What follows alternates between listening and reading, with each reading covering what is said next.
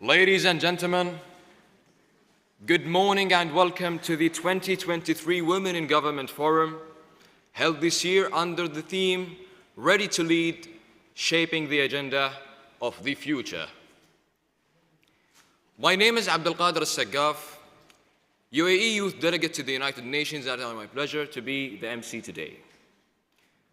We are delighted to have you all join us on this forum, which brings us together an elite group of global leaders, change makers, and experts to explore the role of women leadership in government and their contribution to shaping the future agendas for the betterment of humanity.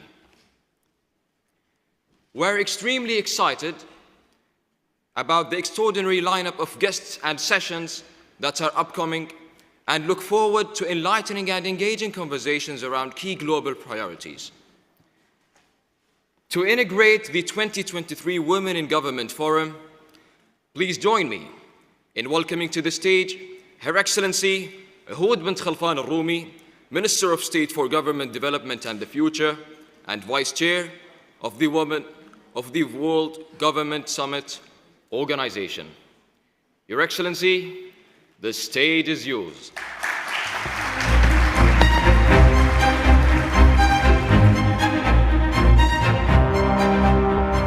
أصحاب المعالي، أصحاب السعادة، السيدات والحضور، أرحب بكم في منتدى المرأة في الحكومة ضمن أعمال القمة العالمية للحكومات 2023.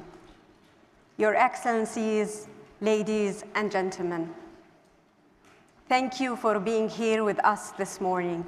What a pleasure to welcome all of you. What I like about the Women in Government in its third year is the great energy that fills the room, an energy generated from a collective determination to make a difference.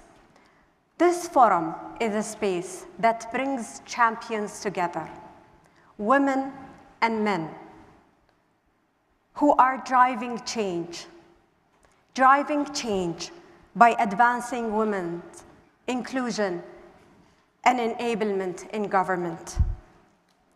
Women's participation in government strengthens equitable governance, peaceful societies, economic growth, and public trust. It's quite simple. When women lead, the whole community benefits. Ladies and gentlemen, I invite you to take a look around this room. We have a phenomenal group of people who prove over and over again that women are not just ready to lead, but are building, redefining, and shaping the future agenda. It is here where we come together to share our stories and experiences, to gain insight, and to find inspiration, and to strengthen our network of support, because we still have more work to do. So let us discuss how can we catalyze our efforts to inspire women in government? How can we amplify our voices? And how can we scale our impact? My dear friends, I'm sure that you all agree that we stand on the shoulders of giants. Those women who made it possible for me to stand here today among all of you in one of the world's most important gatherings, the World Government Summit. Since the 1940s, the world's first ever head of parliament of the Tuvan Republic, who focused on the betterment of education and women in her country. To 1980, when the first woman in the world was elected president in Iceland.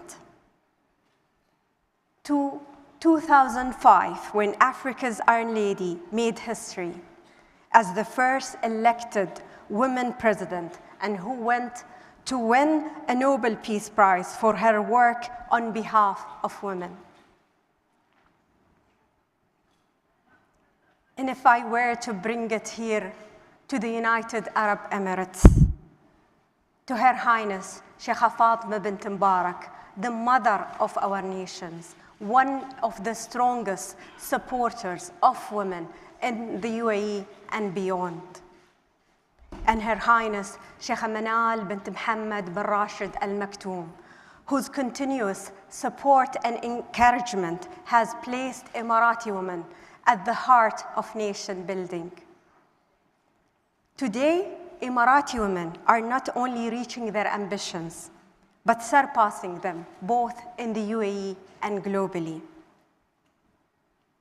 A great example is Razan Al-Mubarak, who's with us here today, elected president of the International Union for Conservation of Nature, only the second woman to lead the organization in its 75-year history. And we will be hearing from Razan later. And we have with us Her Excellency Jessica Alupo, Vice President of the Republic of Uganda, only the second female to ever hold this position. Welcome. We will also be hearing from two heads of government with remarkable stories. His Excellency Edi Rama, Prime Minister of Albania, who is breaking records as we speak. His government has topped global rankings with a 70% women cabinet. And Her Excellency Najla Bouden Ramadan, who we are honored to be here with us today and who is making headlines herself as the first female head of government of the Republic of Tunisia and the very first in the Arab world, certainly a role model for all women.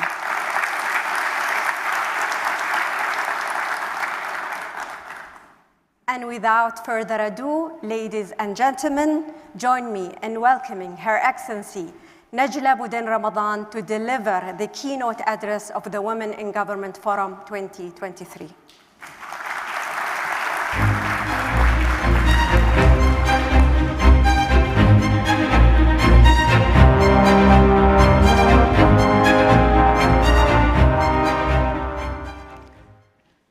Thank you so much, Excellency. بسم الله الرحمن الرحيم والصلاة والسلام على أشرف المرسلين أصحاب الفخامة والسمو والمعالي حضرات السيدات والسادة.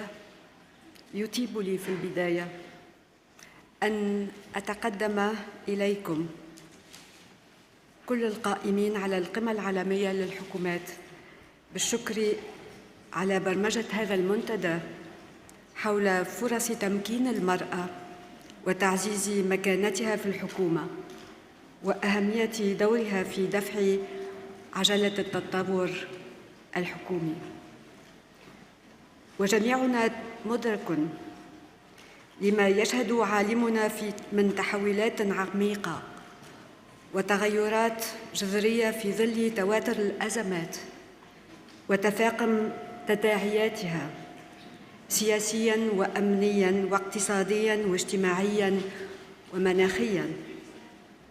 وقد أثرت هذه التداعيات في جميع مناحي حياتنا وفي المؤسسات في السياسات العامة للدول، وأكدت لنا أهمية دور المرأة في تحقيق الاستجابة الفاعلة والناجعة والدائمة لمختلف التحديات القائمة وضرورة تمكينها سياسياً واقتصادياً. فلا سلم ولا أمن بدون المرأة وبدون ضمان مشاركتها في الشأن العام. وإن الدور القيادي للمرأة وانخراطها الفعلي في بلورة السياسات العامة والحلول المستقبلية يظل شرطاً جوهرياً لإعادة البناء بشكل أفضل وتحقيق التعافي المستدام والإسراع في المضي قدماً نحو تحقيق أهداف التنمية المستدامة، وهو ما أكدته الجمعية العامة للأمم المتحدة من خلال إطلاق منصتها الخاصة بالقيادات النسائية التي تم إنشاؤها في شهر سبتمبر 2022 لتسليط الضوء على ريادة المرأة في مواجهة التحديات العالمية. ولا شك في أن الوعي بأهمية هذا الدور القيادي للمرأة لا بد أن تتبعه إرادة حقيقية لتحقيق المساواة الفعلية بين الجنسين وتمكين المرأة من الأدوات الأساسية والضرورية من خلال تعزيز البناء التشريعي والمؤسساتي الذي يؤهلها لإثبات وتعزيز وجودها في مراكز ودوائر اتخاذ القرار، لا بصفتها امرأة، ولكن كمواطنة لها من العلم والتحصيل المعرفي والكفاءة والقدرة ما يخول لها لا أن تكون في قلب البرامج الحكومية فحسب، وإنما كشريك أساسي في رسم هذه البرامج وصياغتها. حضرات السيدات والسادة، أحدثكم عن دور المرأة في الحكومات وأنا ابنة تونس، أختزل موروث هذا البلد العزيز الحضاري والإصلاحي والتنويري الذي آمن منذ قرون بالمرأة فناصرها وانتصر لها وراهن عليها، فكانت أبرز سمات وملامح الدولة الوطنية الفتية القائمة على المساواة والمواطنة وعلى الاعتراف بدور المرأة الحيوي في عملية البناء الوطني والمجتمعي. أحدثكم أيضاً كأول رئيسة للحكومة في تونس وفي العالم العربي، وأقود حكومة أكثر من ربعها من الكفاءات النسائية، ترأسنا وزارات هامة كالعدل والمالية والتجارة والصناعة والطاقة والتجهيز والإسكان والأسرة والمرأة والثقافة. وفي ظرف دقيق وحساس تعيشه بلادنا نتيجة عوامل داخلية جراء تراكمات العشرية الماضية التي فاقمت من تحدياتها أزمة كوفيد-19 والحرب الروسية الأوكرانية.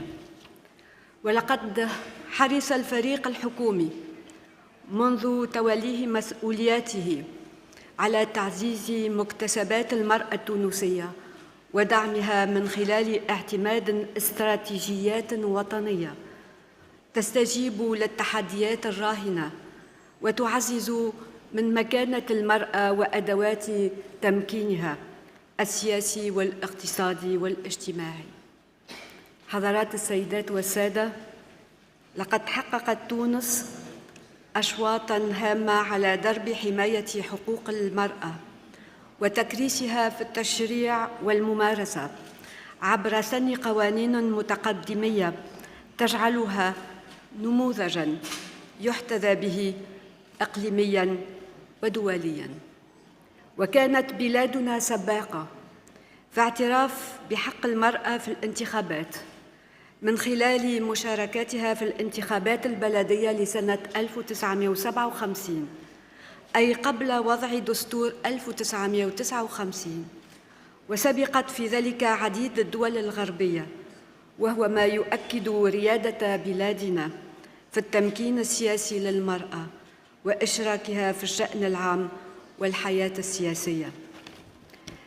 كما انخرطت بلادنا في جميع المجهودات الدولية الرامية إلى تعزيز هذه الحقوق عبر العالم، وكانت طرفاً في جميع الاتفاقيات الدولية ذات الصلة.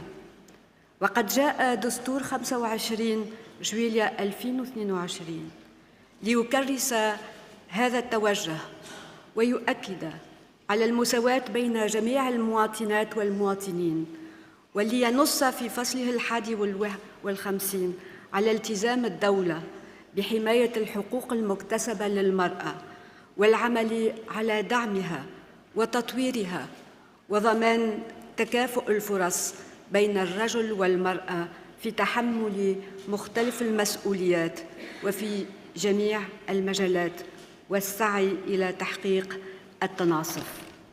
وأنه لمن دواعي الفخر اليوم أن تترجم نتائج هذه السياسات على أرض الواقع، لتحتل المرأة التونسية مناصب إدارية عليا والمراتب الأولى من حيث نسبة الباحثات في قطاع البحث العلمي التي تناهز 55% من مجمل الباحثين، لتتصدر بذلك المرتبة الأولى إفريقياً وعربياً وفق لإحصائيات منظمة الأمم المتحدة للتربية والعلوم والثقافة.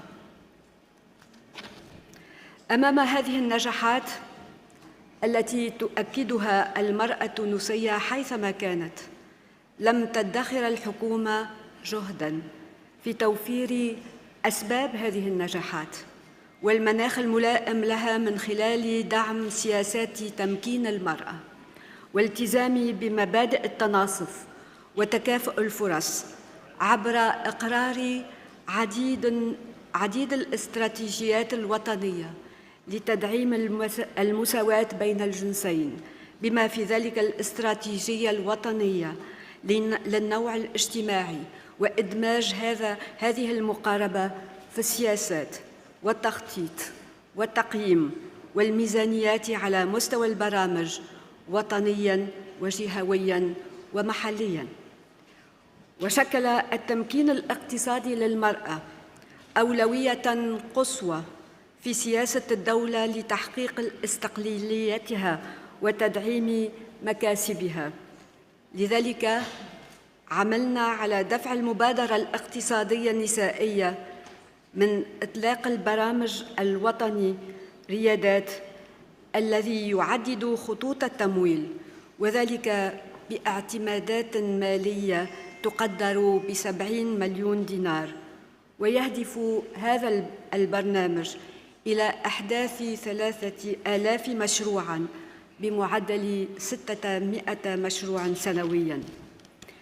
كما عملنا على دفع الاستراتيجية الوطنية للتمكين الاقتصادي والاجتماعي للنساء والفتيات في المناطق الريفية من خلال مقاومة الانقطاع المدرسي في الوسط الريفي وتخصيص عديد البرامج لفائدة النساء لدفع المبادرة الاقتصادية النسائية ومضاعفة نسبة القروض المخصصة للمشاريع الفلاحية النسائية من 6 إلى 30%.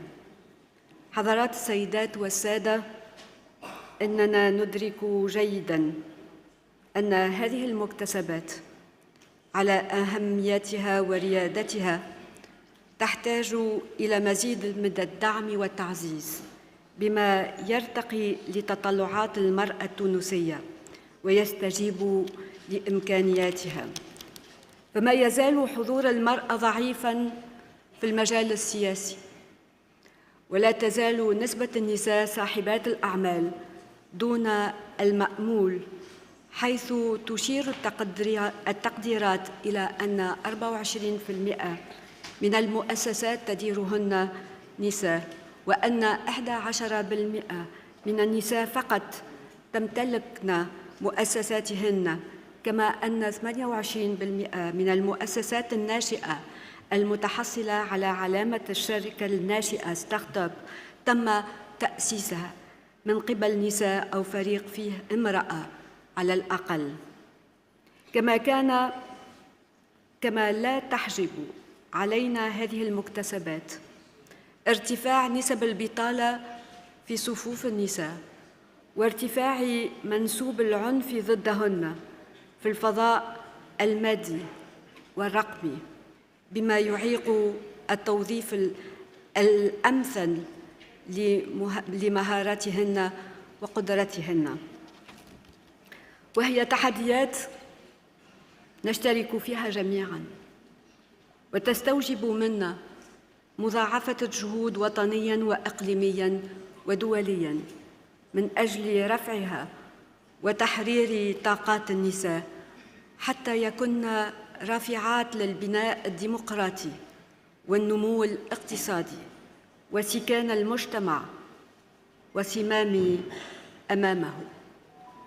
وإن النجاح في تعزيز مكانة المرأة ليس نجاحاً للحكومة أو لبرنامج حكومي فحسب، وإنما نجاحاً للمجتمع في القيادة الذاتية نحو التغيير والابتكار والتطوير المستدام وضمان مستقبل دامج وجامع وشامل لجميع مواطناته ومواطنيه وكل طاقاته. شكراً جزيلاً مجدداً، ووفقنا الله في أعمالنا جميعاً، والسلام عليكم ورحمة الله وبركاته.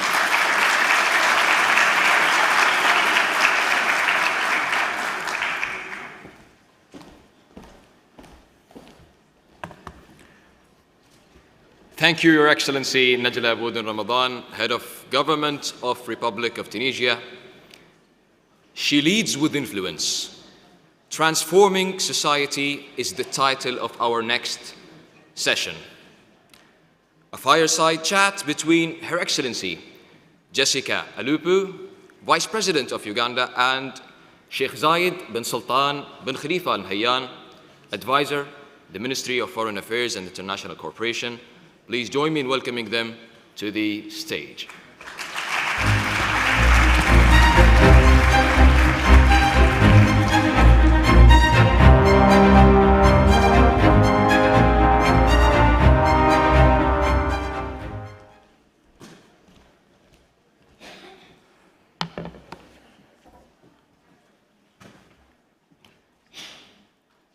Your Excellencies, distinguished guests, good morning, and welcome to another great World Government Summit.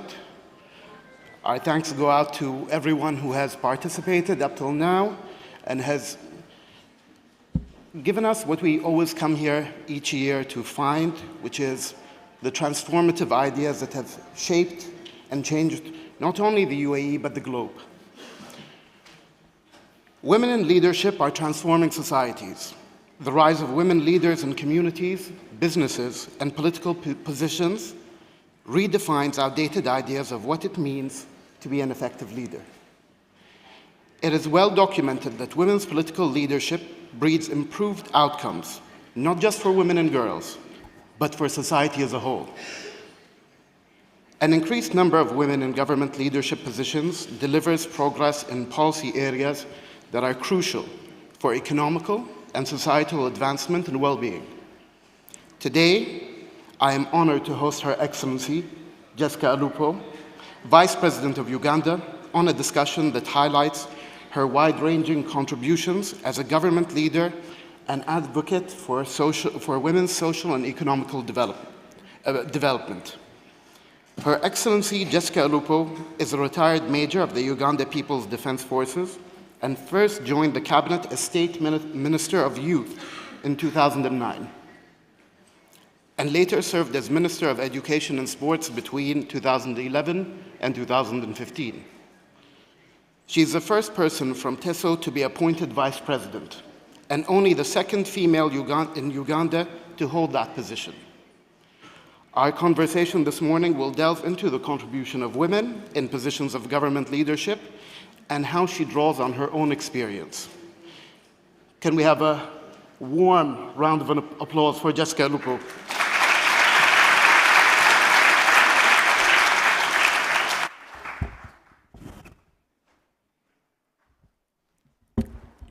Your Excellency, indeed, some countries have taken much longer than others to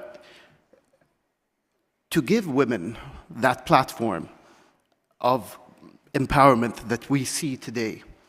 And in decision-making more in particular, can you please give us your Uganda's experience and which trajectory you will be moving on towards achieving these goals? Thank you very much. Allow me to use 1 minute to thank His Highness Sheikh Mohammed bin Rashid Al Maktoum, Vice President of the United Arab Emirates and the ruler of Dubai, for inviting me and indeed Uganda to participate in this World Government Summit. And I bring greetings from my country, specifically my President, His Excellency General Yoweri Kaguta Museveni. I would like to appreciate the question which you have just asked me and respond as follows. The government of Uganda, since 1986, led by President Museveni, got the priorities right. What I am suggesting here is that the government deliberately identified women as a special interest group. And government of Uganda laid a strong platform to keep the promise that was made to women then, to enable them also to participate in all decision-making forums in the country, but also participate in the economic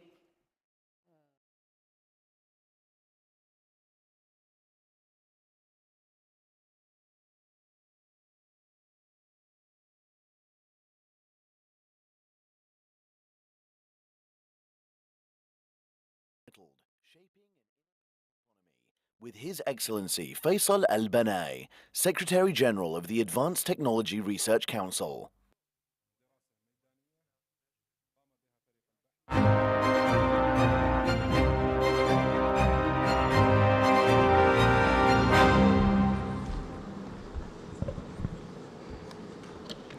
Assalamu alaikum.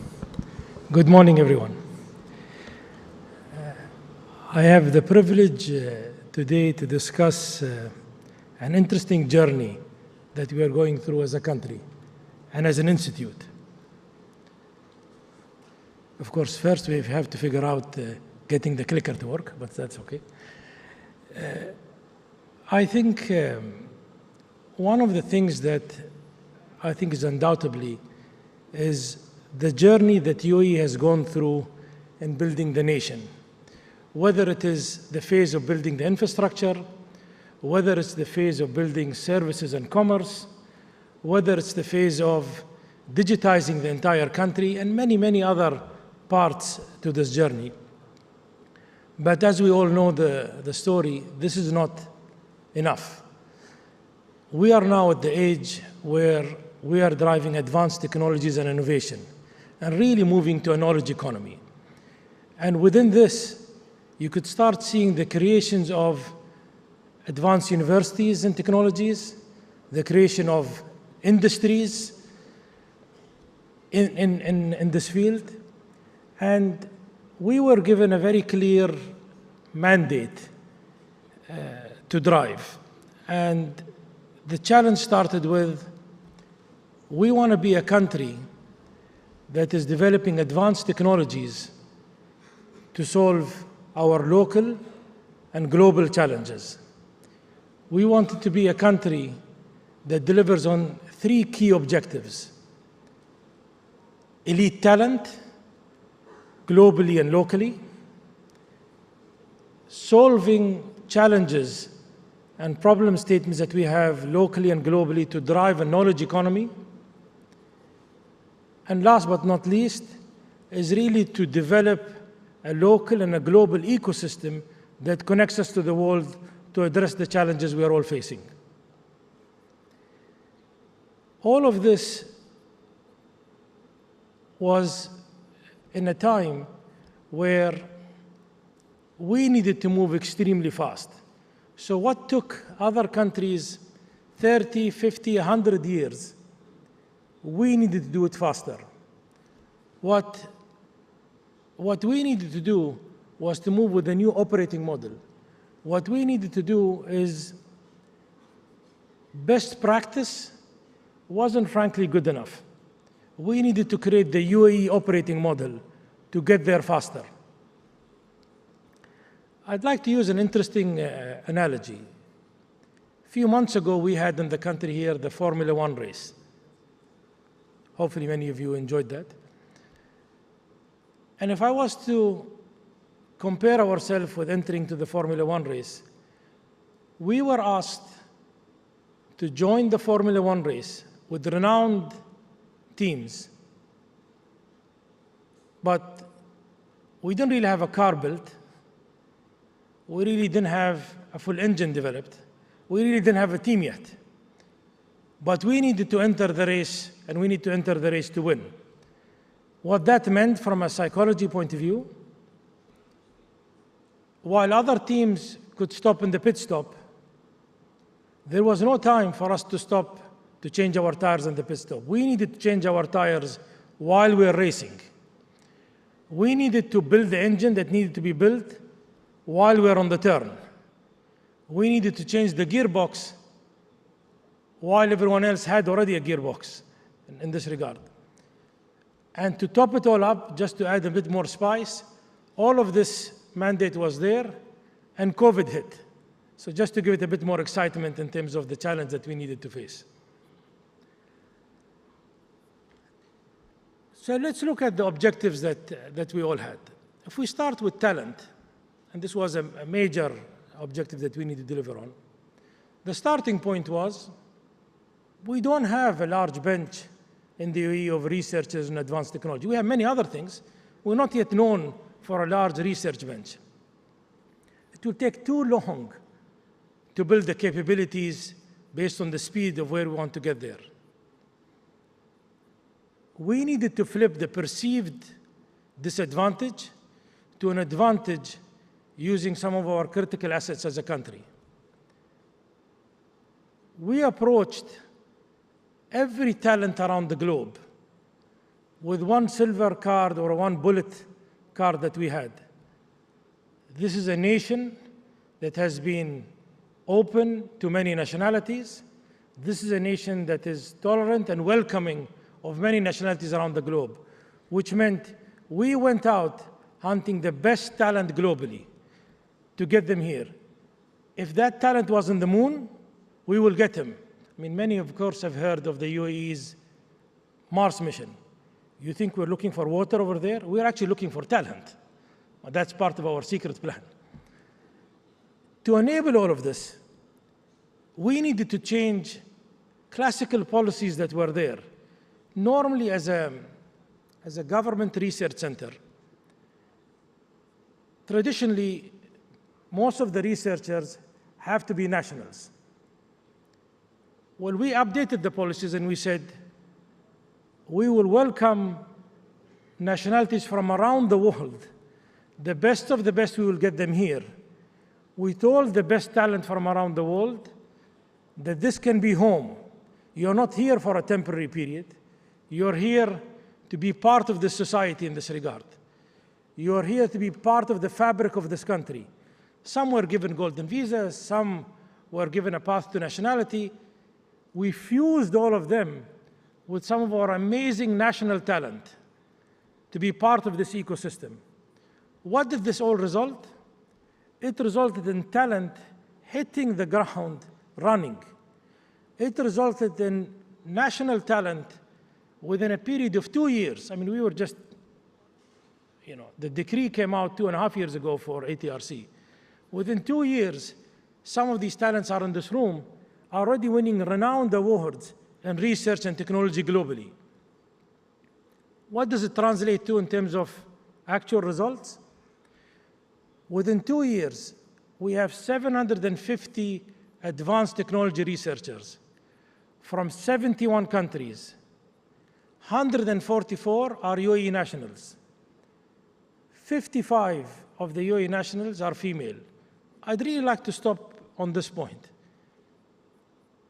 The ladies that are in this group, the 55%, did not come because we had a quota of saying we need 50-50 gender. Every one of the member of the female that are part of this group won their seat because they deserve winning their seat. It wasn't because of quota, it wasn't because of anything else in this regard. We have some amazing talent in this country in advanced technology.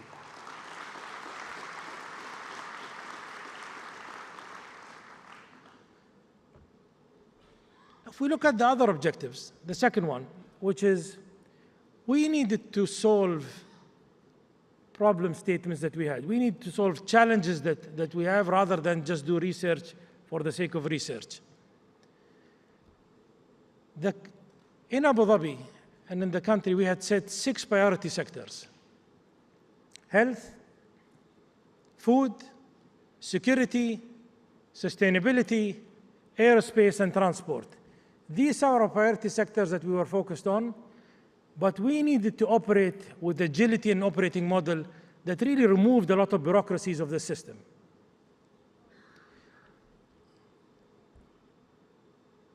While focusing on these areas, we wanted to make one point very clear. We are not a research center for the sake of research. We needed to be practical. We need to be laser focused on addressing our national challenges in this regard and eventually global challenges, which meant we are researching very clear problem statements. We've identified very clear clients that really need these challenges to be addressed, and only then did we embark on our research. And with that, we launched 10 research centers, 7 at the beginning and 3 last year. And they vary, as you could see, between quantum communication, autonomous, advanced material, and so forth in this regard. All of them serve the priority sectors that we have. What did this deliver to us? We have over 100 active projects that we're engaged in. We have over 60 projects that are above TRL 4 level. That means it's getting to an advanced stage of research. And we produce over 500 research papers already out there. What this is doing for us is we're already starting to build an interesting critical mass. We're starting to position Abu Dhabi and the UAE in the world map when it comes to research and technology. If I'll give a bit of a flavor on some of these, part of these 100 projects. We already launched a teaser last year of what we refer to the large language model, where we had the first Arabic article written in Ittihad newspaper, fully written by AI. By the way, we saw a trend building for this over a year ago. Of course, now nobody can stop chatting about ChatGPT. This is an area that I would say staying very tuned during this year to hear a few more announcements from us in this field. If I look at what we are doing in terms of quantum encryption, there are very little countries that have already produced algorithms that can be quantum resistant to attacks using quantum computers. We have some of the largest and strongest teams globally in encryption. If we look at what we've done in the field of quantum and quantum computing, we've already produced the Arab world's first quantum qubit. And we are on the journey of working to produce our first quantum computer as a full stack in this regard. Yes, it's a long journey, but it's a journey we started and we already have a number of steps in this field. The fields are vast based on the technology centers we have. We have technologies in solar that today are at an advanced stage of applying coating material to improve maintenance and to improve productivity of these solar panels. These are all challenges that we face as a nation and the globe needs as a solution. Transport. and autonomous transportation. We already have an advanced stage of GPS-less transportation in this regard, already in the works and already at trial phases.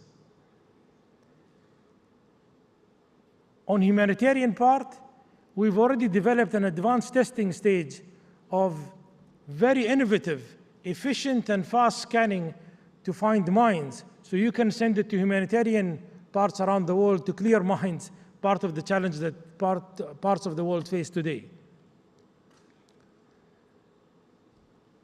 Last one I want to mention is quantum communication. We will launch this year the first part of intercity and hopefully into next year, inter-country in this regard, quantum communication, part of our key solutions that we deliver. These are parts of the 100 projects that we have. The last point, and I think some of the most interesting point that I want to touch on, is the ecosystem.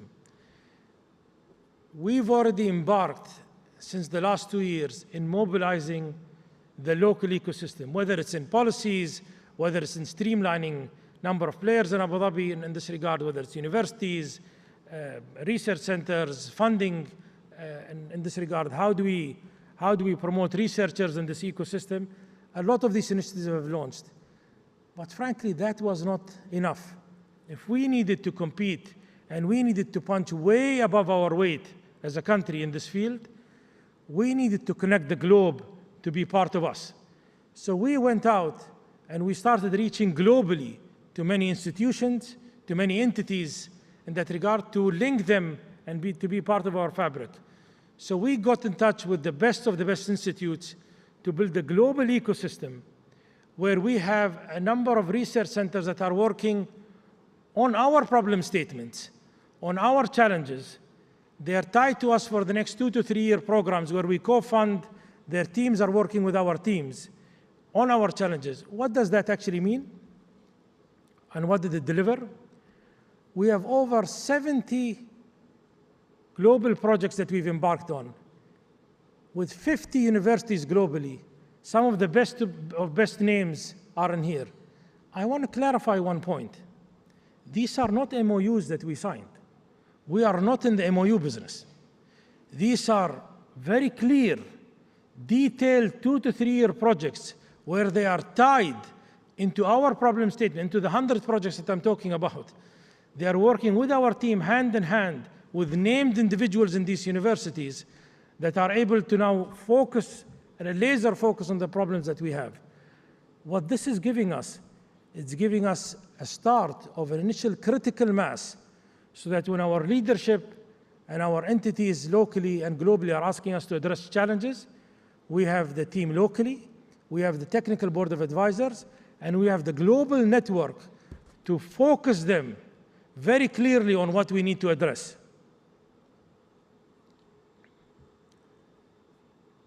With this, I think the ingredient of what nations need to do to achieve advancement in technology or to create that ecosystem, one thing that we realized very early is this is not a copy-paste arrangement. In reality, one formula that one country followed cannot be copied easily to another country. Otherwise, every country will have a Silicon Valley part to it. Every country will be Israel. Every country would be China. We needed to come up with our own formula and really leverage our own strength card in this journey. You can't just copy another formula in that regard because you don't have the same ingredients. What we wanted to leverage and the cards we had in our hand, we can move very fast. We are agile as a country and nimble. We are open to partnership globally. We are not a closed society that just wants to do things internally. We are welcoming global talent to come. And I think there is a key card that we leveraged on the max. If there is one thing that is making us live during the golden age of innovation and technology, it's this point. It's a point where this individual, and I'm not exaggerating, I'm underestimating in this regard, and I'm downplaying, the time allocated, the focus allocated, the guidance allocated, and the unwavering support to push advanced technology in this country is happening due to one individual, which is the president of this country, Sheikh Mohammed bin Zayed Al Nahyan. I am seriously downplaying the effect he's having and the focus he's driving technology. And I would really, if I was to wish and have a wish list of what support a country needs to drive its technology, I cannot be wishing for more than what we are getting from the leadership of this country. These are the cards that we are leveraging to get to where we need to get. This is our golden ticket to go to where we are going. We've achieved a lot. We've done a lot in the last 2 years. But frankly, it's not enough. We are looking to move extremely fast.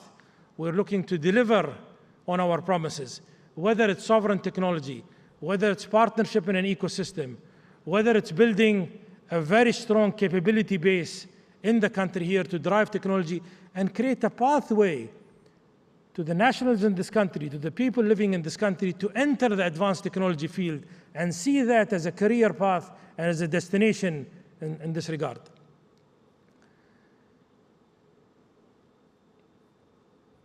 Looking at where we are now, partnering with UAE, and I would leave you with these two closing statements. The steps that we are taking in the next 1 or 2 years,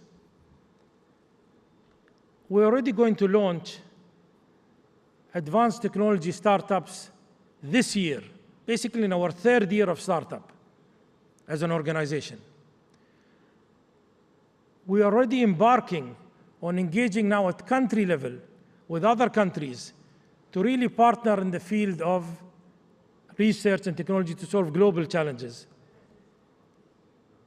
And there is a fantastic opportunity today to work with the UAE.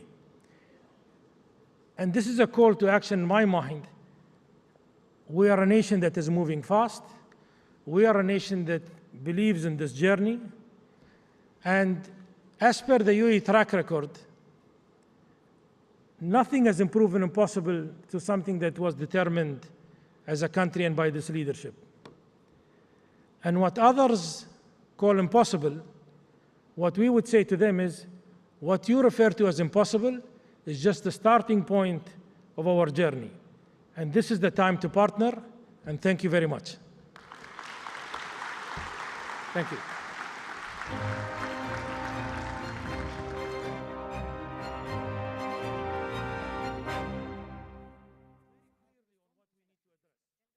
Ladies and gentlemen, our next session is titled The Craft of Storytelling, Prosperity Through Creativity, with Jeffrey Katzenberg, co-founder of DreamWorks Animation, and Idris Elba, actor and UN Goodwill Ambassador.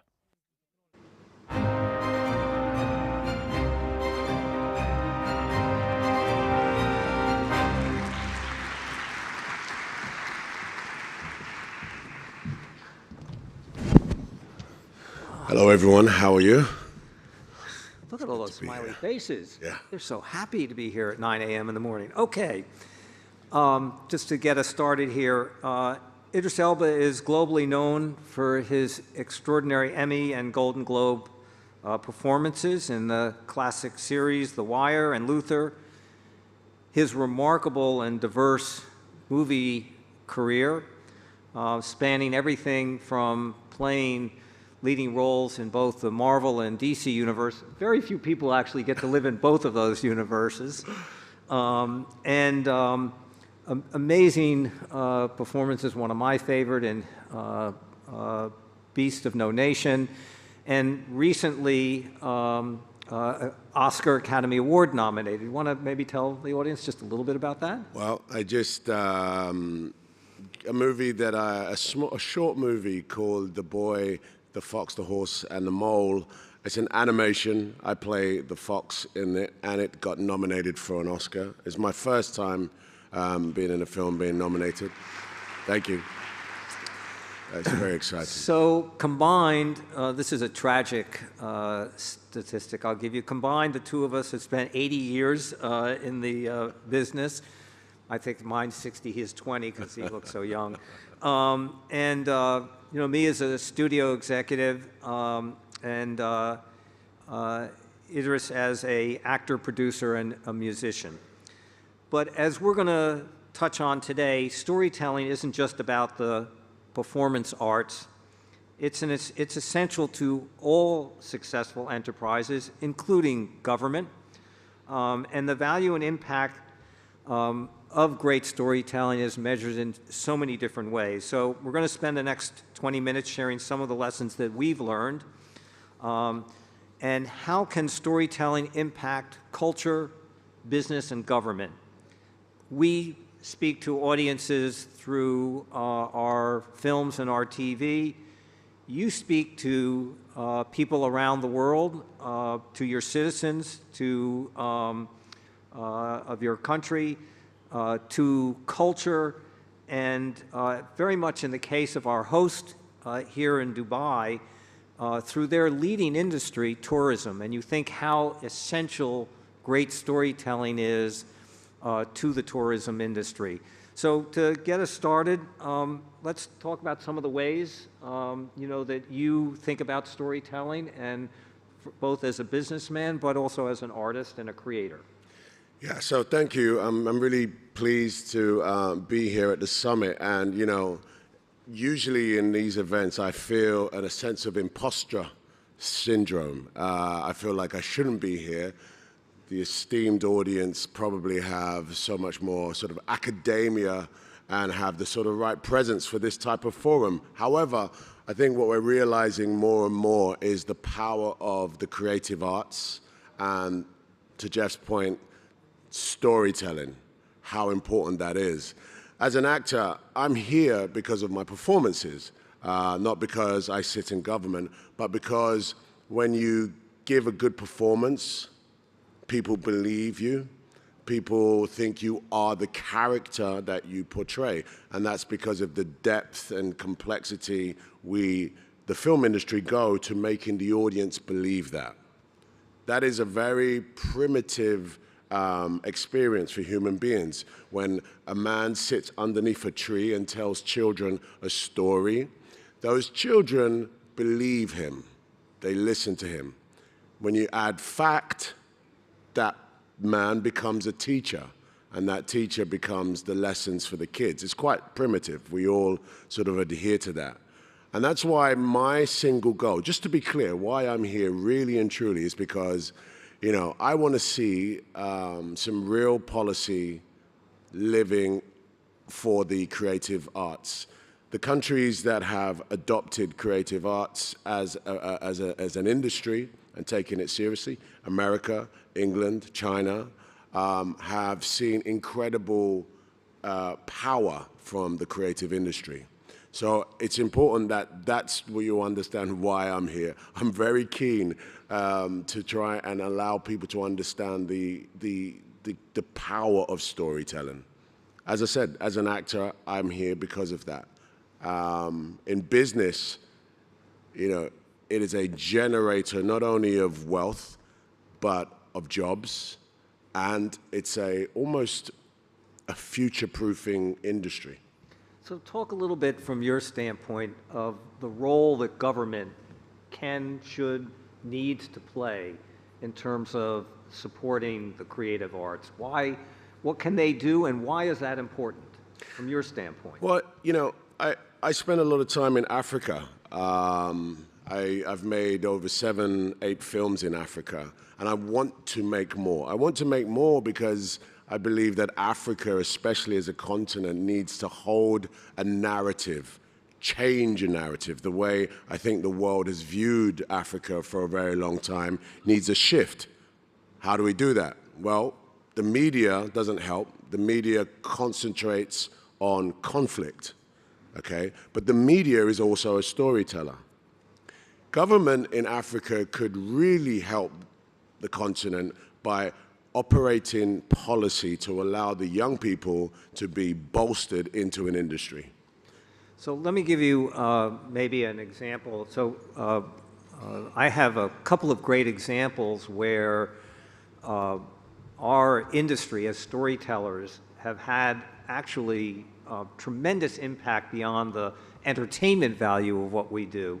So I want to share with you just one big example and one that I just encountered literally a week ago. So in 1984, 83, 84, I'm sorry, 93, 94, there were two movies that came out. Sorry, one in 1984 was called Out of Africa, which was a tremendous, tremendous success and was just a beautiful, very romantic capture of Africa and the beauty of Africa. I made a movie in 1994 called The Lion King, and those two movies literally were the catalyst for the tourism industry in Africa, which is now, as you know today, is literally one of the most leading economic drivers on the continent. And what happened is just through our stories and our storytelling and the romanticizing and the visuals around it was a lighthouse that brought people there to see something that they actually experienced through our movies. 2 weeks ago, I was interviewing at a conference Dr. David Sinclair. He's a leading doctor on aging and longevity at Harvard University. And he had just written a very important book that's come out about how to extend life in this.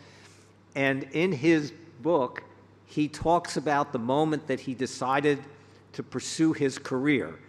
It was after he had seen a movie that my studio had made called Dead Poets Society with Robin Williams. And if any of you remember the movie, there's this very, very famous scene in which he tells these boys, carpe diem, seize the day.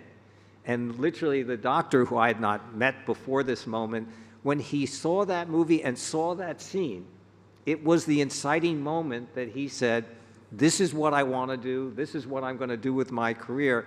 And that movie was a catalyst in that scene for him. So the power of movies and storytelling is more than just entertainment. It's more than good business.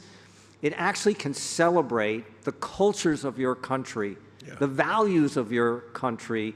They are, in their success, they are ambassadors that go out to the rest of the world and celebrate all of the things that are wonderful about each of your countries. So to look at this as through the lens of, it's not just good business, it's actually great business, which it is. It is. It also unlocks many countries with a high youthful population face unemployment in record-breaking numbers. And the creative arts sector offers so many types of jobs. I think people misconstrued creative arts as only creative, but you can be in tech, you can be in health, you can be in fitness, you can be in policy inside the one industry. It's like one of these industries that has many tentacles that can, offer young people, especially those who want to tell their story, they want to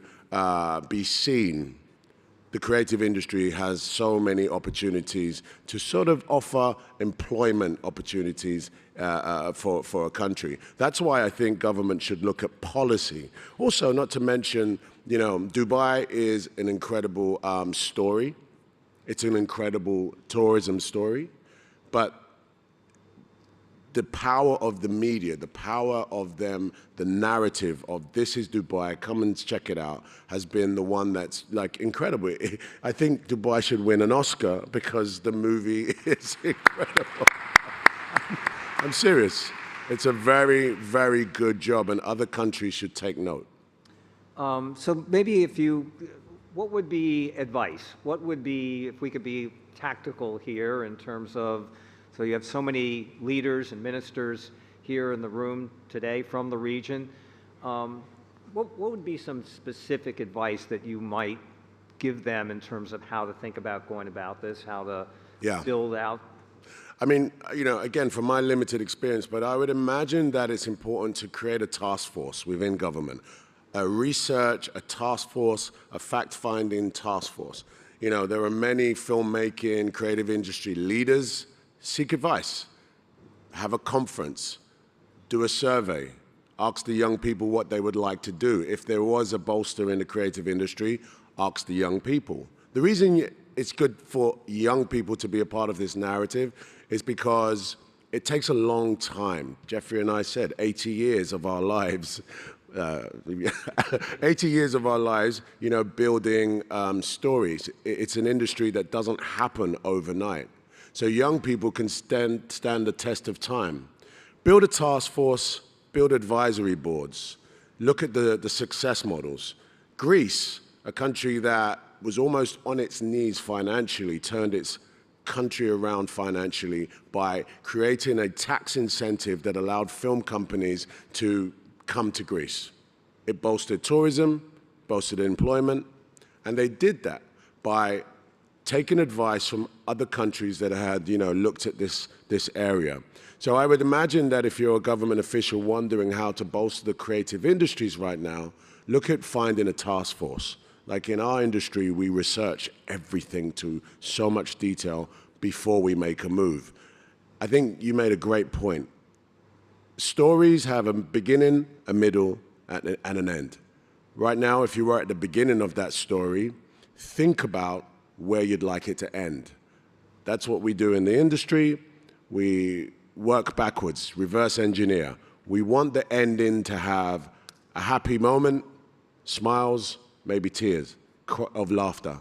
However, we have to understand the stones that we need to put in place to get there. Very simple. But in the creative industries as a policy, look at the success stories, I think. Well, Idris is referring to, so I spent a decade at the Walt Disney Company. I never actually got to meet Walt Disney. He had passed away 20 years before I got there. But he had this amazing, you know, legacy and heritage that was captured, you know, through these great libraries that had been accumulated of his works and his sayings. And the first is he had a wonderful North Star, which I reminded myself, it was a quote that I kept on my desk every single day. He said, "I make movies for children and the child that exists in every one of us." And I thought, wow, that is just such a precise guide to everything that we do. But what he's referring to, again, another great quote of his, he said, "There's no such thing as a great story without a great ending." Pretty interesting. And so that's when you think about that sort of reverse engineering. What's the goal? What do you want to accomplish at the end of it? Is it a happy moment? Is it a moment of completion? Is it a tragic moment? And it comes in every shape and size. That's all, you know, there's no limiting on the types of stories that you can do. But to have a successful one, you need a great ending. Yeah. I'll give you one other lesson there, and I want to talk a little bit about the importance of technology and the role that it can and should and is going to play in the further democratizing of storytelling around the globe. But maybe let's go to that and talk a little bit about what's happening today in terms of technology and the tools. You know, it used to be you had to go build these giant studios and back lots, and you know that was sort of the you know sort of home base, if you will, the sort of lighthouse that would draw people to you to have, quote, production facilities. Well, everything is now digitized in it, and that's become, frankly, less important. You want to talk a little bit about it? Yeah, I think, you know, the other component to really focus in on is education, okay? So there's policy and there's education. The education component is important because it is an incubator of thought, okay? Young people really absorb tech more than any other, and I think Jeff says it, the democratization of tech and filmmaking is happening now. You can make a film on your phone. You can do that, you can edit it, you can add the score, and you can add the graphics using apps.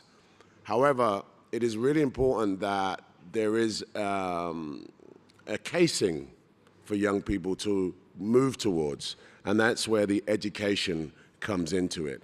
Look at the universities, the technical colleges, the courses that you can implement and encourage, especially when it comes to tech. Most people have a phone or a computer, and it's a good way into the educative sector.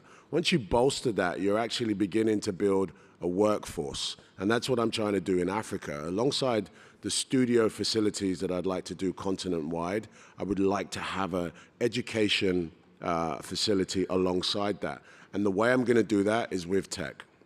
So talk about pre-visualization tools and the types of things that are today, because it's kind of, one, it's empowering, it's incredibly exciting, it's also a little scary.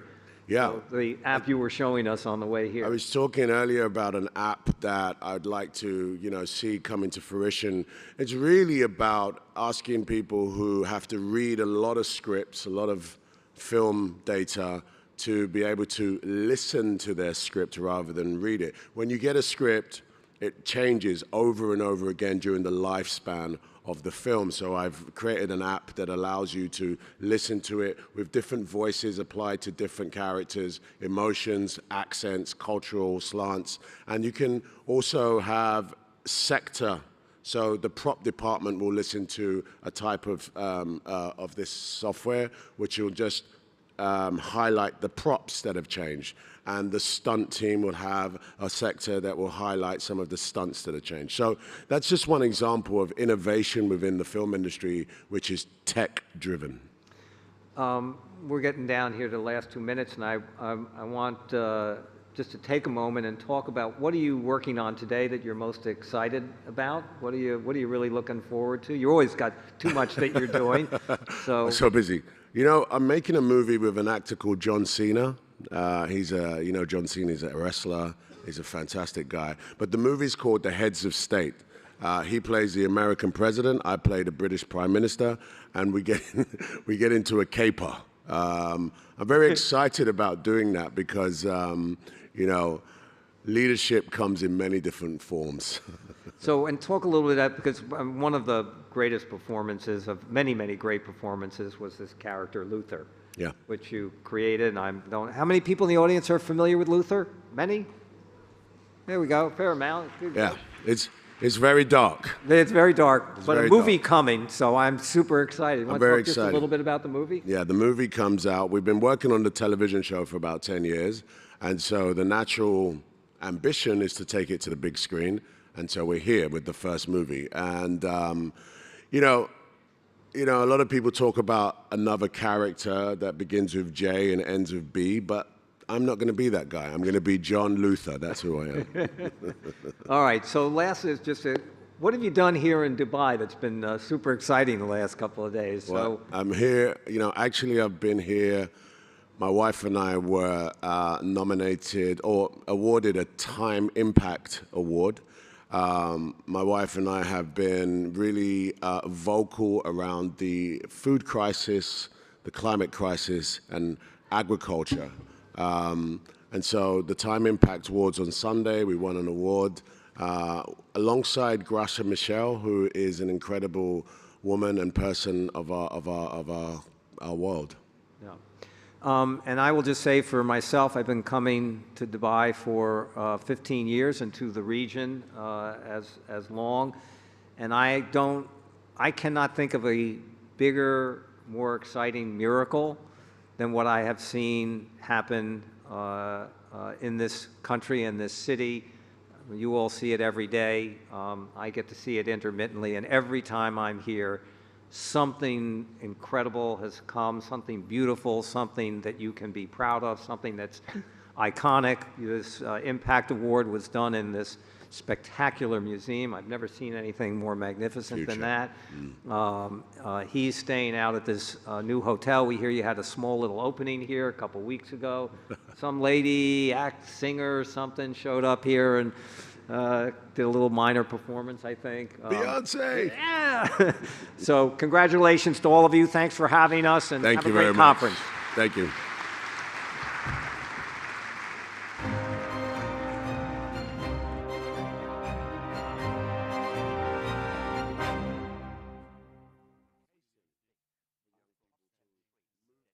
Ladies and gentlemen, our next session is a conversation titled AI, Augmented Governance, Responsibility and Accountability with Nick Clegg, President of Meta, and His Excellency Omar Sultan Al-Ulama, UAE Minister of State for Artificial Intelligence, Digital Economy and Remote Work Applications, and Managing Director of the World Government Summit.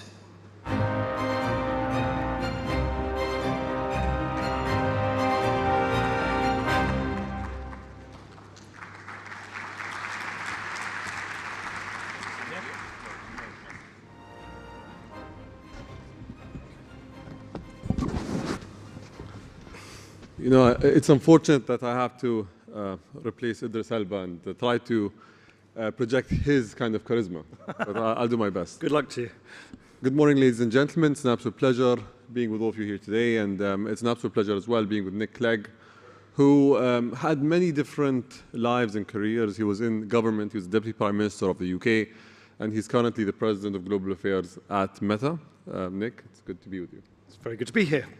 So Nick, I'd like to start off with my first question, which is for the government leaders that are here. You are probably the only person that was able to transition smoothly from government to the private sector. Being a Deputy Prime Minister, you are at the helm of government, if I may say so, and then you moved to a leadership position in the private sector. How was that transition? Oh, well, somewhat accidental.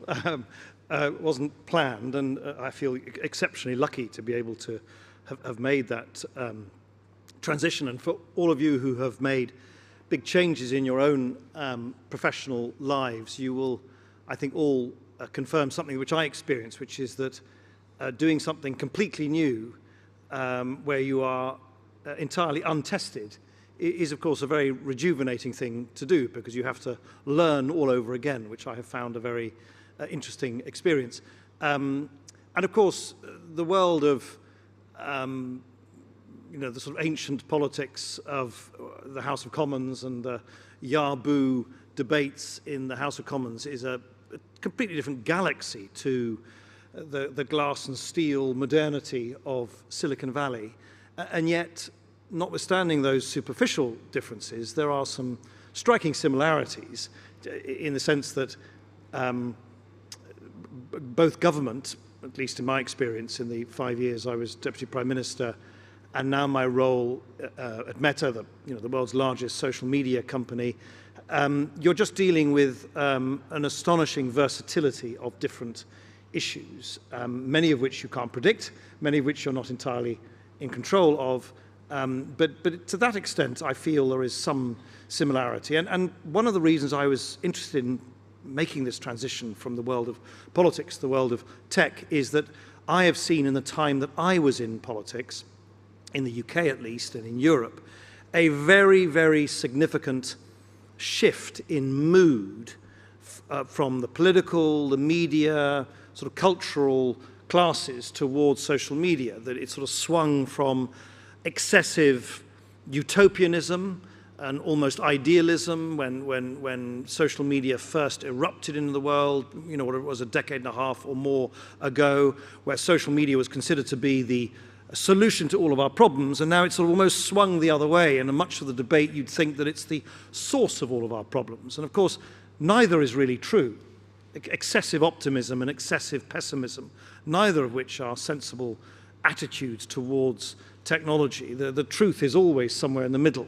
And so for me, as a sort of refugee from politics into Silicon Valley, it's been very interesting to try and play a bit of a role almost as a bridge and as a translator between these very different worlds.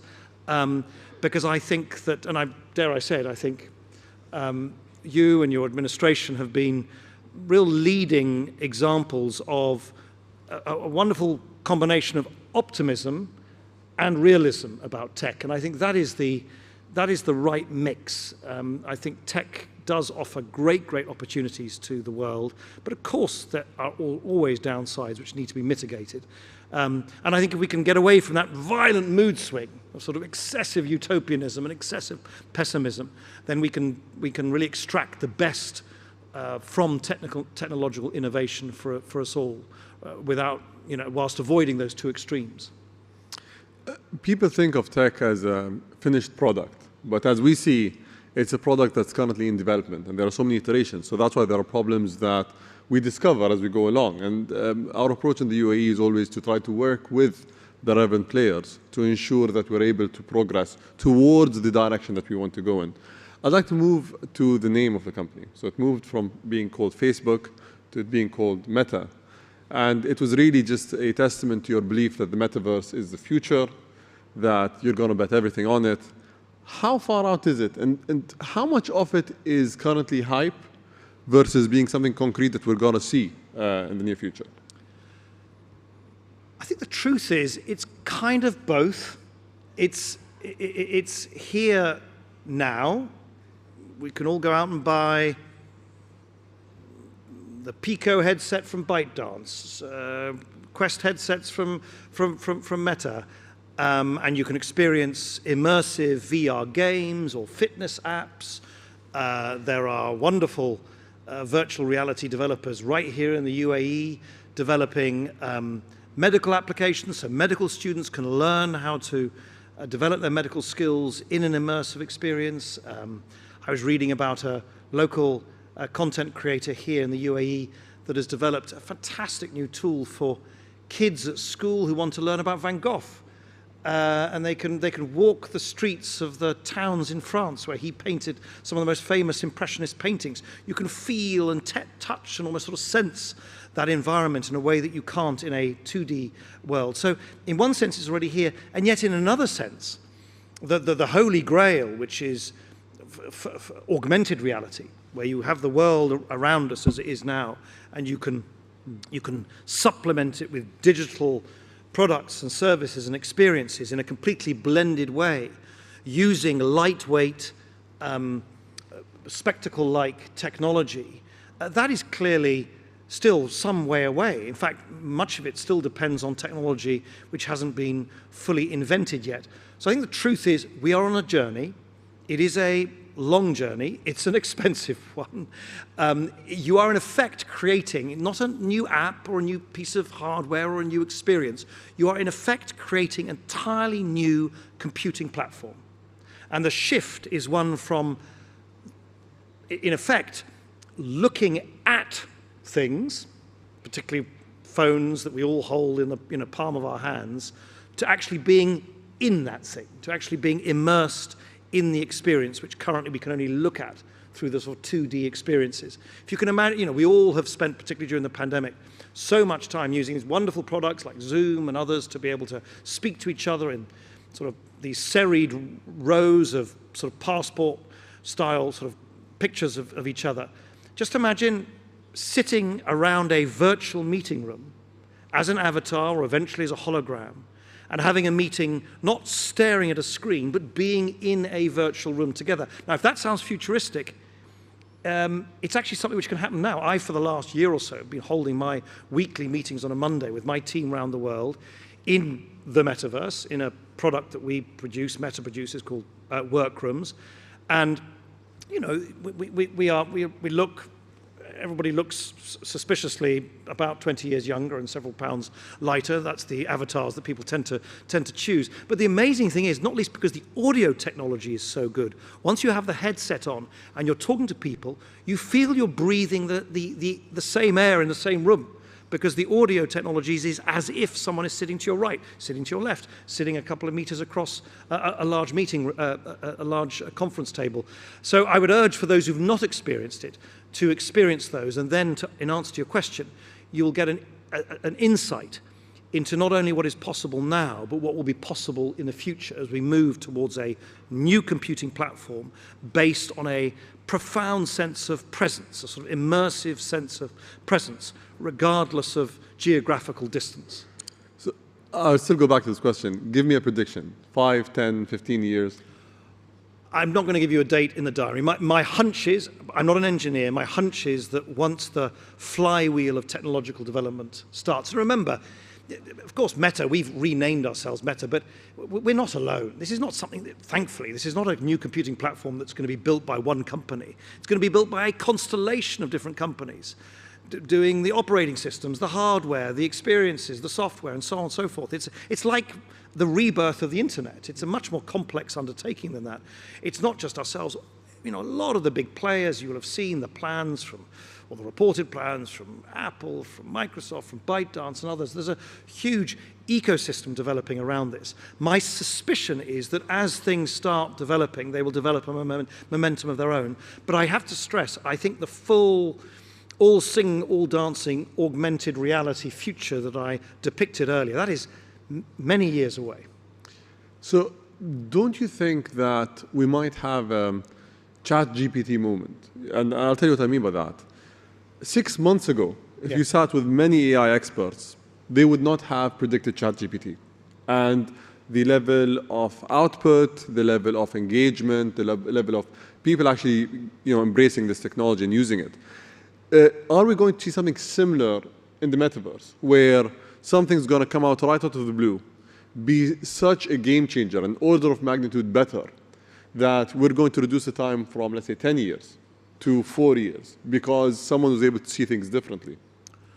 I think that's likely. That appears to be what happens, is that you have technology which sort of develops a little bit in the margins. It's specialists and experts are conscious of the advances that are being made, but the public imagination sort of ignites, often somewhat unpredictably, because of a particular feature or a particular product.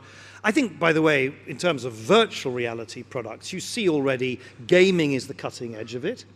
The gaming industry here in the UAE and in this part of the world is exploding. It's in fact, it's one of the fastest growing gaming industry. Gaming sectors is right here, and that's partly because of the enabling environment that you've been able to create here in the UAE, which I think has really fostered that. So I think gaming is a sort of early, that's where you can see early adoption. There are other use cases. Fitness apps are extremely popular because it's a fun, immersive way to do exercise. You can do a kickboxing class on the surface of the moon. I mean, that's a pretty unusual thing to do. It's a fun way to work up a sweat. But as you say, I think the kind of technology which suddenly captures the imagination and is readily used by many millions of people, I think it's often quite difficult to predict exactly how and when that will happen. But you say that experts were surprised. I think experts were not surprised that AI was able to deliver a product like ChatGPT. AI experts will tell you it's an impressive but fairly predictable use of AI, because you're scouring the internet to produce these search results. I think what no one could have predicted was that it just sort of caught the public imagination as much as it does. Everyone's now playing around on it. Everyone's asking, fun questions of ChatGPT. And I see it in Meta. We invest billions of dollars in our AI capacities. We use AI systems already for a whole range of things. By the way, also just for protective reasons. So if you look at for instance, the diminution, the reduction of measured hate speech on Facebook, the prevalence of hate speech. In other words, how much hate speech can you find in terms of as a proportion of the total of content on Facebook? It's now down to 0.02%. I mean, that means that for every 10,000 bits of content that you might scroll on your Facebook news feed, you'll find 2 bits of hate speech. I wish it could be down to 0. I think it's never going to be 0, but it's been reduced by, I think, around 80% over the last 2 years because of advances in AI. Because we've been able to run across AI. geographies, or that's just a general statistic? It's across geographies. It's across. No, sorry. It's a global. It's a composite figure. But the point is, AI is an extremely powerful tool at going after bad content that we don't want on our platforms, that users don't like to see, that advertisers don't want to see either. But also, I think then the flip side of it is also, if you think if you think about social media is so much about delight and enjoyment and fun and entertainment and doing fun things which you share with your family and friends. I think AI has huge potential for people to do creative stuff, fun stuff, to give a text or a verbal prompt for a bit of visual content, for you know, for sort of avatar content, for advertisers as well, for particularly, as you know, our lifeblood is small and medium-sized businesses. They're the ones who use Facebook to reach, you know, often targeted, you know, pockets of customers. I think AI over time will allow those advertisers simply just to give a verbal prompt. You know, I run a shoe shop somewhere in a local town and I want to advertise my shoes to local customers, and you'll be able to give a verbal prompt and say, create a 15-second, you know, cartoon ad of a grandmother playing in the sun with their, you know, granddaughter with my shoes, you know, with new shoes on. I'm making this up for fun. That kind of stuff is stuff that sounds playful, but is actually very useful for advertisers in the future and will be powered by AI. OpenAI's ChatGPT, is that going to be a threat, an opportunity, an integrated product, you think? How are you guys going to deal with this? So we don't do search. We're not a search engine. So clearly you've seen the announcements recently from Microsoft, Bing, obviously ChatGPT, Google and Bard, their new product. I think that in a sense the race is on clearly in the search sector, but we don't really do search. No, I think we, as I say, we are a leader in AI already, certainly AI research. If you look at some of the open source research that we have developed, some of the large language models that we have developed, which, you know, we have done some really world-beating sort of models, have developed some prototype models which allow for instantaneous translation from one language into another, including into non-written languages, like Hokkien, for instance, is a non-written language in Southeast Asia. Our AI systems are now able to do instantaneous translation without having to use a pivot language through which a translation is directed. These are very, very profound shifts, which in turn will also manifest themselves in product developments, particularly through, you know, verbal and other prompts that people will be able to use on our services to create, as I say, playful, fun, useful content in the future. So I think AI is already very much integrated into our systems, perhaps more than many people appreciate. AI allows us to rank content in a way so the stuff that you see on Instagram and Facebook is most relevant and enjoyable to you. I mean, that's the remarkable thing about these social media apps. Each one of them, I mean, for those of you in the audience today who use Facebook, every single one of your Facebook feeds are unique to you. It's like a sort of fingerprint. It's completely unique to you because the order of the content that you're going to see content from your children, from your grandchildren, from your nieces, your nephews, your parents, and so on, in a way that is unique to you. That's the whole point of social media, to foster those links between family and friends. All of that is powered already by AI. If you think about it, it's an immensely complicated thing. The sea of content on the internet that could show up on your feed, and in an instant, our systems seek to try and order the content of what you see first as you scroll on your news feed so that it gives you pleasure, it gives you delight, it's useful to you. All of that is done through highly powerful AI systems which we've invested in over many years already. Is that a good thing or a bad thing? That each single person has a unique feed, which means someone knows what they're scrolling through, what they're seeing, what their likes and dislikes are. Like, what is the responsibility that you as companies have? And what should we as governments be doing, in your opinion? Because you were in government before, so you can see both sides of this coin. Oh, I think governments quite rightly should expect of companies like Meta and others transparency, accountability, give users more control. So on Facebook now, if you don't want the ranking algorithm to help rank the content you have, you can basically override it. You can compose your own news feed if you wish. I think we are now industry leading in terms of the amount of data that we publish about the content that circulates on Facebook, the bad content as well. What do we take down? I mentioned earlier the prevalence statistic about hate speech. We publish all of those statistics every 12 weeks along with our financial results. We give researchers access. So I think user control, accountability, transparency, so people understand how these complex systems work and have a greater sense of control over them. I think those are the things that regulators and governments should rightly expect of our industry. So Nick, we have a minute left, and I want to end with a question that's not related to Meta. Hypothetically speaking. I think Arsenal will win the Premier League. Is that the question? Well, you were able to forecast my... That's my hope, the big game tomorrow. Anyway, sorry. You're appointed Prime Minister tomorrow. Not tomorrow, literally, but like in the future. What would be your first decision as a leader of the government? Oh, where would I start?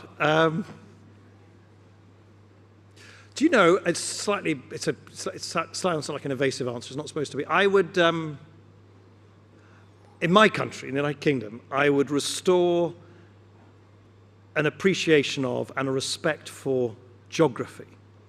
Because my own view is that ever since 2016 and the Brexit referendum, the country has been enveloped by this sort of furious debate which is trying to deny geography.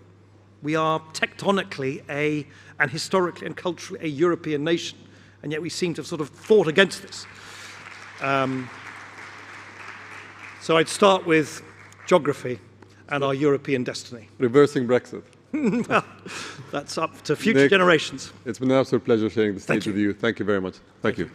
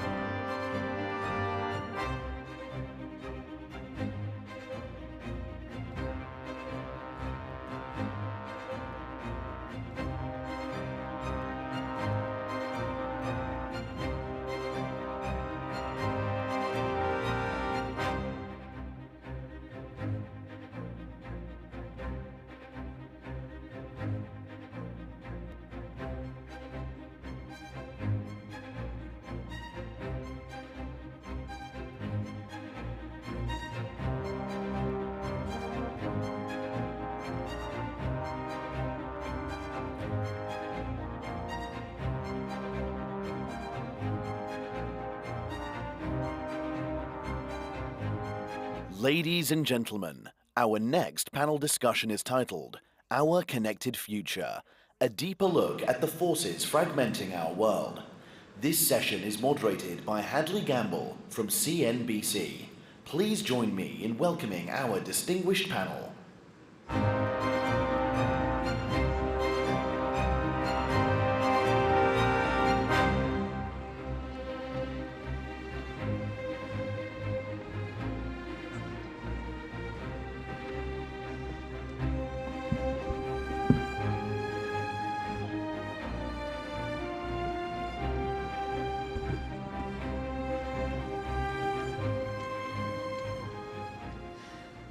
Good morning, everybody, and welcome once again to the World Government Summit. My name is Hadley Gamble. I am Senior International Correspondent and Anchor for CNBC. Today we're going to be talking about our connected future, a deeper look at the forces fragmenting our world, and as we all know, there are many. I'm very pleased to welcome my distinguished panelists, Her Excellency Kristalina Georgieva, the Managing Director of the IMF, His Excellency Abdullah Al-Mari, the Minister of Economy here in the UAE, and His Excellency Ghassan Salameh, Founding Dean of the Paris School of International Affairs and Professor of International Relations. It's lovely to have you all. Thank you so much for joining us this morning. Just to kick things off, I'd like to get a sense from our panelists of what they see as the greatest challenge today to global growth. Keeping the world together. What we face is forces of fragmentation, as you indicated, that are pulling us apart. We have done analysis at the IMF. What is the cost of this fragmentation? And it is quite scary, because if we pull apart and we form blocks within which we trade, it can cost us anywhere between losing 0.2% of GDP, minor, manageable, all the way to losing 7% of GDP. Just to give you a sense what 7% of GDP means, it is wiping out Germany and Japan from the world economy. So if we want to have the well-being of our people protected, we better figure out how to keep the cost of more security of supplies down to the lower end, to the 0.2% end. Your Excellency. Well, I would like to add to that as well on the aspects of, we will see more of the fragmentation, but more on reduced access to markets. We'll see a lot of countries putting national priorities, building aspects on the policies of industrial policies, and these are things that we see more on fragmentations globally. These issues, these challenges will really take away 3 decades of a globalized world, of a seamless trade, of investments flow that will come together. So seeing that kind of this is one of the greatest challenges that we are looking at the moment in a fragmented world. Your Excellency. Well, I think that we need to see the thing both ways. Geoeconomics is affected by geopolitical fragmenting forces. There has been, in the past 20 years, a trivialization of the use of force by great powers. There is a big tension now over Africa again among the great powers. There is a lot of sanctions based on political reasons that are impediments to trade. All this is real, but on the other hand, it works both ways. Some bad economic politics are creating tensions in many countries. Privatization, as it took place in many countries, has created a lot of frustration in these societies. And very often, what we have seen in the past 20 years, liberalization led to the creation of kleptocratic networks in many countries that have taken the state hostage. So it is not that economy is a nice thing, sleeping beauty, and politics comes and disturbs the whole thing. It works both ways. And that's why fragmentation is dialectical. There are bad economic policies that lead to tension and frustration, and there are a number of geopolitical factors that leads to a slowing down of FDI, a smaller growth in trade, etc. To your point, Your Excellency, I think the next question would have to be, speaking of the post-Soviet breakup, and as you say, the liberal policies that didn't necessarily benefit those in former Soviet nations. Ukraine, Managing Director, what is the IMF's role with Ukraine today, and what are you prepared to give? We have been engaged with Ukraine way before the war started. We have deep relations with the economic bloc of the Ukrainian government, and we have done quite a lot in the past to know each other. That came to be very helpful, because the moment the war started on February 24th, virtually that very day, the Central Bank of Ukraine and Ministry of Finance turned to us and said, now what?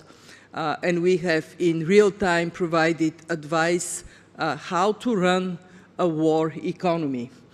We have since financed 2 emergency finance packages totaling about $2.7 billion, and we have created an account at the IMF where those who want to help Ukraine can direct funding, so there would be an oversight from the IMF of how the money is then used. Now we have a very important program, 4 months, in which we define what are the key policy actions that need to be taken to keep inflation under control. It is high, it got to 25%, but in many war countries, inflation would run in the hundreds of percents, not in that level, and how to continue to provide critical services, pensions to be paid, salaries of teachers and doctors to be paid, the economy to function. This has proven to be quite successful. I am full of admiration of the Ukrainian authorities. We hold our meetings virtually. Very often we would hear the sirens and then the meeting would be interrupted just for a couple of seconds if people need to move to a safer direction, and we would continue to work on. My brother is married to a Ukrainian. He found himself in Kharkiv when the war started. He was there until June. And what I can tell you is that his mother-in-law's pension was paid on time, and all the social services function. And I'll share with you an interesting anecdote that shows how people get united at the time of war. The tradition in Ukraine is in the month of May for flowers to be planted and cities to be cleaned. So May last year, flowers were planted, and the city of Kharkiv, that was bombed multiple times a day, was clean. So that gives me a great sense of confidence. We now work on a program for Ukraine. Just to give you a sense of needs, Ukraine needs somewhere around $40 to $48 billion this year as external financial support for the country to function. It will be helped by the European Union, by the US, by others, but we, as an institution with long-standing relations with Ukraine, strongly believe we have to play also our stabilizing role by being there for the Ukrainian economy and the Ukrainian people. But you know, prior to the war, this was one of the most corrupt nations in the world. And frankly, there are two questions there. One, does the war help or hurt their efforts to become a more liberalized democracy in part of Europe? And at the same point, a lot of folks globally are worried about the amount of money that is going to be poured into Ukraine and where it's going to end up. It is true that Ukraine had very serious problems with corruption, and one of the reasons for the IMF to have consecutive programs with Ukraine was to work on creating the institutions that fight corruption and creating the accountability mechanisms that reduce the probability of money being stolen. We found when the war started a remarkable mobilization. The nation came together in a way that surprised us. It may have surprised some of the people in Ukraine, and it became actually easier to press for more attention to the standing of the Ukrainian nation and the embracement of fight against corruption, to my delight, is more today than it was before the war. Why? There is one guiding light for Ukraine, and it is the fact that the war has positioned the country surprisingly better to be a candidate to join the European Union. And that objective to become part of the European family and to enjoy all the support that would come with it plays a very major role of how people in Ukraine think about the future of their country. Is the job done? No. As you know, recently there was a discovery of corrupt practices, and action has been taken. And it would take more efforts and more commitment, and this is why I actually look positively to the engagement of the fund. We can contribute by building the accountability mechanisms further. And one thing that is also very interesting is people in Ukraine, their tolerance for corruption has gone down dramatically. When you are in a war, when the bombs are falling, you don't take lightly if public money that is there to restore electricity, heat, and water is being stolen. So pressure within the society on keep your hands out of the honey jar, this pressure is much stronger today. Minister Al-Mari, just to get your sense of how we sit in this part of the world today. Obviously, Dubai, the UAE, is an international trading and logistics hub with an international airline, with folks coming here from all over the world.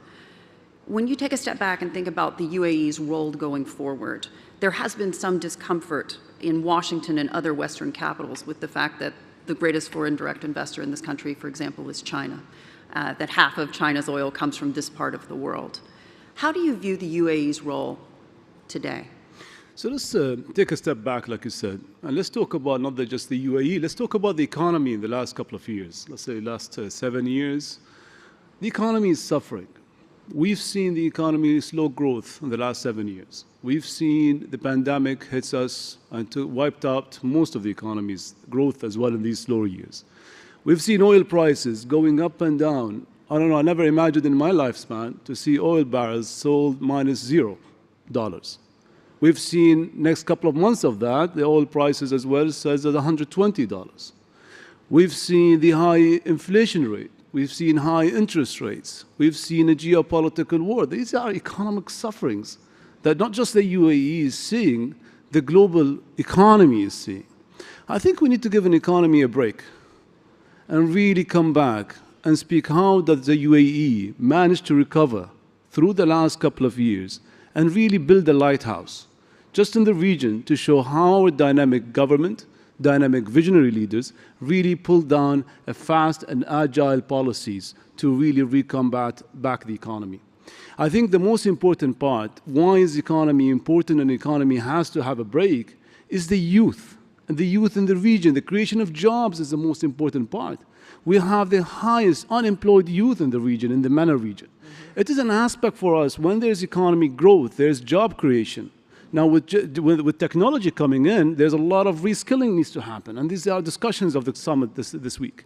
I think it's important to look at how the UAE is in the MENA region, it's in the hub. It looks as more of an open dialogue with the world, with the policies, respecting the United Nations policies and arrangements, respecting people's sovereignty, government sovereignty. And I think that's the aspect where the UAE really plays a role of a neutrality in ways that really addresses these challenges. But I think bottom line is give the economy a break. Let's talk, let's have dialogue. Let's come back to the multilaterals and really have a dialogue of this fragmentation. Because we enjoyed 3 decades of seamless trade, seamless globalization, access to market, and we woke up one day and there's this kind of multipolar world. What's going to happen next? I think it's an aspect of really coming together. We really need to invest into the multilaterals, put our energy to really have this dialogue and really make it successful. Let's take a step back as well. When did the multilateral was created? When there was risk and chaos, when there was war. And I think we're going to have risk and chaos every 6 months. Multilateral need to be much stronger, and we need to really believe in that kind of aspect and really bring them together. I could not agree more. I want to say 2 things. One, that these 3 decades with peace dividend meant that the world economy tripled. Who benefited the most? Emerging markets, developing economies. They quadrupled at that time. But rich countries also benefited. They doubled. We got 1.3 billion people lifted out of poverty. If we don't resist the forces of fragmentation, and if we don't pave the way for pragmatic collaboration, we would be all poorer and the world would be less safe.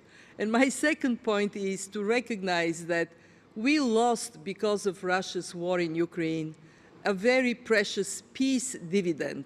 The fact that military spending around the world was lower. Now, for understandable reasons, now many nations say, hey, defense has to be funded because we cannot take peace for granted anymore.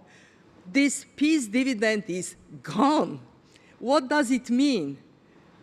less money domestically for education, for healthcare, for infrastructure, less money to support the poor world. And I would scream from the top of a mountain, hey, wake up, we need each other. And therefore, we have to figure out how we work together in a world that is multipolar.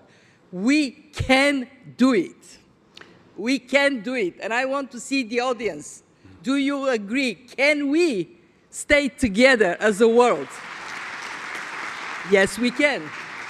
Your Excellency, weigh in on this one, because there is the geoeconomic question, as you say, and what is the most worrying thing? Are we talking about the tension between the US and China? Are we talking about Putin's war in Ukraine? Or the dissatisfaction with so many in the world over energy prices? I believe that you had, since the end of the Cold War, two completely different periods. We tend to put them together. You have from 1990 to around 2007, a period of great hope.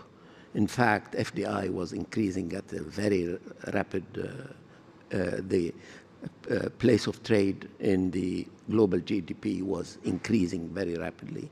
A lot of countries were converging around the same market economy. After 2007, you had a number of signals we didn't see clearly. First, you had the financial crisis, and its effects are still there. Second, you had something else. You had the fact that great powers started to be not only in a state of tension among themselves, but also starting using force. The US in Iraq, Russia in Georgia, and later in Ukraine in 2014. You had also something else, a slowdown of the democratization process across the world. The number of democracies started decrease instead of increasing as it was before. So you had a number of signals, and we entered a new period. So if you have like 30, 40 years since the end of the Cold War, you need to divide it into two. From 1990 to 2007, and from 2007 until now, where contradictory forces, economic and geopolitical, are at play. And they are worrying. And if you need the epitome, fragmented part of the word, it would be MENA. MENA is entirely fragmented, and you could see it clearly, because if you ask me what's happening in MENA, my answer would be depending where you look at. You have at least three dynamics that have nothing or very little to do with each other. And that's why this part of the world absolutely need a new script for it to operate as an entity and not only as a department in the IMF or in State Department or in Quai d'Orsay. It needs a new script to operate as an integrated region. Now it is not. You have at least three different dynamics. One in the GCC, we talked about, with more national independence that are making some capitals nervous across the world, but they need to adjust to it, but which is adding competition within the GCC. And this also we need to underline. And you have the Levant. The Levant in a state of complete turmoil. Iraq, Syria, Lebanon, nothing is working there. And there is an economic crisis in Jordan, and the Palestinian issue is still not far from being solved. And then if you go into North Africa, you have a completely different thing. You have an Algerian-Moroccan relation that is at a high level of tension, like we have not seen in 30 years. You have Libya, which is not solved as a problem. Egypt, where you have very serious economic concerns. And Sudan, where a new formula for cooperation between the military and civilian is still to be found and implemented. Therefore, MENA is the typical fragmented region, and the typical region that badly needs a new script in order to make it an integrated entity, which is far from being the case right now. Thank you. Minister Al-Mari, should the UAE be the author of that script? Well, the UAE is not an advocate of fragmentation, but we have a lot of opportunity that comes out of fragmentation. I don't want to be sounded as a very advocate of it. But we are in the heart of the MENA region. we have a strong financial hubs. Our banks is one of the most liquid, very strong balance sheets, and they operate on all systems. We have a strong financial system that applies to the East and West at the moment.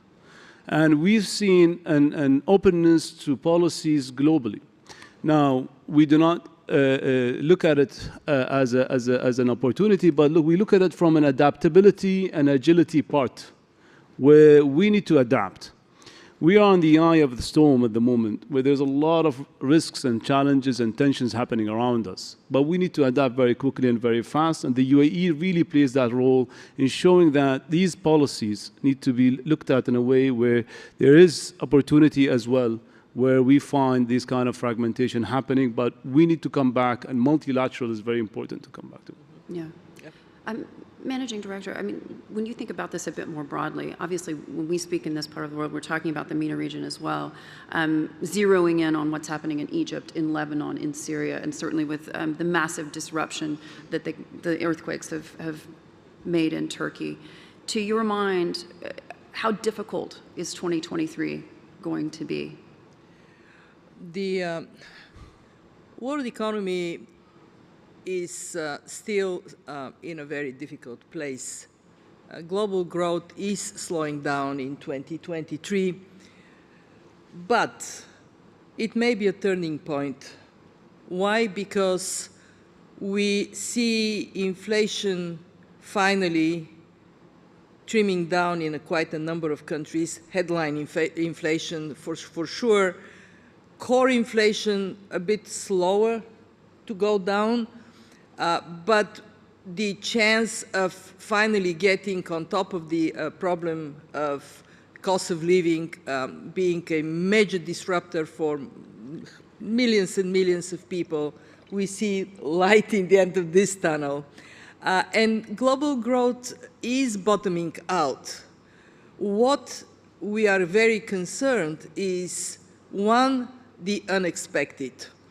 What COVID and the war taught us is we live in a more shock-prone world. What the earthquake in Turkey and Syria taught us, think of the unthinkable. And we all have to change our mindset to be much more agile and much more oriented towards building resilience at all levels so we can handle these shocks better. And when you think about resilience, what does it mean? Well, first, resilient people, educated, healthy, with a good social protection when something happens, to rely on it. Second, resilient society, not just economy, not just banking sector, but society where the fabric is strong, that everyone has a sense that access to opportunities are for everybody, and there is a fairer distribution of these opportunities, and a resilient planet. UAE is going to host COP28. May we have focus on action, because we are not where we should be in keeping, being good stewards of our planet for our children. So this change in mindset in 23, if we succeed to make that, the year would be a turning point. And last but not least, using opportunities to build bridges rather than blow them up. Here, this is an opportunity, and I want to thank the UAE for bringing us every year to think about a future in which together we are stronger. Just before we wrap it up, and to your point, Managing Director, are you satisfied with the West's response to Russia? Do you believe that President Putin's war machine is on its way to being defeated? The way the world managed to stay together, even if it is a much more pressing issue for Europe than it is for the rest of the world, is quite remarkable. And I think that the West, but not only the West, everyone got some sense of sympathy for a problem that today is Ukraine's problem, but tomorrow can be a problem for many other countries, that you can be invaded by your stronger neighbor. So I think we have seen this resolve in Ukraine for a reason. In Ukraine, people strongly believe they're fighting not just for themselves, they're fighting for the right of every nation to exist and run its own affairs.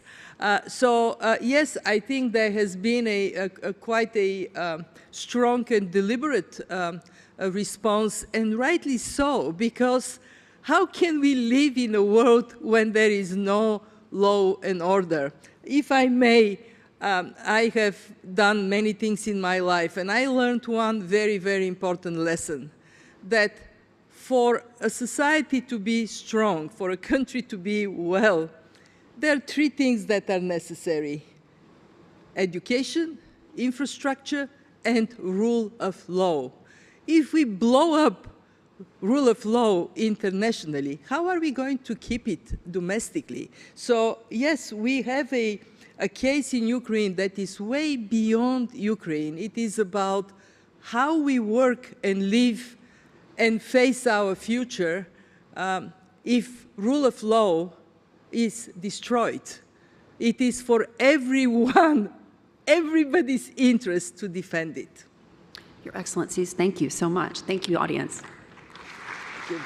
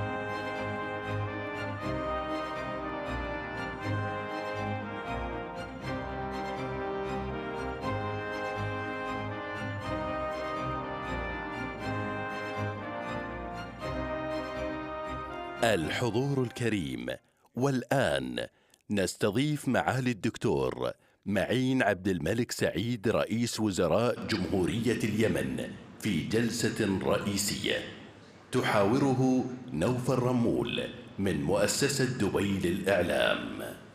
Ladies and gentlemen, please join me in welcoming His Excellency Dr. Ma'in Abdul Malik Saeed, Prime Minister of the Republic of Yemen. This main session is moderated by Nofar Ramul from Dubai Media Incorporated. Please note that this session will be in Arabic. Kindly use your headsets for instant interpretation.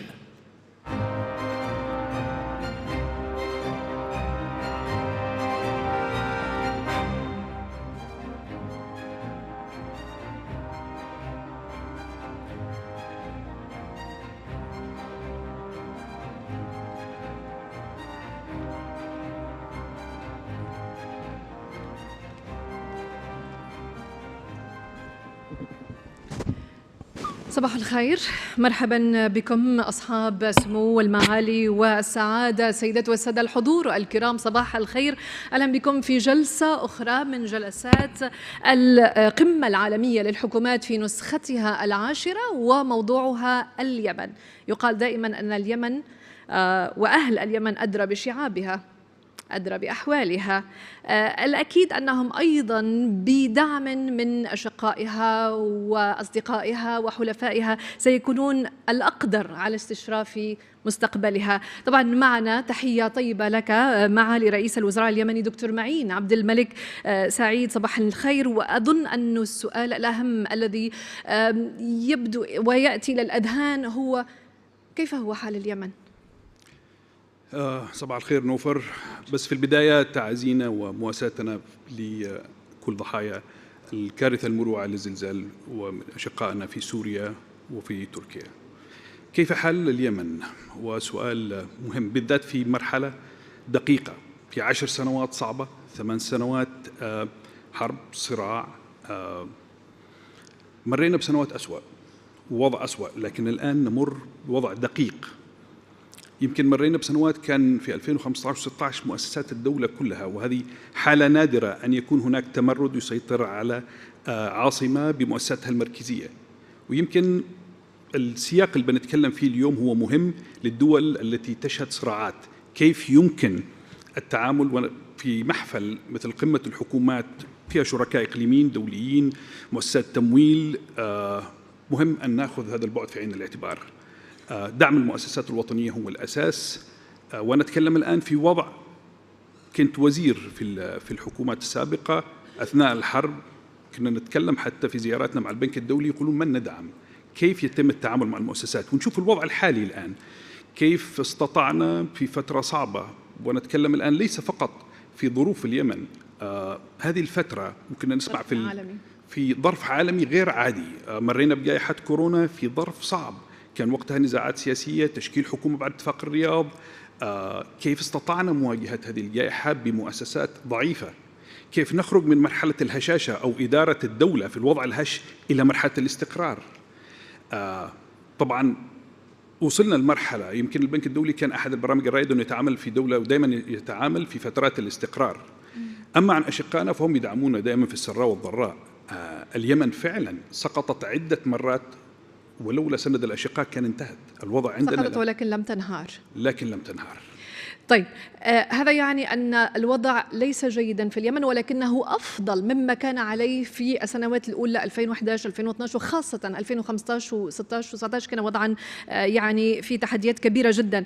لنتحدث عن التحدي الذي يواجهه له اليوم، هجمات الحوثي على الموانئ تعطل الموانئ وتصدير النفط، تتسبب في أزمة رواتب مع الموظفين، عزوف للشركات العالمية للنفط للتعامل مع اليمن. كيف تتعاملون مع هذه الأزمة الآنية؟ اليوم الدولة يعني تعتمد إيراداتها 70% من توريد أو تصدير النفط. طبعا احنا مش دولة نفطية، هي الكلمة كبيرة 70%، طبعا من الإنفاق العام واصلين ل 60%، لكن لدينا نفط قليل. الموازنة انكمشت بشكل كبير. السؤال اللي تسأليه سؤال مهم، يعني احنا وصلنا كان تقريبا العجز قريب 80%، طباعة، إصدار نقدي، وضع صعب جدا، بنك مركزي في حالة صعبة. أنا بالأمس كنت أتكلم مع صندوق النقد الدولي ومع إخواننا في صندوق النقد العربي لجزء من المساعدات الآن ستأتي عبره، جزء مباشر مع دولة الإمارات. في وضع مختلف، في بنك مركزي، في إدارة مالية. نزلنا العجز ل 54%، نزلناه ل 35%، نزلناه ل 20%، وأولموست تقريبا واصلين كان ل 15% في سبتمبر قبل ضربات النفط الخام. العملة لم تنهار الآن، يمكن احنا خاسرانين بين 800 مليون دولار إلى مليار دولار في هذه الضربات، لكن لولا الإصلاحات اللي قمنا فيها ولولا قدرتنا على الصمود كان الوضع انهار.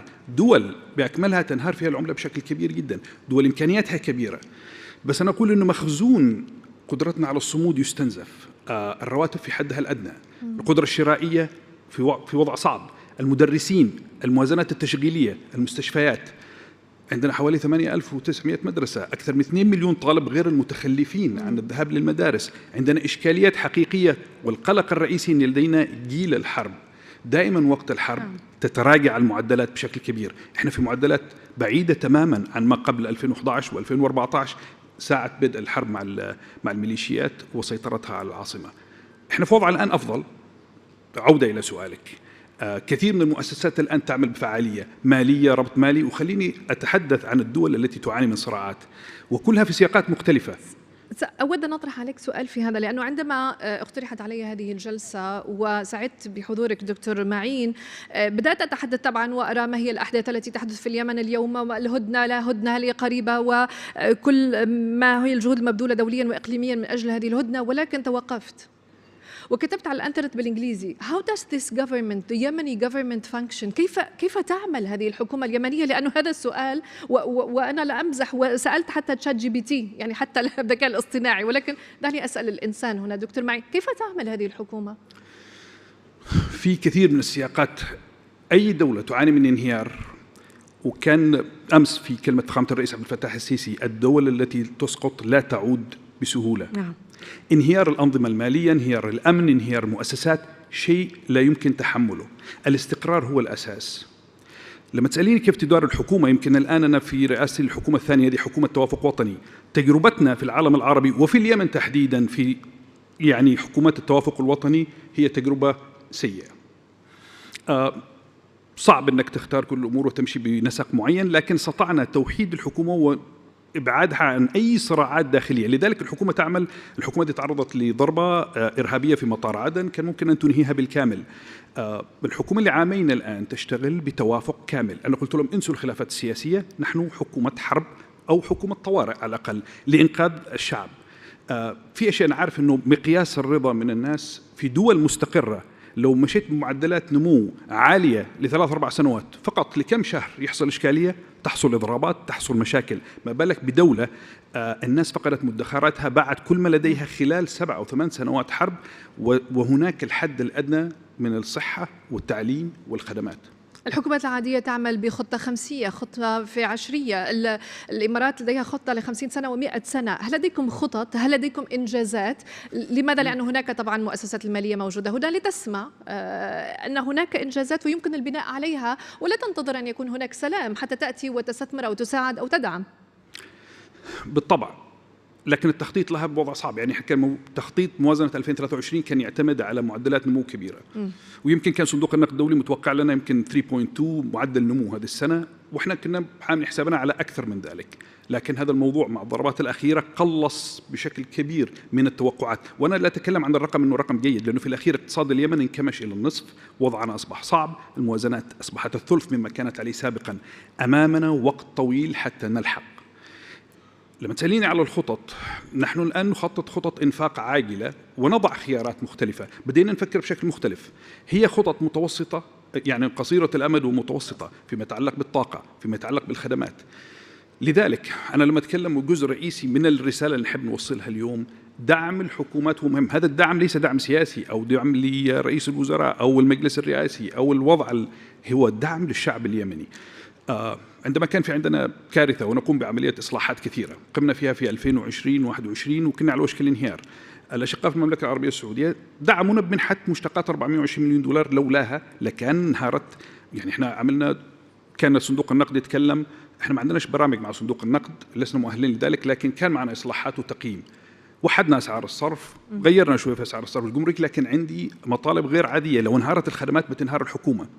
بعدين التقيت بسمو الشيخ محمد بن زايد وسألني أسئلة وساعدني في كثير من الأمور. قلت له احنا ننزف، احنا 600 مليون دولار ننفقها على وقود في محطات قديمة، ما عنديش كابيتال ولا رؤوس أموال تدخل في قطاع الكهرباء، ولازم نقدم كهرباء في مستشفيات في كذا. الأشقاء في المملكة العربية السعودية دعموني في عدد من الأمور في المحطات، لكن إذا انتهت هذا الوقود سننتهي.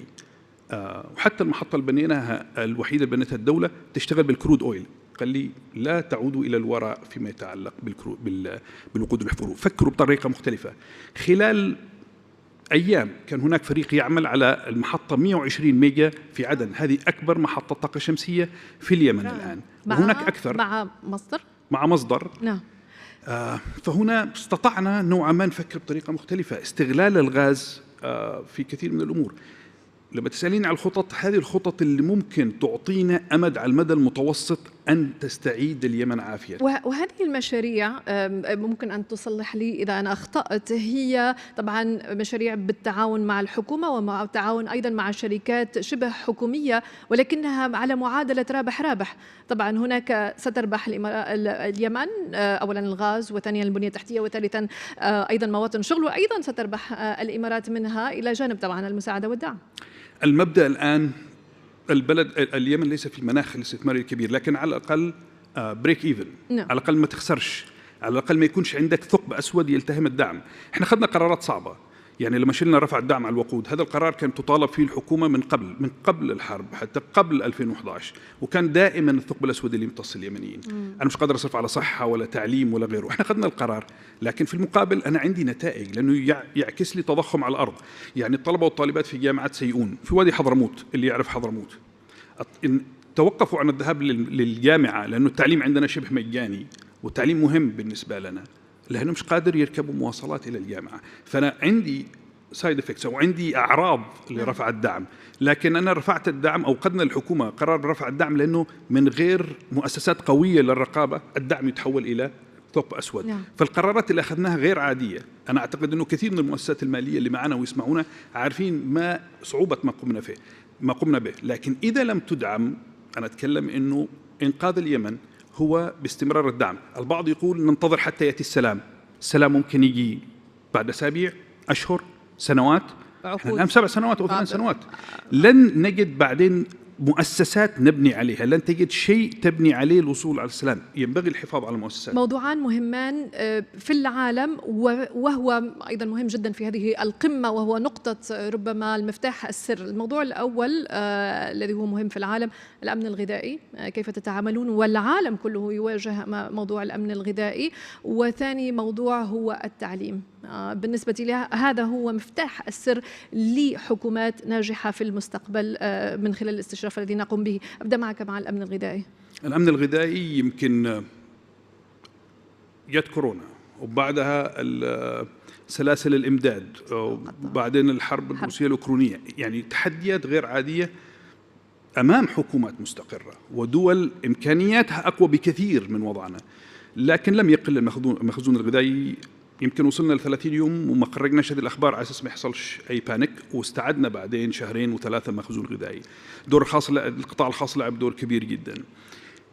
الاكتفاء الذاتي احنا يمكن 6%، وهذا رقم ضعيف جدا بالنسبة لدولة زراعية، والمفترض أنها تكون زراعية وقادرين نحقق. أراضي مترامية. نعم. برضو الشيخ محمد بن زايد سألني سؤال: لماذا متوقف بعض نريد شيء يضع بصمة. قلت لهم في الأخير الإمارات وضعت بصمة في سد مارب، وفي الآن سد حسان. هذه بصمة للتاريخ.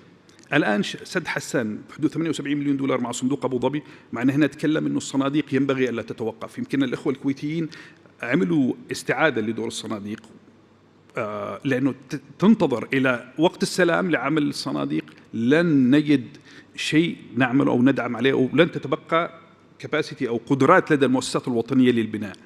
فسد حسان الآن يمكن بيغطي رقعة زراعية كبيرة وأكثر من 20,000 يعني عدد الأسر، يعني سيكون أحد أكبر السدود أو الحواجز المائية في اليمن، غير الآن عدد من الحواجز المائية والزراعة.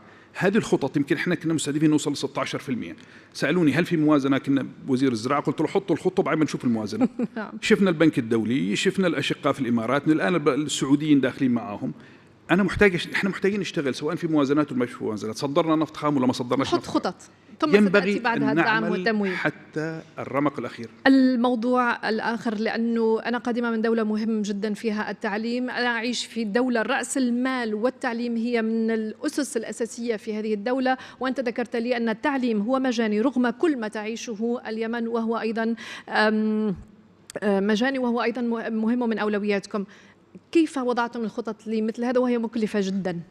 في الوقت اللي الميليشيات أو الحوثيين يدمروا الجامعات نبني جامعات جديدة.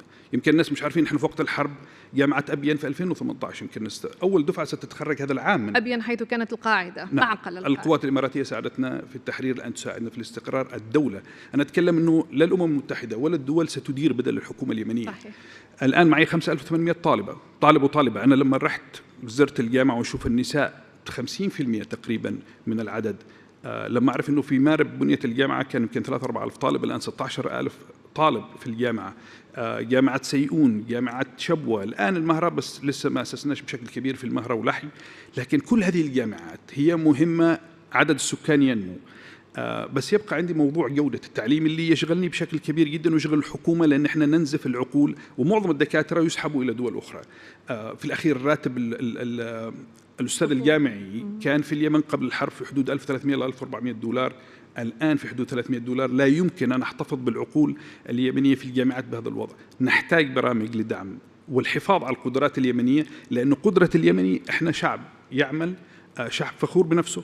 الناس ما يعرفوش انه معظم السواحل الهجرة تأتي لنا من افريقيا، مئات ينزلوا يوميا على السواحل اليمنية رغم كل مشاكل اليمن، إلى أنهم يفروا في كثير من الأماكن في وقت صعب، وقت ضيق، لكن ينبغي دعم المؤسسات تبدو اليمنية. أنه رغم سؤال أخير طبعا سأقدمه لانتهى الوقت، رغم كل الصعوبات يبدو أن المعيشة متقدمة وأن هناك على الأقل حركية إما حكومية أو من الشعب. إذا زرت عدن ممكن أن أزور عدن؟ مرحب فيك نوفر.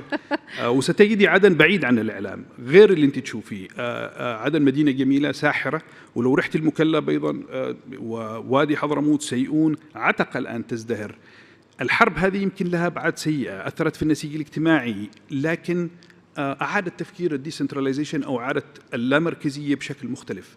اليمن بلد فيها مقومات كبيرة، ليست بلد مركزي. يمكن التحدي اليمنيين يعيشوا على 125 أو 135 ألف مستقرة، وهذا تشتت كبير للسكان في بلد يتطلب بنى تحتية غارية، لكنه جميل متنوع وآمن بشكل كبير. هذا وعد. سؤال الختامي، هذه القمة تعمل على إيجاد رؤية مشتركة نحو مستقبل أفضل للدول والشعوب. دعني أقرب هذا لليمن، هل ترى في مستقبل قريب رؤية مشتركة للشعب اليمني؟ نحن جزء، انظري للمحيط، ينبغي أن نكون جزء من الركب. دول الخليج، المنطقة، ينبغي أن نكون متكاملين مع هذه الاقتصادات. طول ما أشقانا في ظهرنا الأشقاء في السعودية والإمارات ودول الخليج سنلحق بإذن الله بالركب. من حقنا أن نتطلع لمستقبل أفضل. ما ركمته الحرب ينبغي تدريجيا أن نتخلص منه.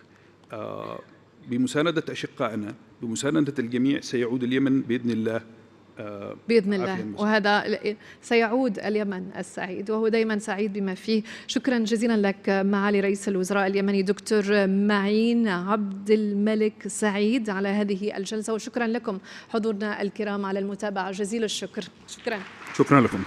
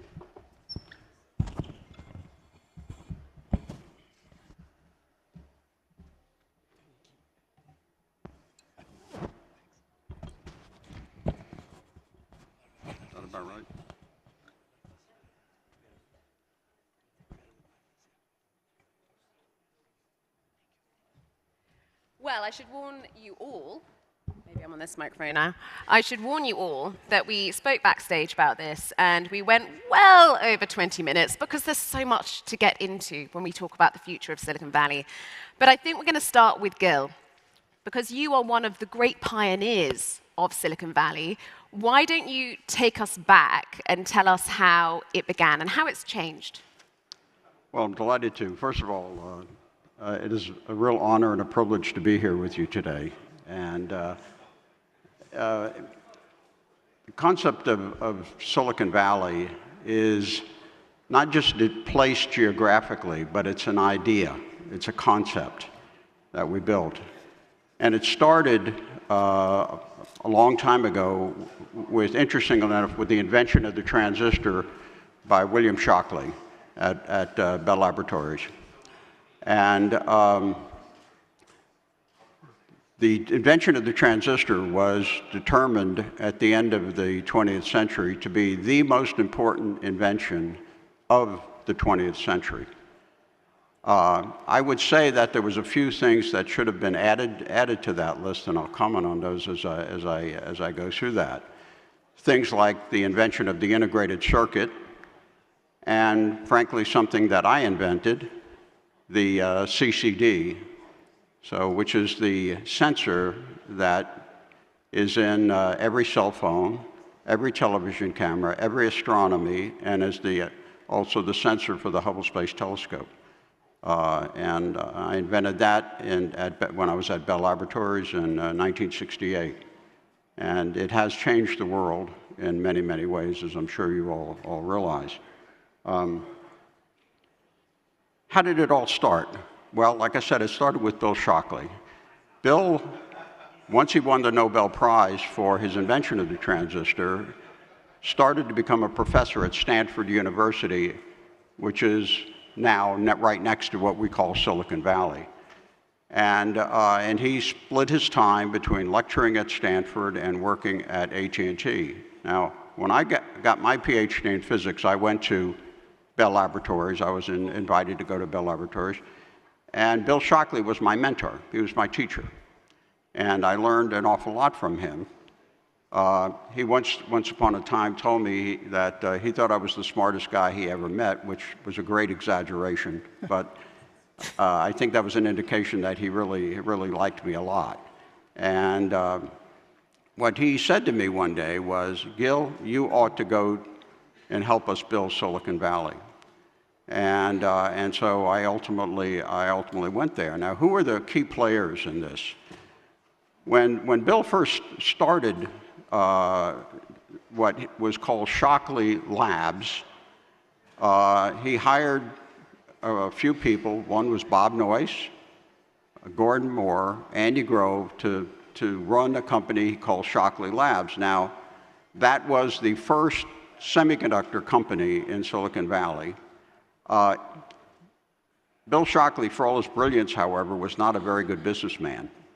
And pretty soon, his team got very frustrated, and they went off and started a new company called Fairchild Semiconductor, which was created through an investment by Sherman Fairchild, an entrepreneur and investor of that era. And so Fairchild Semiconductor got started, and it was the first true semiconductor company there. I went to work there rather early in the development there, and I was the second in command of the R&D on all of the R&D work there. The fellow who ran it was a gentleman named Jim Early, and Jim Early took Bill Shockley's invention of the transistor, and he improved upon it and made it even an even better device than the original device that Bill invented, and that became what we built on. So these people were the critical pioneers, and there were many others, but I would say that what was unique about Silicon Valley was the following. We were technically the various companies that made up Silicon Valley, like Fairchild, Intel, National Semiconductor, et cetera, and others. In theory, we were competitors, but in practice, we really weren't competitors. And in fact, we would get together every Friday night at a little bar called the Wagon Wheel, right in the heart of Silicon Valley, and we would sit around and talk about, well, what did you discover this week? What did you invent this week? What's new? And we would share all these ideas with one another. And that was, that ultimately evolved to a once every 3 month meeting held in Palo Alto, where we all got together and exchanged all our technology ideas. So we were cooperating with one another and teaching one another, but we were also competitors. And so someone came up with the idea of giving that kind of management a name, and they called it co-opetition. You cooperated, but you also competed with one another. And cooperation is what built Silicon Valley. The fact that we were willing to openly share ideas and discoveries with one another, because we were on a mission to do something much more important than just build our individual companies. We wanted to change the world, which I think is pretty evident that that was wildly successful in doing that. What's the lesson from this? I think the lesson from this is the following. As I said earlier, Silicon Valley is more of a concept than it is a geographical place. And it's time for that concept to go global. Everyone ought to have, every major sovereign nation ought to have their own Silicon Valley. And they should follow the history of what the real Silicon Valley, the original Silicon Valley did, in the same ways of being cooperative, open, yet nonetheless competing at the end of the day in an economic sense. And I think if all nations did that, we would be able to move to new levels of capabilities and inventions and prosperity for all of the citizens of our planet. And that's really what it's all about. If you're here at this global summit,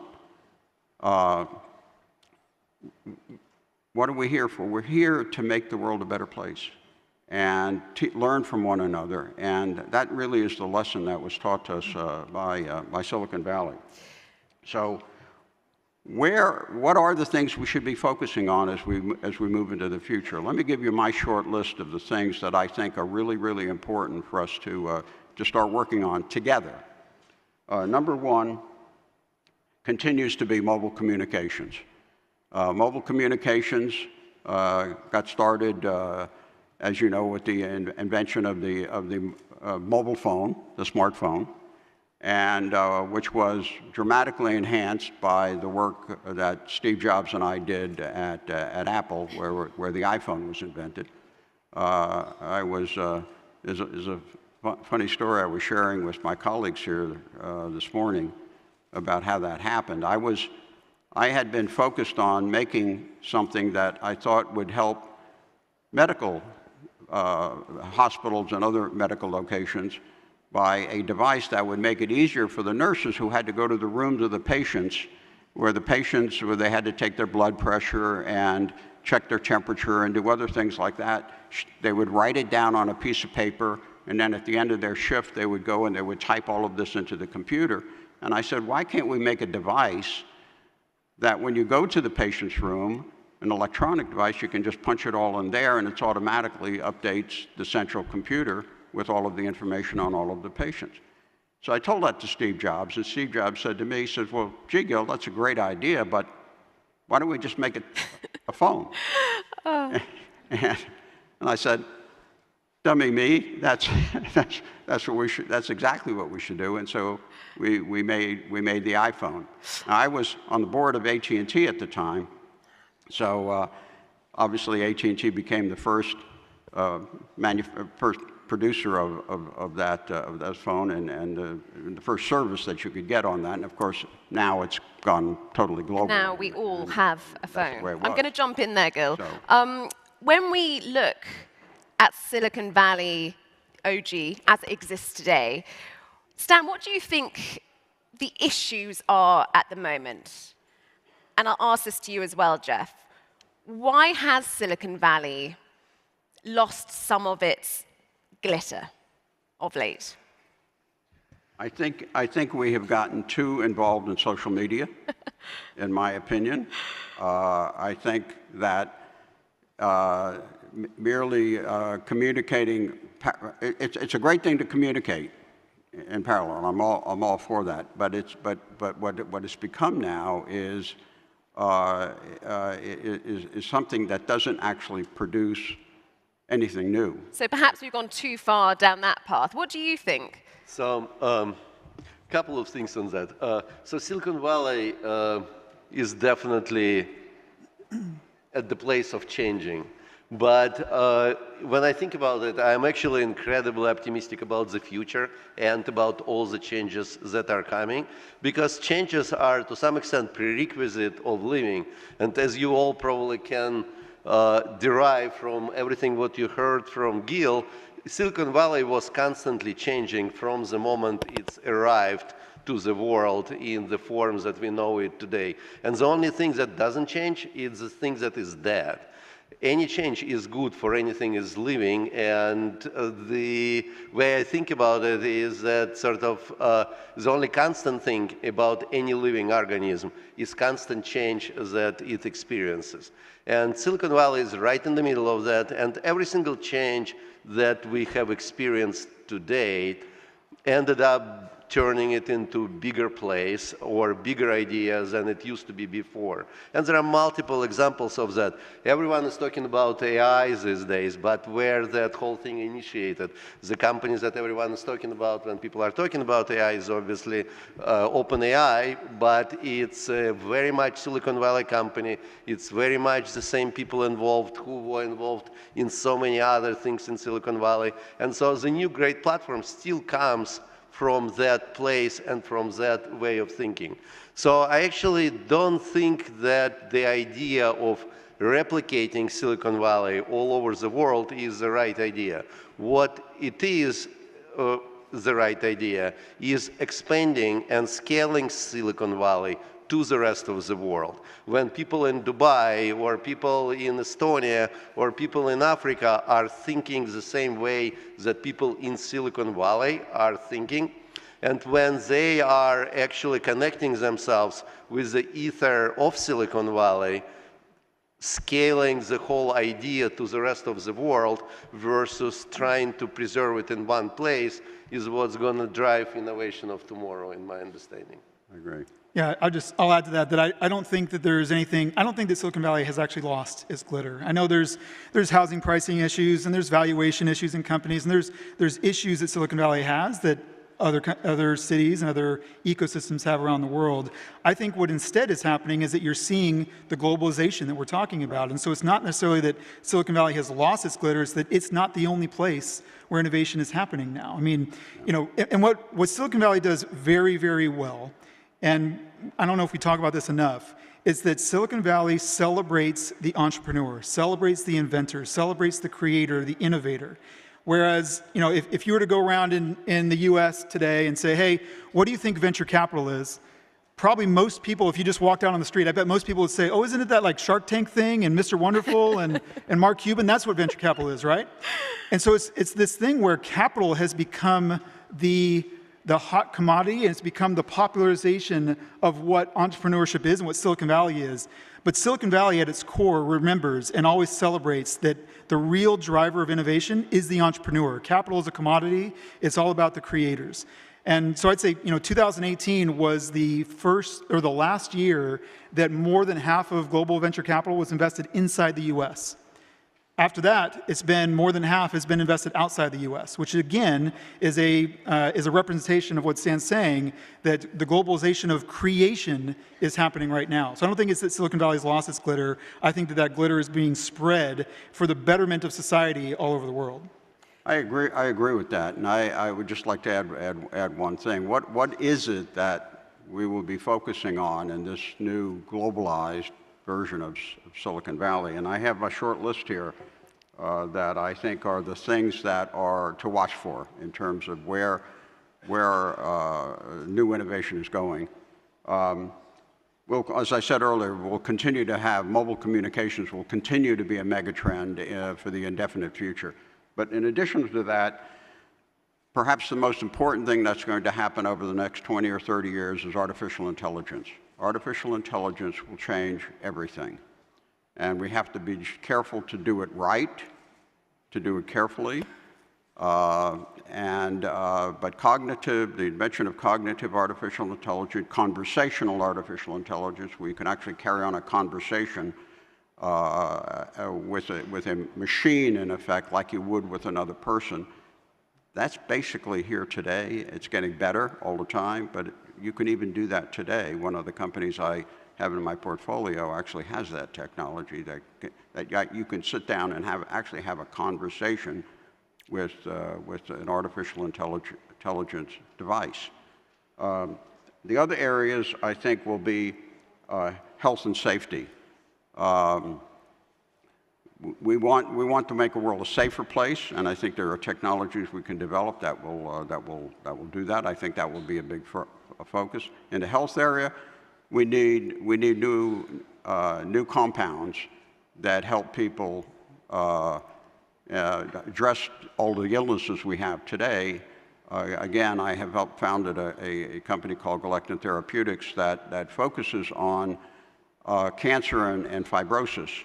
And it is not a drug that we make. We make a compound that what it actually does is enhances your immune system to cure you.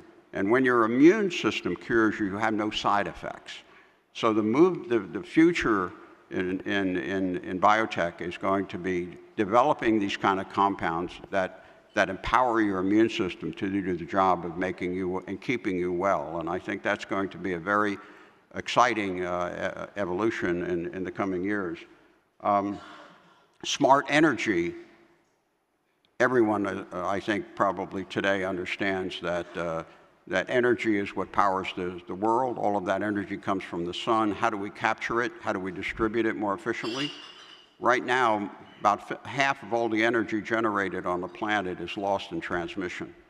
And we can do a better job than that. I think there's room for lots of innovation and technology here that I think you will see developing over the next couple of three decades.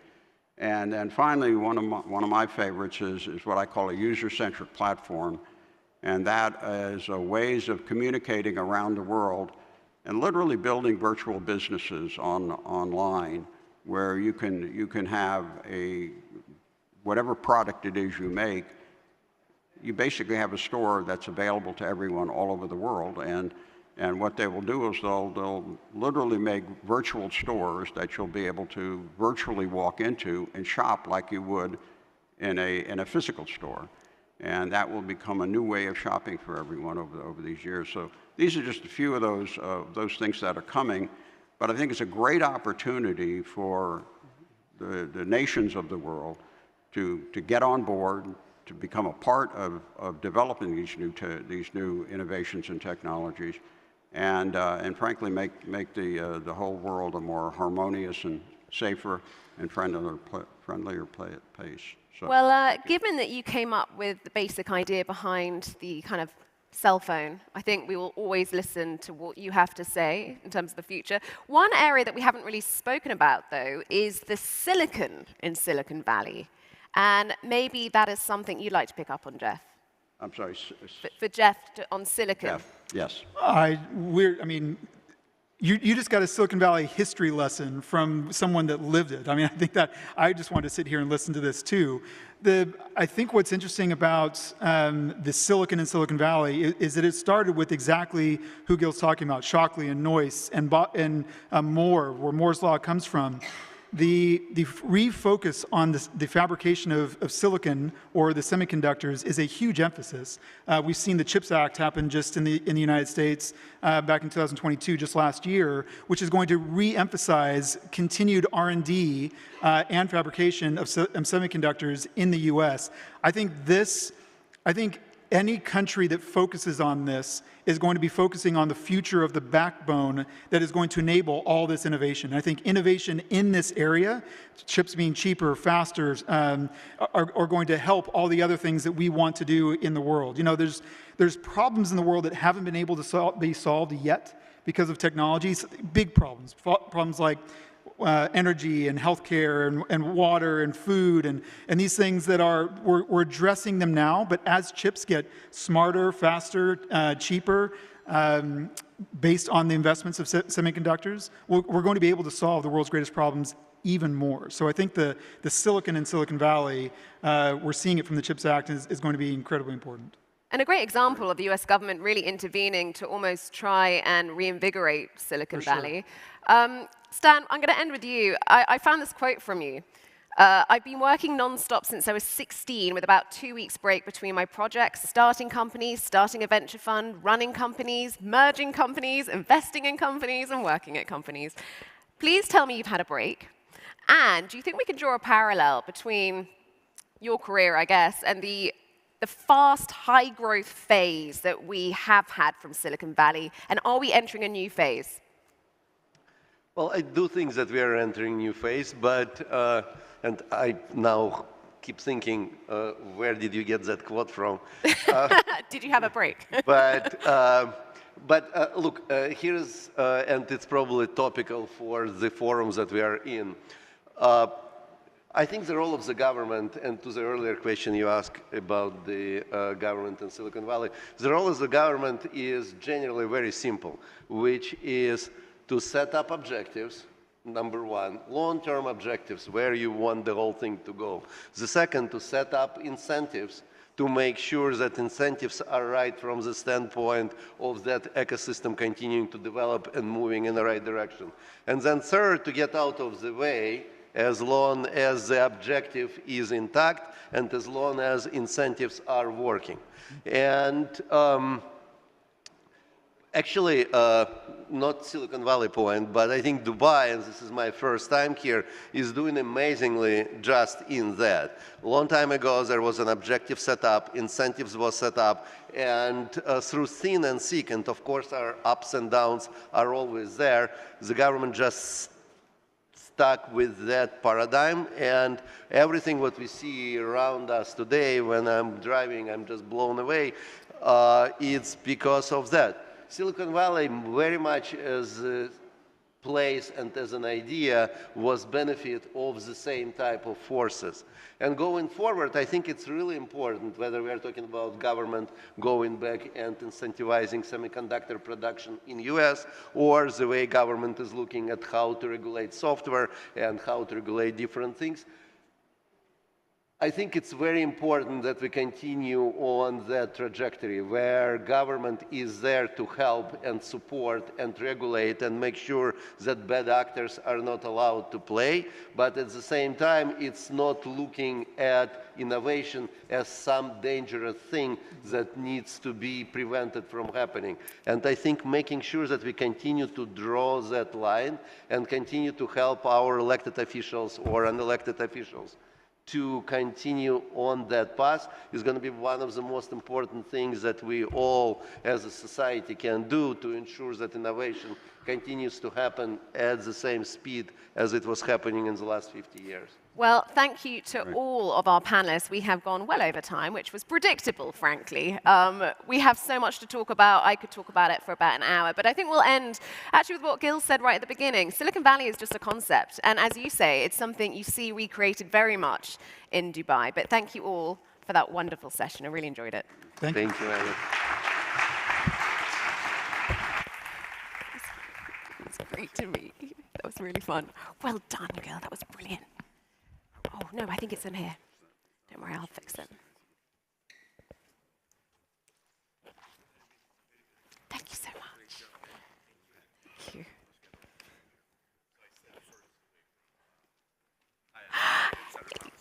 Lovely to meet you. Lovely to meet you too. Right, well, we very much ended that panel kind of where we're going to begin the next one, because we're going to be talking about what role government plays in terms of technology. I think it's very clear that there is a need for government regulation. And when we think about some of the technologies Gil was laying out, so much data is being created. The digital footprint that we leave behind us every day, whether it's on our mobile devices or the Internet of Things, which has invaded our homes, it's hugely valuable. Data is beneficial to us all, but it brings with it huge risk. And I'm not sure, are we going to roll the video that we have? Perhaps not, because the panelists are already here. Right, well, I think we'll just crack on. I think it's because I went over so much on the last panel, for which, forgive me. We've got Kevin Thomas here, Senator of New York State, Chairman on the Committee of Consumer Protection to the end. We have Noam Persky here, International Government Lead at Palantir. And where shall we start? I mean, the data that we generate is absolutely extraordinary. Perhaps you guys could lay out where you see the biggest risks. Hi, everyone. I'm State Senator Kevin Thomas from New York. I'm the chairman of the Consumer Protection Committee as well. I was born here in Dubai, and now I'm a senator up in New York. So it's... I didn't know.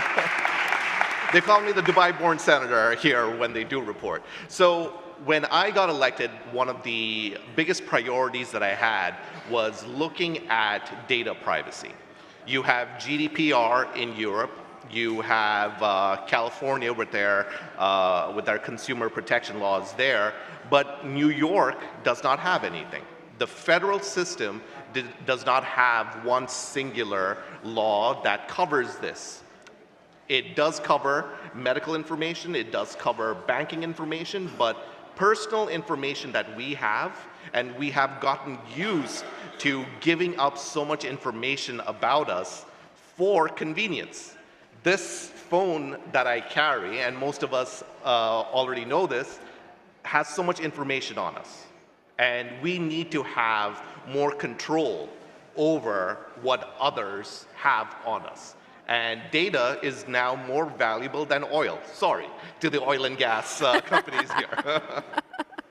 So we need to have the government step in, because it to me is the wild, wild west. It really does feel like the Wild Wild West. Pick up on that. It does, and I think for a lot of companies that are serious in this space, we don't want it to be honest. I think the role of government in lots of other industries, whether it's in life sciences or healthcare, food safety, is to create a level playing field and to make sure that our people feel safe, but also that our companies can act and understand where what the parameters are. And so for a lot of us, we actually look forward to working with government to find a way to create architectures where there's clarity. And we seek clarity. So for a lot of companies, GDPR is a very, very difficult legislation to live under. But for a lot of companies, it's actually a relief, because you know what the parameters are. And you can then begin investing. And the worst thing we can do is to look at a Wild West and say, well, we don't know whether we're doing the right thing or the wrong thing. And so for a lot of private industry, what we want to do is to work with people like the senator here to sort of create that environment. And looking to what governments can do, we are actively seeking out environments where we understand what the playing field is and what the constraints are. And so rather than shying away from places with difficult legislation, we actually lean in and want to be there first. For us as a company, for example, our first forays into Europe were in the Nordics, which are the most difficult places to operate from a compliance perspective. Difficult to operate in from being able to use data to make your products better. Real teeth behind enforcement of privacy legislation. But the reason we were there first is because if we can operate there, we can operate anywhere in the world. Right? It's sort of like if you can make it in New York, you can make it anywhere, right? Yep. And that's exactly what companies are looking for, at least the serious players. Senator, you'd like to legislate in this area. Yes. You'd like federal legislation, but that seems like a stretch at the moment. Well, not to criticize the federal government in the US, but they won't be able to agree on whether the sun will rise tomorrow. So, we have to, in states like New York, we have to step up. And this is why I introduced the New York Privacy Act, and does exactly that, giving consumers more control over the data that is being collected. So if you go to the European Union and you try to go to a website, there's going to be a pop-up saying, all right, this is the data broker that's going to be collecting your information and for this purpose. In New York, you'll be able to do that if this bill does pass as law. It can also allow you to delete incorrect information. And also what this does that other states don't have in their privacy laws is giving something called a private right of action for unconscionable behavior. So when the government needs to see a pattern, so in New York, for example, my bill gives the Attorney General, the New York Attorney General, the power to sue a data company or a social media company that violates the provisions under this law. But they usually look for high volume, meaning they want to see a pattern, they want to see how many people this affected. But an individual that has the private right of action for unconscionable behavior gets sued, this is another way a company can can be held accountable. It's like you walking into a restaurant, you want not just for the food to taste good, but you also want them to follow the health standards. You don't want to have a stomach problem once you leave the place, all right? So that's the kind of analogy I want to use when I talk about data privacy and what information is out there and how we hold these companies accountable. What about enforcement? Because legislation's one thing, but enforcing it's often part of the problem. I'd agree. I think it's very interesting to watch this play out in different places. The European Union has said that they want to become a regulatory superpower. They love regulation. They love regulation. The question is, though, everybody, at least in private industry, is mostly terrified of the SEC, right? The U.S. has teeth behind enforcement, and it makes people take things like securities laws very seriously.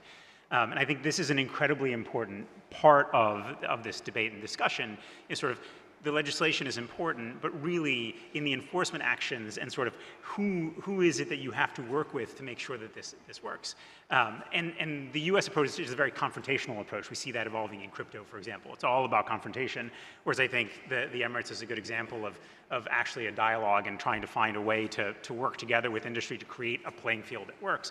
But at the end of the day, you've got to create a little bit of terror in the C-suite of companies, really believing that if they don't comply, they will have a tough time. And the question is, what are the agencies that will do that, and how, in New York State, I don't know how you guys are conceiving of that actually working. So, if I can respond to that. So we have the New York Attorney General that will be empowered to file a lawsuit when they see a pattern of behavior that warrants action.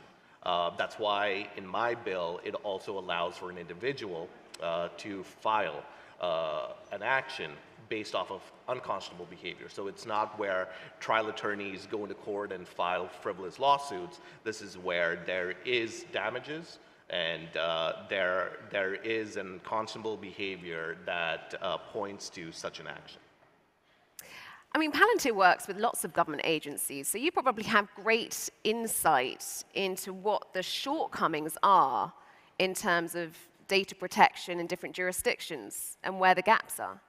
Yeah, so I think that there's a couple of ways to look at this. When we think about data protection, we often think about, in the US context, sort of what can private companies do with data, and how do we constrain that? And I think there are other contexts which are much more about how do we protect our citizens from overreach from government agencies, right? And so how do you keep government agencies compliant? But really the core conversation there is how do we change the conversation from this zero-sum game, sort of, if you can either keep people safe physically, right, or healthy physically, or you can keep their data safe and protect their integrity. And I think we've got to remove that part of the conversation and sort of see how do we do both, right? How do you create an environment for government agencies where they can both be effective in the administration of government, keeping our citizens safe and secure, but also protect the integrity of those citizens? It's fascinating. I've been in conversations back up to the Nordics with heads of intelligence services where they say, look, my number one concern is actually compliance with oversight of data protection. My second concern is the safety of our citizens. And the reason is if we're not keeping people's integrity, personal integrity, then we don't have a society that we want to live in. And so it's a really interesting conception that is very different from a lot of other places in the world. And then when you get into a depth of conversation with those people, it's fascinating to see that what they're doing is forcing their agencies and their government really to take this seriously and come up with creative engineering solutions, creative legislative solutions for how you force people to do this. It's like haiku, right? It's like you create constraints, you can still create wonderful poetry. You don't have to be free form in everything. And I think creating those constraints for our government agencies actually engenders a lot of creativity, both from industry and from government, in how to sort of lift both of these things, security and data protection and integrity. We talk a lot about what our own governments can do to keep us safe, but Senator, what about trusting other governments? I know you're very worried about TikTok and you're moving to ban it from government devices. Why don't you walk us through that? Okay, so like I showed you before, this phone here and everyone's phone, it collects a lot of data, a lot of apps that we use, and you have private companies using it to make money. When that kind of information is now with a foreign government, And it's no surprise to anyone here, the US and China are not, exactly in friendly terms. We just, took out 4 balloons in the past 5 days over United States and Canada. So the information that is being collected, is it safe? Where is it going? And there is information to believe that it is going to a foreign company, and we don't know what a foreign country, and we don't know what exactly they're going to be using it for. And that's why I introduced legislation in New York, and several states have already gone forward and banned it altogether. I am going through the process where we are trying to figure out exactly what is happening and how to stop them. But again, the role of government is to protect its citizens, and when there is a national security issue, we are putting that as not as a Republican or a Democratic issue. This is a national security issue, and we need to ban it. If I could just jump in there, I think the space we're in when it comes to all of these issues is almost like 2008 and the financial crisis, the run up to that. We're in this position then where we have these collateralized debt obligations and everybody's investing right, left, and center. Nobody actually understands how the system works. Nobody understands really behind the scenes what is happening, how is all this stuff being decomposed, where is the risk in the system? And it blew up in our faces because we really didn't understand. And I think there's a lot of naivete right now around this ecosystem, around our data, the companies we're working with. Where does all this end up? Most of the risk we're seeing is sort of third-party risk. Right? Most of the big data breaches we see, cyber risk and data breaches that we see, are all sort of, Target gets, the big US retail chain gets hacked. They didn't get hacked. They're one of the providers of a sub-piece of software for their transaction system that powers the cash registers got hacked. Right? That's 3 levels down from Target. Like, what's their responsibility to make sure that their supplier doesn't get hacked? It's very, very difficult. So you're seeing sort of the same thing, this really crazy system where, you pull out your phone, you think you can trust the app you're using, but there are 3 levels of provider down there, and you don't know where that data is flowing. And this is incredibly important. And I think in the same way that we've applied legislation to try to get to the place where our financial system is much safer and much more secure, we need to better understand this whole ecosystem and work between private industry and government to get to the place where we can actually understand what's happening under the hood. I mean, that's sort of like inception sort of levels of layers of data running through all sorts of different companies. How does that get simplified? I mean, I think one is the forcing function, right? So you working with government to create legislation and then teeth of enforcement so that there's transparency in this, right? It's sort of like, how do you know our financial system is working? Well, because there's reporting and there's accounting and there are agencies that are watching this. As an agreement between the financial system players and government that we want to create a transparent financial system that works. And I think we can do the same in this data privacy ecosystem where, look, we need to agree on what are the standards here, how do we report, and how do you create transparency in these systems? Right? I think we're moving into this place with artificial intelligence as well. Right? How do you create a world in which we understand the algorithms that are being applied, in which we understand the AI models that are being used, and we could either throw up our hands and say, well, it's too complicated, we don't know how to do that. That would be the same thing as responding to 2008 and saying, well, we will never understand how the global financial system works, so let's not try. Well, the problem seems overwhelmingly large, and I think with the increasing amounts of data that are generated just through using your phone, even my sort of wearable tech, I wake up, I haven't even got out of bed, it's monitoring my heart rate. Is the gap going to get bigger between how much data there is being created and regulation? Is the gap getting bigger or smaller? Senator? Well, that's why we need to legislate this very early on, all right? It's like you move into a house and we want to make sure the locks on the doors actually work. So you have to mandate that. You have to make sure that a company has the policy, has the software, has the audits, has the checks. They do this annually to make sure that the information that you provide, like your name, your contact information, now your biometric information, that's a creme de la creme of your data that's out there. That needs to be protected. And that's why in New York, we made sure we updated those rules. And given how our information is then used in the black market, where they create fake credit cards, go on a spending spree, we have to make sure credit reporting agencies are also given notification. So in New York, for example, I passed in 2019 a bill that became law called the SHIELD Act. And what it does is it tells all companies that have information on New Yorkers to update their system, to have regular audits, to make sure that they check for risks. What else does it do? It also says if there is information that leads you to believe that the customer's information has been accessed without authorization, one, they have to be notified. Two, if it's more than 5,000 people, they have to make sure that the credit reporting agencies are told to keep an eye on which accounts are starting up after this hack, in case new accounts are created. The Attorney General is involved, the state police is involved. All of this information, all of these targets have to be met in order to make sure that people are protected and to make sure there is adequate security at these companies. So we're supposed to be friends up here. It's a nice, friendly panel, but I would respectfully disagree. I think we're in a place where, honestly, yes, we're mandating locks on houses, but industry is building the Burj Al Arab. Like we are at that pace of innovation and building, right? And I would say lots of companies, lots of innovators are actually constrained right now because they don't have a framework to operate under.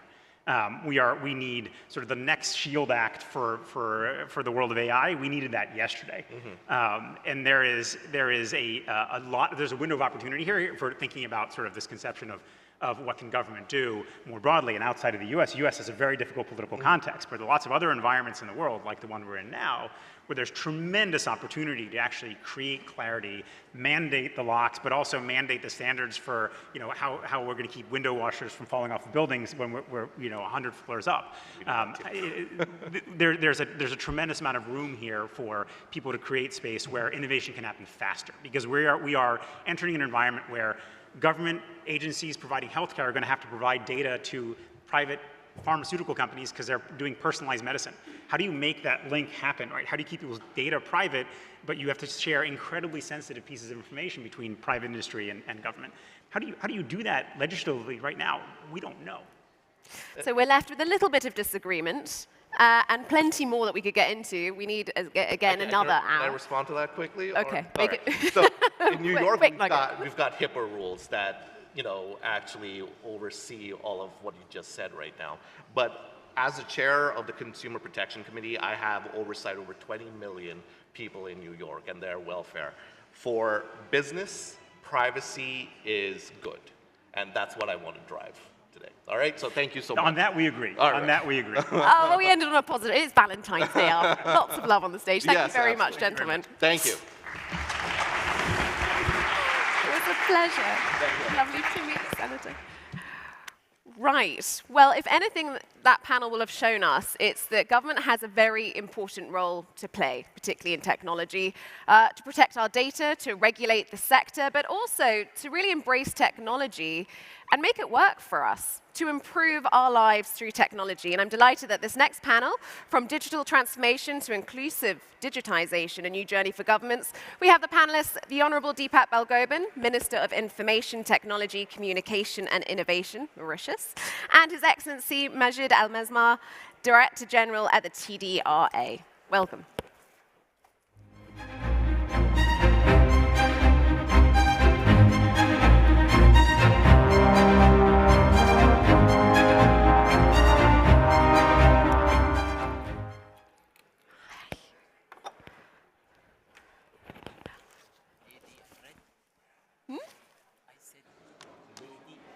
Lady in red. What do you want to sing?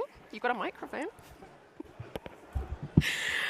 Well, welcome, Your Excellency, Minister Balgobin. It's wonderful to have you here. Your ears were probably burning, Your Excellency, over that last conversation about, what government's role is in terms of regulation.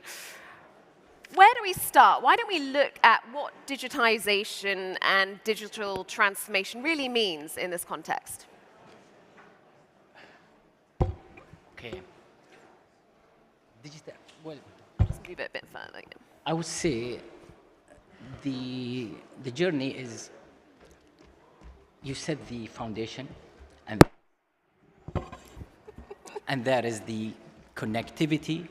If you are not connected, then you are not online, which means you can't contribute to any of the digital economy.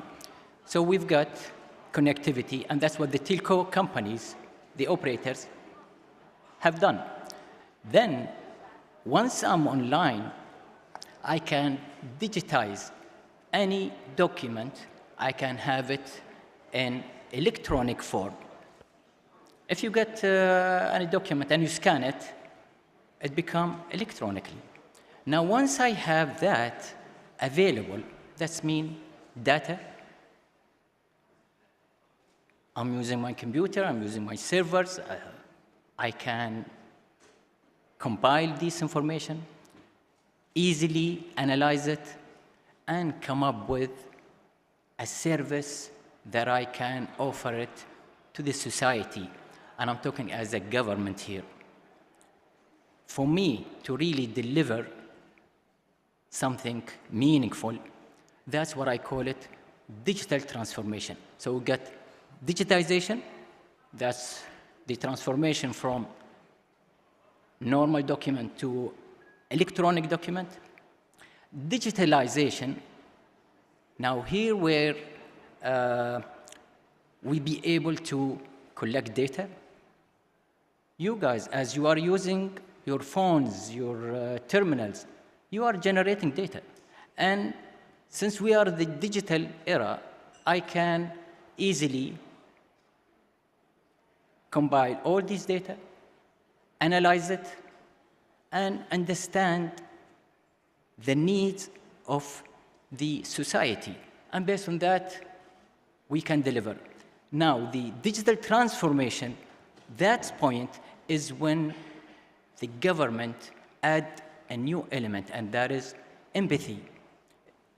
Me, as a government employee, I have to put myself into your shoes and say, does this person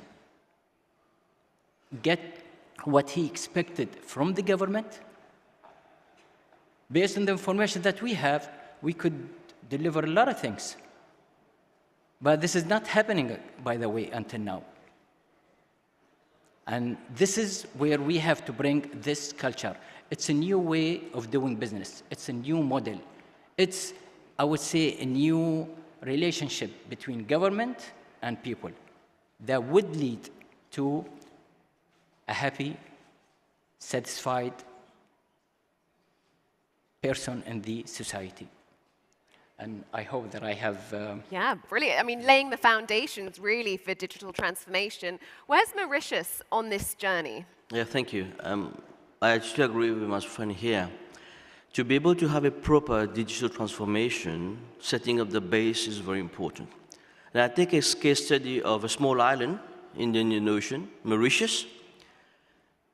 We have embarked on our digital journey, and our objective here is to make Mauritius become the digital hub for Africa. And for that to happen, we've started to fiber the whole island. So Mauritius is 100% fibered. So I'll give an example. If you want to build a house, you need to have a strong base. And then you can build floor 1, floor 2, floor 3, and you go up to a big building. Same situation we take from Mauritius. So we fibered the whole island. We bring in connectivity, as you rightly said. We are connected to internet 99% the whole country. But then what is important today is how do you access and make your people access connectivity. We have a mobile connectivity and mobile penetration of 157%. Of a population of 1.2 million, there are 2 million mobile phones, so more mobile phones than people in our country. That gives you an indication that people are connected, and through connectivity, through digitalization, and through a proper ICT ecosystem, you could do lots of advancement in terms of technology. We've launched 5G services already in the country, and with all these initiatives we have taken, we are embarking into a very strong digital transformation for the country. I'll give you an example. New technologies, emerging tech, is the future. We brought in a new law in Parliament to bring in a new institution, legally bounded, so that we could invest and we could venture into emerging tech. So it shows you we have the government who is there to support, the full support of government, but at the same time, it's the connection between the support of government, but the interest of people also, so that all together you could really bring a digital transformation of the country. In recent years, the pandemic was really a test for governments, I feel, as to how far along the journey they were in terms of digitization, digital transformation. How did the UAE fare when suddenly the world locks down and everyone has to move online? Okay. Believe it or not, we were ready for it, although we never knew about it. 2012, we started the e-learning project, converting all public schools into e-learning system. We built the capacity of the students, how to use the tablets, get their homeworks and everything from the network. We've upskilled the faculty, teachers, the parents. By the time 2020 hit, and I remember 8th of March, 2020, students, 1 million students were supposed to go back to school. In fact, they attended the school from home. Again, we have connectivity. UAE, for the consecutive 6 years, we are #1 fiber to home worldwide. They've completed their academic year, they've took the test online, and they started the new academic year in September. The preparation started 2012. 2020, it was easy for them. By the way, the universities did not do that, and really they faced problem, especially the faculty. They are not really acquainted on teaching online. 2013, His Highness the Prime Minister, Vice President and Prime Minister Sheikh Mohammed bin Rashid, he announced all the services, I want them to be available on the mobile phones. Within 24 months, we've transformed 96% of all government services available on the phone, 24 hours. You can do the services. When it came the lockdown and we had to sit at home, we never get bored. We got the entertainment, we got the IPTV, fiber is there, we've got the internet. I can do my work. I could do my study. I'm at home. Never felt bored. And that is the decision making, or let's say the leadership that support and have the vision that we have to really be anticipating what might come. We have to take the risk, and that is important, and we've seen what happened during 2020. If we hadn't done what we have done, then we would have been like the others. They even passed all the students without taking an exam. They sat at home, they could not work, they could not. And I get even calls from some of the countries. How did he do it? I said, it's not just setting a network, but it has to do also teaching the people how to deal with these services and equipment. it's being proactive rather than just relying on being reactive, I suppose. 96% of services. How does Mauritius fare on that front? I would say that COVID-19 pandemic, in fact, increased and accelerated digital transformation of the country. I take the case of Mauritius. When we had our first lockdown, we didn't know what is it, what to do. Essential services have to operate. Some people have to go to work. So we devised internally a very important app that we call Be Safe Maurice app, where on that app, accessible to all citizens, they could apply to get a special traveling permit online, on the spot you get it, and they could use that app to move around. Only those who are allowed were given the app, and it could have been checked with the police on the road and so on. So that facilitated smooth transition within the lockdown. Those who were allowed to go out, get the permit, and they could get out. So we had to innovate and adapt to the situation and to be able to handle the pandemic. Secondly, all the students are at school. So the national channel, which is the Mauritius Broadcasting Channel, we started doing all online courses on TV for students. So the teacher would intervene, they would take the lessons online and send by email. That would be keep them continue learning. So as most of the countries, COVID-19 accelerated the digital transformation. Because now you want to buy something, how do you do that?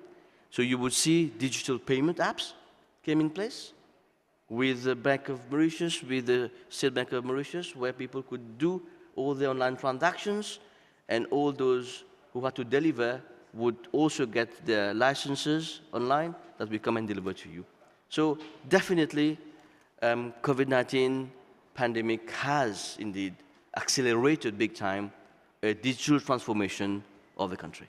In fact, one of the keynote speakers yesterday, the CEO of Arthur D. Little, said that the pandemic had accelerated digital transformation by 7 years in some cases, which is fairly extraordinary. The thing about transformation, Your Excellency, is, well, it takes a lot of time. I'm not sure it's ever finished. No, that's okay. And I know that you're very passionate about the power and the potential of what you could do with all the data that's created. Let me give you an example. Are you getting an awareness messages of your behavior or your lifestyle, how you are living? Yeah. Would that really impact your health?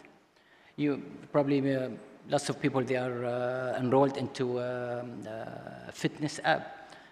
It tells them how many steps they have walking, calories, and all of that. But it never tells you, look, with this lifestyle, you may end up with this disease. By the way, as a government, we provide health care, and if we take care of the society, of the residents, then we'll be saving ourselves a lot of money. We could do this. We've got the information. Why can't also be, we have our own apps, and this got nothing to do with privacy, by the way. It's up to you to enroll and allow the government to see how your lifestyle is going, and then we can give you advice. I don't want you to get sick and come to me. I want to be proactive. And this is easily can be done.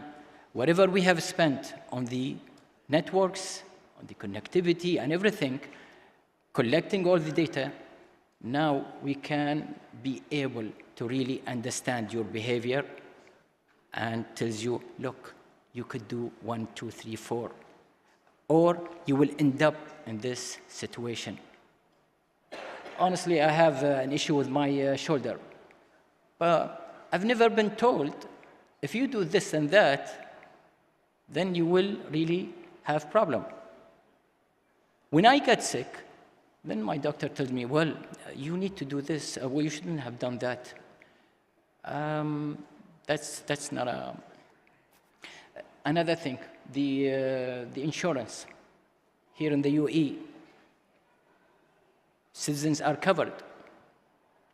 But if I be able to interact with them and give them these tips, they don't need to go to the hospitals or even suffer from diseases. We could really make a lot of savings on this. That's an example of what we really could make from the data. Again, it is the responsibility of the government to understand the society and make them happy and satisfied based on the information that we have. And we have a lot, honestly. That's extraordinary. I mean, yeah, there is so much data available in terms of health. And here in Dubai, I actually got my genome sequenced last month. I mean, it's incredible the power of technology when it comes to healthcare. Let me tell you about the private sector.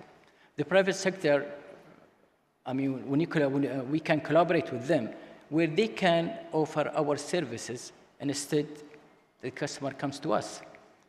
It's only an API that I allow them to access to it. And we've done it with Amazon, with the Amazon and tax authority. They can validate their agents from the tax identification number available with the authority. Now, that agent does not need to go to the tax authority or Amazon, go and ask. They can just have it pulled because the API is available. I can allow the other entity or the private sectors to offer the service. If you buy a new car, they get it registered and everything, fees paid, and give you the registration. You don't have to come to the government to do that because we allow them the access to the information that we have. Minister, I'm going to end with you. If you take a really long view, use your crystal ball, where would you like to see digital transformation end or bring Mauritius into? Yeah, I mean, there's a few things that we need to see here. When we are looking for the future, definitely we have to adopt emerging technologies. Today, AI is playing and will play a very big role in our life, talking about blockchain, big data, cloud computing, and you just name it. So how do a country handle this, I would say, avalanche of technologies coming into the future? Our life will be changed with all this technology. And make no mistake, and we have to tell it bluntly, jobs will be lost because what somebody is doing today can be done tomorrow with all these technologies, AI, robotics, and so on. So how do you handle all the situation for the future? It has to start, you know, we have the curriculum in all the countries in the world with the STEM, the science, tech, engineering, maths. And I think we have to add 2 more words into it. And instead of having STEM now, we should have STEMI, add innovation and entrepreneurship at the end of it. Because one needs to innovate and one needs to be in entrepreneurship to be able to at least tackle the future. Because if a country doesn't innovate and stay as it is, it will be very difficult to face the challenges ahead with the advent of all these new technologies for the future. Because technology is disruptive. And I think it's fantastic that you take that view, that that's something to tackle at the same time as embracing innovation. We are out of time. Thank you, gentlemen. Yeah. I could have kept going again for another hour. Can we have another day? Thank you. And that brings the end to the sessions this morning. Thank you very much, everyone, for being here. I hope it was illuminating. It certainly was for me.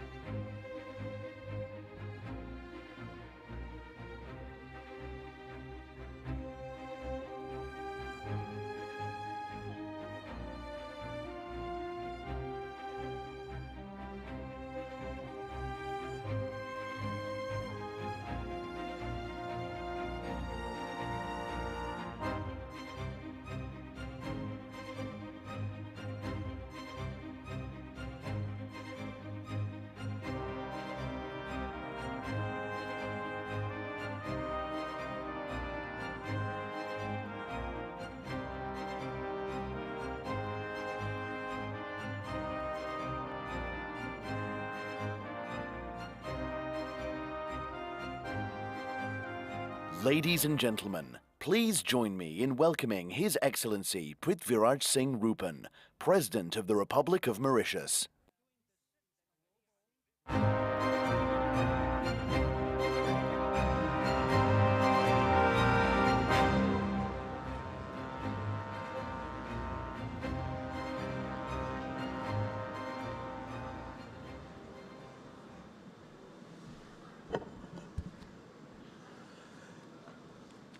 Your Highnesses, Excellencies, distinguished guests, salam and greetings to all of you. I am really honored and privileged to join you all in this year's World Government Summit under the theme Shaping Future Governments. Allow me, at the outset, to express my profound appreciation to the government of the United Arab Emirates and the leadership of Dubai for their invitation, their warm welcome and hospitality. As ever, I remain impressed by the incredible achievements that the whole region, especially the UAE, has accomplished in so little time. In fact, I feel most grateful to connect and interact with all of you, express in my own way the challenges lying ahead, but most importantly, learn from each other, share our own experience. Though my intervention will be brief, I'll try to set the tone, and I know that other distinguished speakers will join in to further elaborate. First, ladies and gentlemen, may I also take this opportunity to express, on behalf of the Republic of Mauritius, our sympathy and solidarity to the governments and people of Turkey and Syria following the devastating earthquake which hit last week and caused thousands of victims. Our thoughts and prayers are with our brothers and sisters of Turkey and Syria, and may the Almighty give them fortitude and solace to bear these painful moments. Ladies and gentlemen, natural disasters are unfortunately now becoming a real human tragedy. Unfortunately, far too common, essentially due to climate change. Rise in temperature, the polar shields melting, extreme weather conditions, torrid heat waves, massive floodings, severe droughts, are just to name a few. And climate change, in fact, will remain one of the main challenges government of all countries, whether advanced or developing, will have to face now and in the future to come. In fact, what is at stake is a very foundation of our present civilization. We are faced with a ticking time bomb which nobody can ignore. It is an existential threat for millions in all regions of the world. Let me be candid. During the last few years, at least, there is consensus that there is a real problem. We generally agree that measures should be taken. We know what we should all do. There is no time for dilly-dallying. In the face of those challenges, we need concerted actions, bold and concrete measures now. It is also imperative that proper mechanisms be designed so that countries the most vulnerable, especially small island developing states, the African continent, among others, get access to technical and financial assistance in a timely manner to implement projects for adaptation and mitigation. My earnest hope is that under the leadership of the UAE, when we all meet here during the course of this year, things really start to move. Another ongoing challenge, ladies and gentlemen,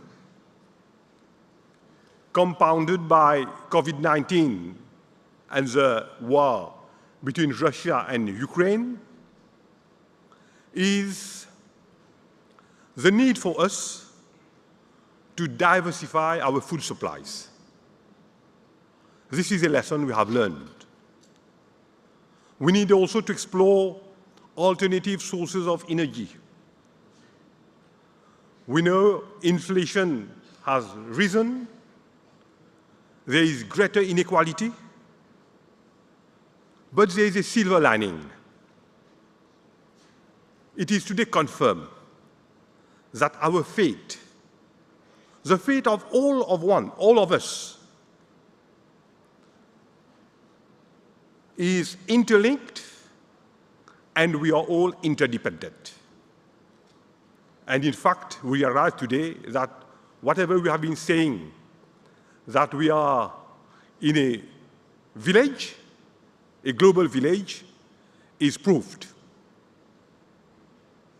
And it is for us, together, to try to find solutions to those challenges. The African continent can be part of the solution. The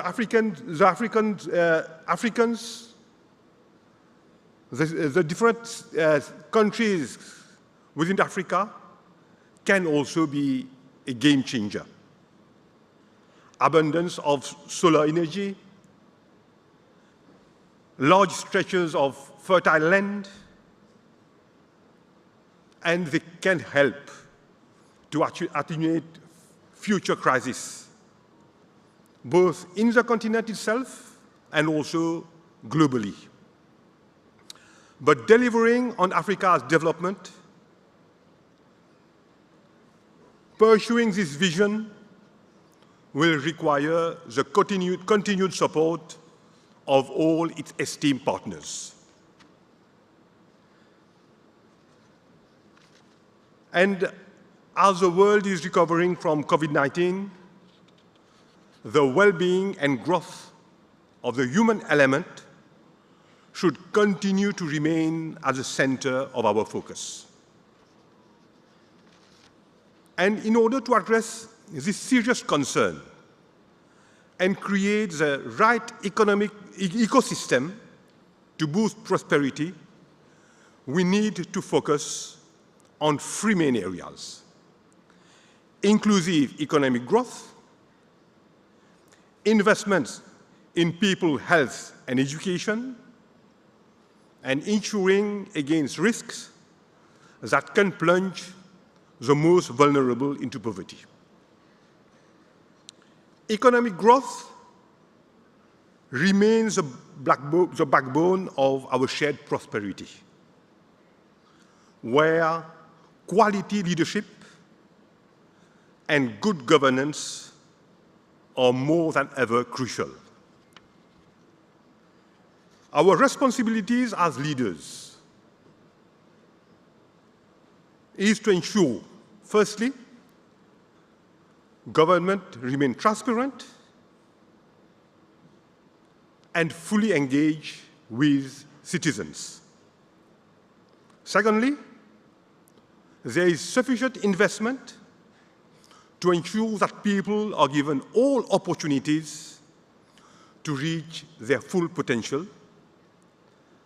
And lastly, proper business environments are created to encourage innovation and competition with government and private sectors working in tandem for a sustainable economic growth. One last challenge, ladies and gentlemen, over which I wish to highlight this afternoon is regarding technology. The world today is increasingly connected digitally. The take-up of the internet since mid-90s has now become transactional. Further technological breakthrough in terms of fintech, blockchain, etc. We cannot ignore, and in fact, we acknowledge that those technologies have proved most useful during the COVID-19 pandemic. And in fact, the use of all those technologies have been accelerated, and we are grateful that we did have all those technologies. And this helped to a certain extent that countries kept moving. In the same vein, we had the dazzling rise of multinational corporations, the creation of social media.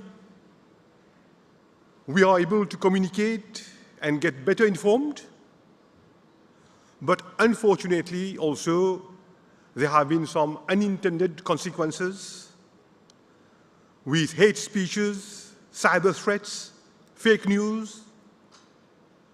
But today, Excellencies, ladies and gentlemen, we are at the dawn of the birth of another virtual creature, the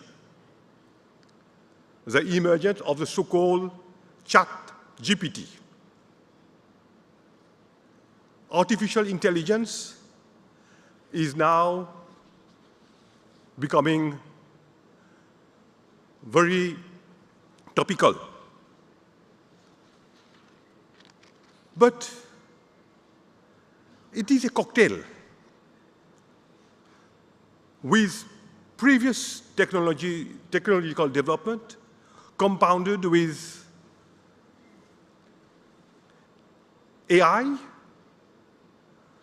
The whole landscape is going to be transformed. Economically, socially, politically, there will be an overhaul of all those fabrics. We should also accept that the cyberspace is going invariably to be more and more present in all areas of our daily life. But do we sufficiently know and understand the whole ecosystem? Should we not be proactive?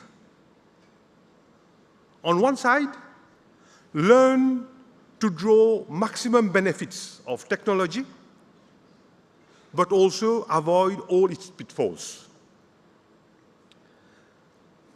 Therefore, it is my earnest wish that we all get engaged in a profound reflection. All of us, world leaders in our own rights, in different fields, let us work together, chart out the necessary regulatory and legislative safeguards, frameworks, and check and balances which need to be put into place. In fact, we have been overwhelmed since the last 20 years. We were taken perhaps by surprise.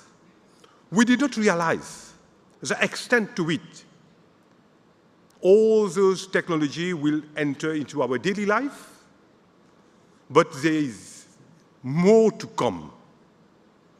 We are now in a virtual and a physical world interacting constantly.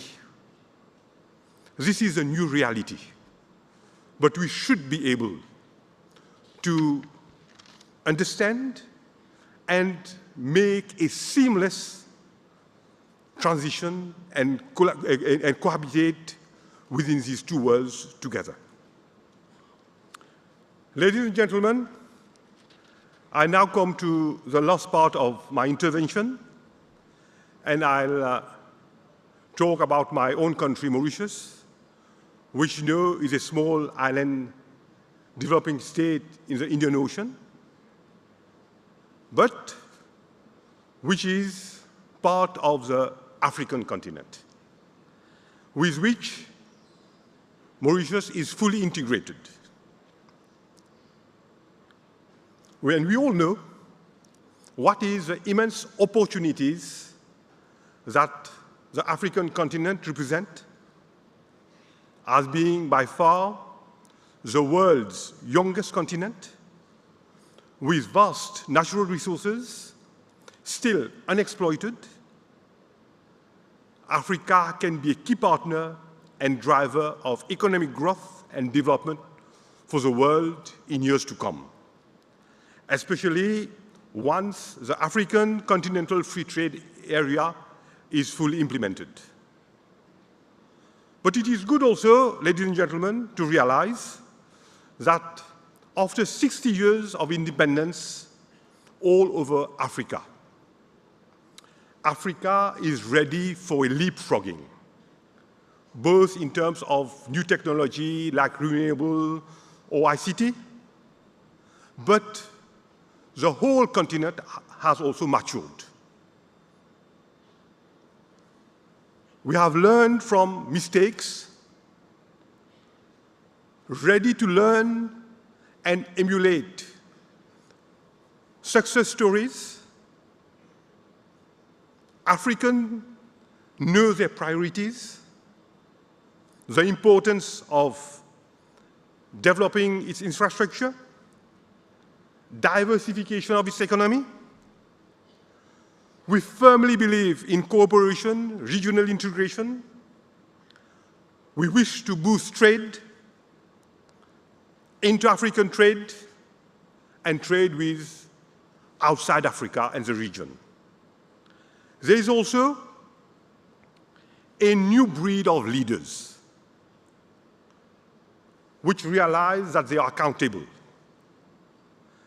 and realize that we are no more in an era of instability and impunity. And I have got great hope for the whole continent. And as I said, Mauritius is just part of this continent. Mauritius has had its independence. We are celebrating this year 55 years of independence. We are blessed that we have had all throughout political stability. And our stability, ladies and gentlemen, is not based on individuals. Individuals may come and go, but our stability is based on a strong institution. We believe in good governance, respect for fundamental rights, and we have always espoused a high degree of openness and pragmatism. In terms of our attitude and culture, our policy, our economic strategy, and our diplomacy. And because of our history, we enjoy a strategic position as a crossroad of Africa and Asia. Some time back, we signed a comprehensive economic cooperation partnership agreement, the SECPA, with India. A free trade agreement has already been signed with China. We are presently negotiating one with the UAE. And our transformative journey is ongoing. We wish to embrace innovation-driven industries, robotic AI, at the same time pharmaceuticals. We have also developed our financial center, which is fully compliant with all the recommendations. And we aspire to become a hub and an international player where anyone can aspire for security, stability, good governance, and high value addition. And of course, we welcome and invite financial investment and encourage investors to use Mauritius as a platform to invest in Africa. Ladies and gentlemen, excellencies, I wish now to end by once again congratulating all the leadership of UAE for their vision to create the proper ecosystem and helping in enhancing the ability of governments to implement sustainable development strategies in order to shape a better future for mankind. This summit provides an opportunity for all enlightened leaders to share experience and to help in achieving higher standards of living and well-being for our population. We need concerted action. We all should look in the same direction, collaborate, develop consensus, understand and try to better know each other, understand that we may have different aspirations, but ultimately work for our common good. With these few words, ladies and gentlemen, I wish you all well. I wish also the World Government Summit 2023 fruitful deliberation, and I thank you all for your kind attention. Thank you.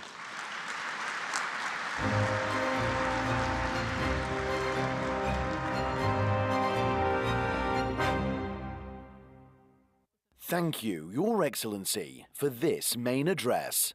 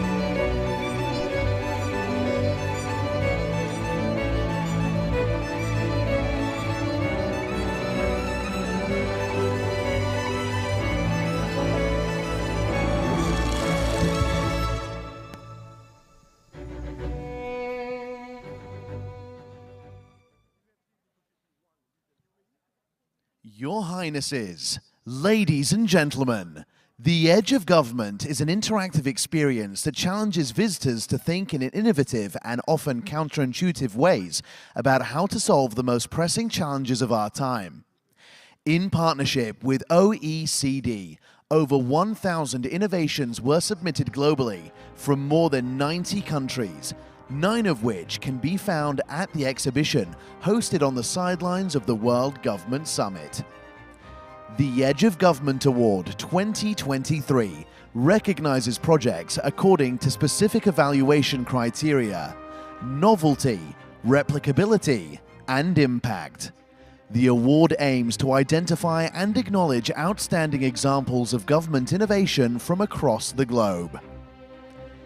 To announce the winner of the Edge of Government Award, I would like to invite His Highness Sheikh Saif bin Zayed Al Nahyan, Deputy Prime Minister and Minister of Interior, to award the winner.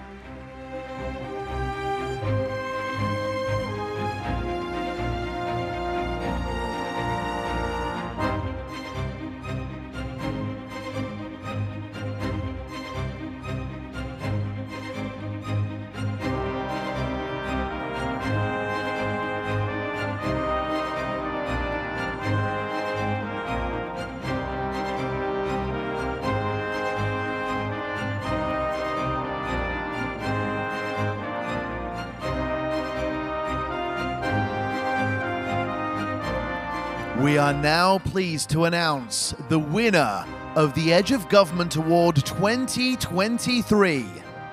And the winner is Open Fisca! Open Fisca is an open source application from the government of France. It gives insights into the estimated impact of law reforms using machine-readable code.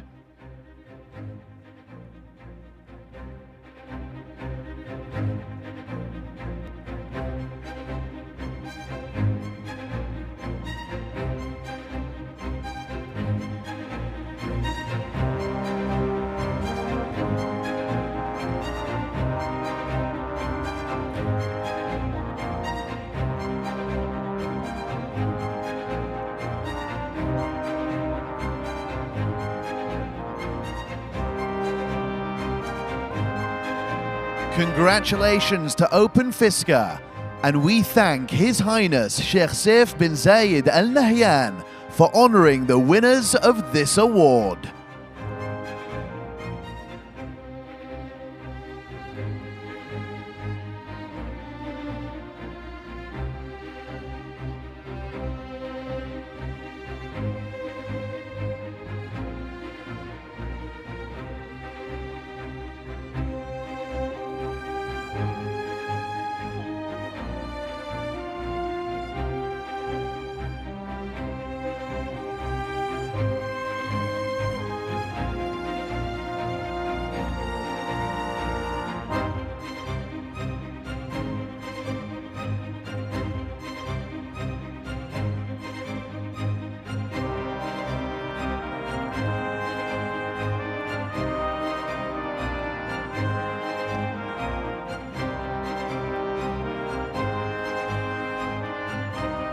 Your Excellencies, ladies and gentlemen, our next session is titled The Roadmap COP28, Prioritizing Action, with Dr. Sultan Ahmed Al-Jaber, President-Designate of COP28.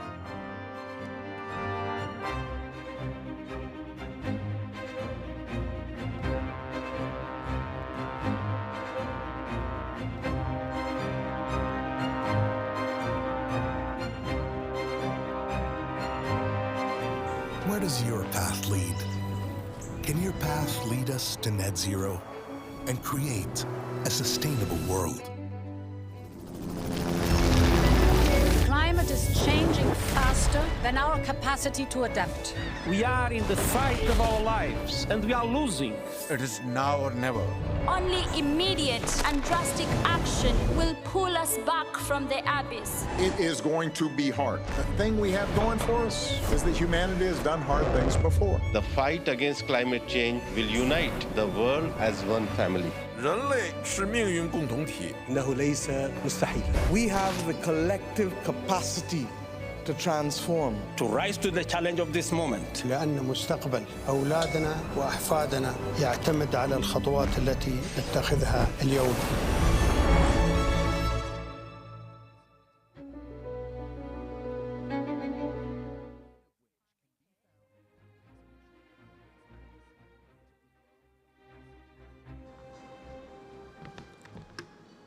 Your Highnesses, Your Excellencies, distinguished guests, ladies and gentlemen, Assalamu alaikum and good afternoon.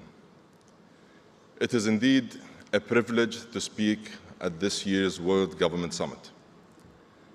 For 10 years, this summit has brought together the best minds from every continent and every discipline to share ideas and help governments create a better future for humanity.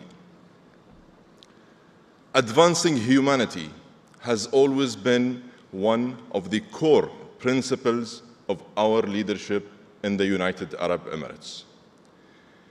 8 years ago, on this same stage, His Highness Sheikh Mohammed bin Zayed Al Nahyan, President of the United Arab Emirates, made a bold prediction about the future when he said, if we make the right investments today, there will come a time when the UAE would celebrate the last barrel of oil.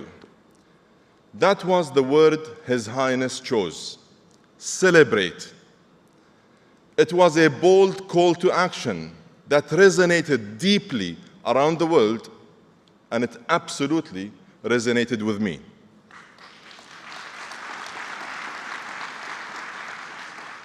The UAE has always made progress by getting ahead of the future.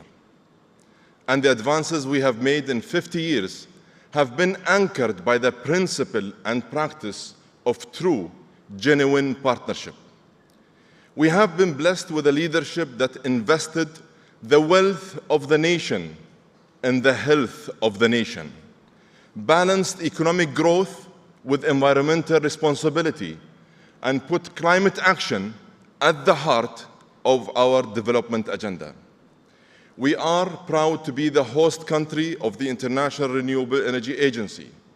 We were the first country in our region to commit to the Paris Agreement and the first in the region to submit a nationally determined contribution and the first to set out a roadmap to net zero. We have chosen to face global challenges head-on, adopting a positive mindset and working on solutions in the pursuit of progress with like-minded partners. It is this mindset that we will bring as hosts of COP28. The UAE approaches this task with humility, a clear sense of responsibility, and a great sense of urgency. COP28 will have special significance as it marks the first global stocktake, a comprehensive assessment of progress against the goals and objectives of the Paris Climate Agreement. And we don't need to wait for the stocktake to find out what it will actually say. We already know that we are way off track.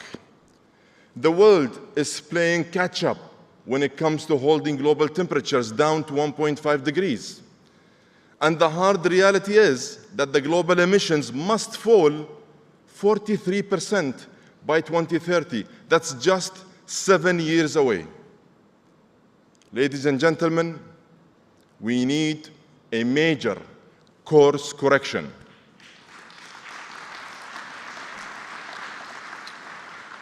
The current approaches we have been using come from a different era, a completely different era. Some are no longer even fit for purpose.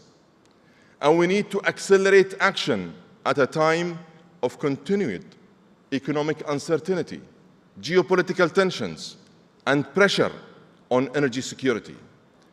We have to transform entire industrial systems that still rely and run on the energies of the first industrial revolution.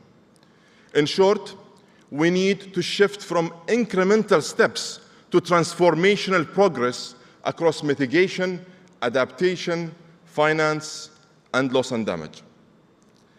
On mitigation, we need to triple renewable energy capacity, double hydrogen production, expand nuclear power, improve battery storage, and if we're serious about capturing emissions, we must scale up and commercialize carbon capture technologies. Artificial intelligence is a critical success factor in the way forward. All of this while minimizing the carbon intensity of the energy we use today. We also need to transform our food and agriculture systems that account for 1/3 of global emissions. And one of the most critical enablers to bridge from goals to actually getting it done is capital. In fact, I mean lots of capital. And we must make sure that this capital is available, accessible, and affordable. We need to ramp up investments across every area of decarbonization, and we should view these investments as a true opportunity rather than a burden. In fact, economists estimate that decarbonizing industry, the energy sector, power generation, transportation, and food systems could create an additional $12 trillion in economic value by 2030.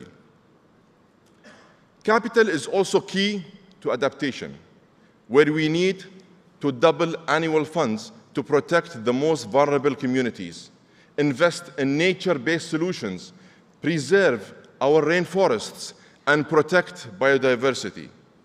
And capital is critical to make the Loss and Damage Fund real and operational. And it is the key to a fair deal on climate finance for the Global South. The international community must follow through on pledges made over a decade ago.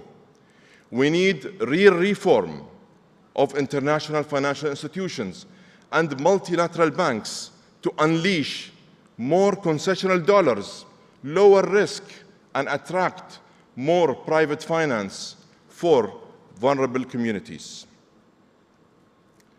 Ladies and gentlemen, the COP28 presidency views that addressing the climate challenge represents the greatest opportunity for inclusive growth and prosperity since the first industrial revolution. And the key word here is inclusive. The strategies we pursue must leave no one behind. The policies we adopt must be pro-growth and pro-climate at the same time. We must enable an energy transition that includes the 800 million people who are excluded from access to energy today. And we must urgently address the needs of the 2.6 billion people who have no access whatsoever to clean water. We must eliminate energy and water poverty while keeping 1.5 alive. And we must cater for a world that will be home to an additional 2 billion people by 2050. In short, we need to hold back emissions, not progress. As COP28 President, I will lay out a roadmap for COP28 that is inclusive, and I mean inclusive, results-oriented, and I promise, very far from being business as usual. Working alongside my colleagues, Her Excellency Sham Al-Mazrou'i the Youth Climate Champion, and Her Excellency Razan Limbarak, the high-level champion, and the whole COP28 UAE team, we will mobilize every segment of society. We will capitalize on our experience and our network of partners to engage with governments, civil society, youth, and the financial community, and industry, and technology companies. Never before have we been able to use technology to help us scale and level up our innovations to achieve real impact and deliver tangible results. Artificial intelligence is reinventing the relationship between people and machines. It is making industrial processes faster and smarter, and it is making energy much more efficient and much cleaner. We have an unprecedented opportunity to engage the energy industry in a technological revolution that gets us to a climate-positive future. And yes, it is in our common interest to have the energy industry working hand in hand and alongside everyone on the solutions that the world needs today. This is just logical and makes perfect sense.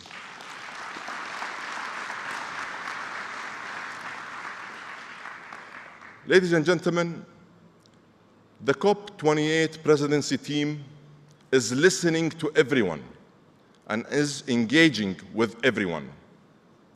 Developed countries and the global south, the business community and civil society, academics and engineers, women and youth. And it is only through this inclusive, open, constructive, and positive engagement that we will be able to achieve the breakthroughs we collectively need. We all remember COP21 in Paris for united governments in agreement.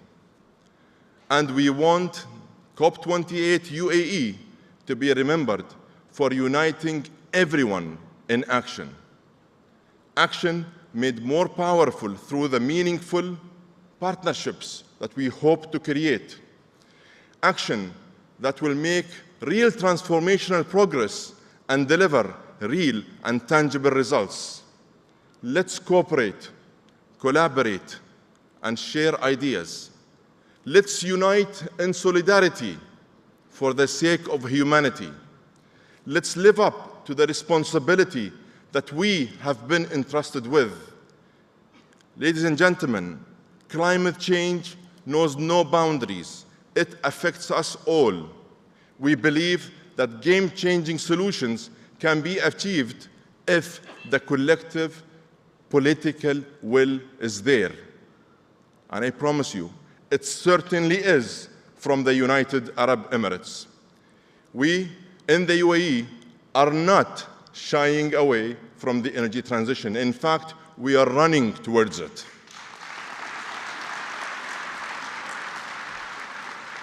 There are moments in history when humanity comes together to fight a common threat.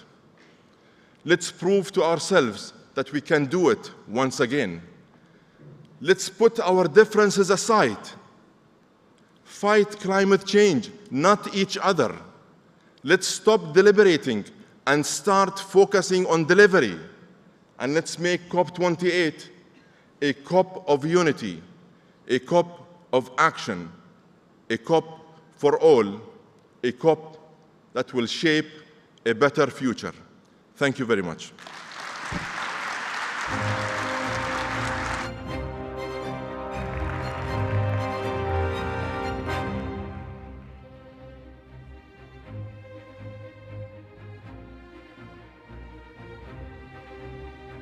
Ladies and gentlemen, our next session is titled, How Intellectual Property Can Level the Economic Playing Field. Please join me in welcoming His Excellency Darren Tang, Director General of the World Intellectual Property Organization.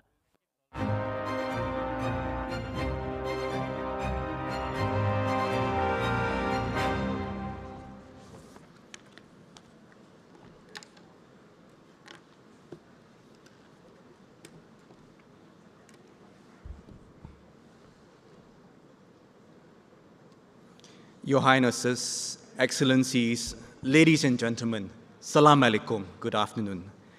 It is a great pleasure to be at the World Government Summit. Let me begin by congratulating the UAE on the 10th anniversary of this important global forum, and to thank the organizers for this opportunity to address this esteemed audience. The father of the UAE, His Highness Sheikh Zayed, once said that the real spirit behind progress is the human spirit. This spirit is also the spirit of innovation and creativity.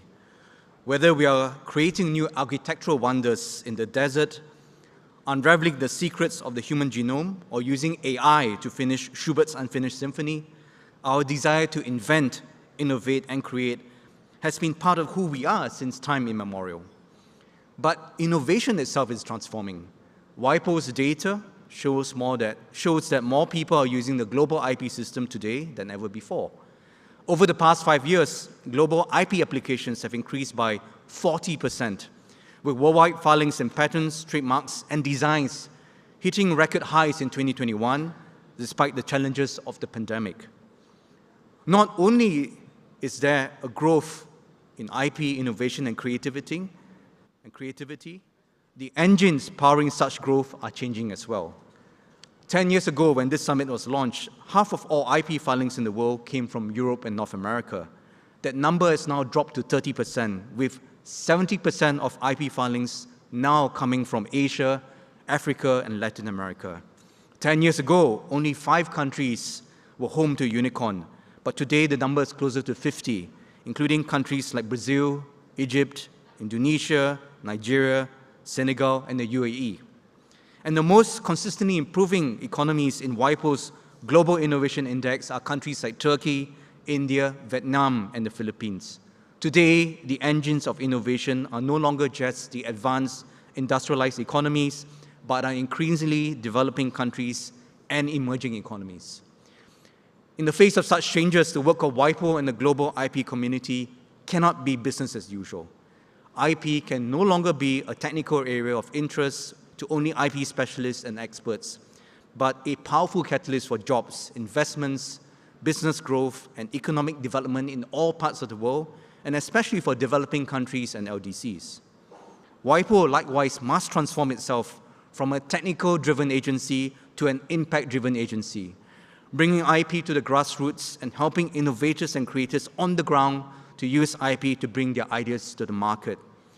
To achieve this, let me highlight 3 key areas for our collective work ahead. First, we need to demystify IP and help laypersons, business owners, entrepreneurs, researchers, artists, designers, and creators, and those on the ground to acquire practical IP skills and use it as part of their toolkit for success.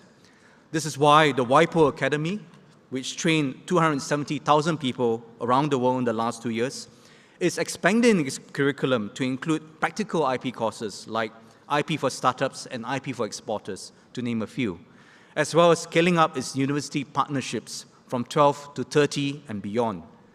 But to build a culture of respect and love and confidence and innovation, we need to start earlier to reach out to those at the primary, secondary, and high school levels. We should give our children the opportunity to innovate through problem solving early on in life, and to encourage them to form innovation clubs in high school. In this way, we can allow them to apply the knowledge they are acquiring in school to the daily challenges they encounter, and ultimately break the mindset that innovation can only happen in the most advanced economies. Second, we need to build a more inclusive global IP ecosystem that reaches out more strongly to those that have been traditionally underserved, in particular, women, youth, and small and medium enterprises. To make this happen, we are innovating the way we support our member states and moving away from just seminars and workshops to create projects that allow visible impact to be seen at the ground level. For example, we recently launched our first project for women entrepreneurs in the Arab region, where we are mentoring 35 female entrepreneurs from the Petra region in Jordan over an 11-month period to use IP to market, brand, and package their products, as well as to register a collective trademark around the slogan, Made in Petra. 99 other projects are underway, similar projects are underway all over the world. With the UAE, we're exploring 2 exciting initiatives. First, we'd like to support local communities to not only use IP to protect their heritage products and artisanal crafts, but to blend different types of IP in order that these products are marketed and positioned for the right niches in new markets. Second, given the dynamism of the financial services sector in this country, we're looking to support the development of IP financing so that entrepreneurs in UAE can use their IP and other intangible assets as collateral to secure financing for business growth. In this way, IP will not just be a business asset, but also a financial asset. Finally, IP must support the world in addressing global challenges. We have just heard from the President-designate of COP28, His Excellency Dr. Sultan Al-Jaber, that addressing climate change requires innovative and creative solutions. The global IP ecosystem needs to step up to support this. One way we are doing this is through our online platform, WIPO Green, which is WIPO's global technology matching platform for climate change-related technologies. WIPO Green has grown to cover nearly 130,000 technologies from over 150 countries, and we will continue to support member states to speed up the deployment and division of these technologies on the ground. Another initiative we have taken is to launch a COVID-19 support package last year. In all, 40 countries have already tapped on this package to help them address IP and health issues. And this package has allowed us to deliver a range of tailored support, including tech transfer workshops in Algeria and Uganda, and the WIPO South Africa Summer School on IP and tech transfer. But complex challenges cannot be solved by any one agency acting alone. This is why we have partnered with the World Health Organization and the World Trade Organization to pool our expertise in innovation, health, and trade to offer member states a more complete package of support in the face of the pandemic. In a fast-moving world, partnerships between countries, across international agencies, as well as with industry and civil society, will be key to addressing common challenges and building a more sustainable world. Excellencies, ladies and gentlemen, the resources of our earth are limited, but the resources of our mind are limitless. WIPO will work with all member states and with all of you to harness the power of our ingenuity, invention, and creativity for the benefit of everyone. We invite you to join us on this exciting transformation of the global IP ecosystem, and we look forward to working with all of you. Thank you very much.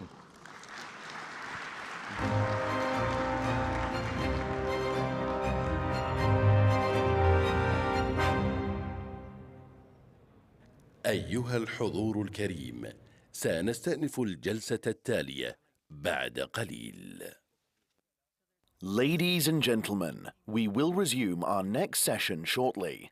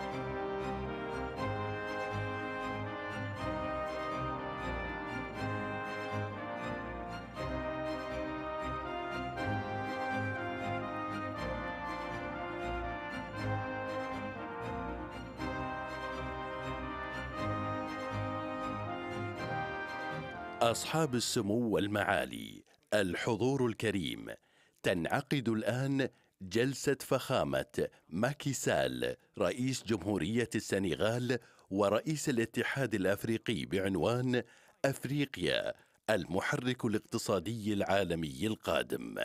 تحاوره إليني جوكوس من CNN.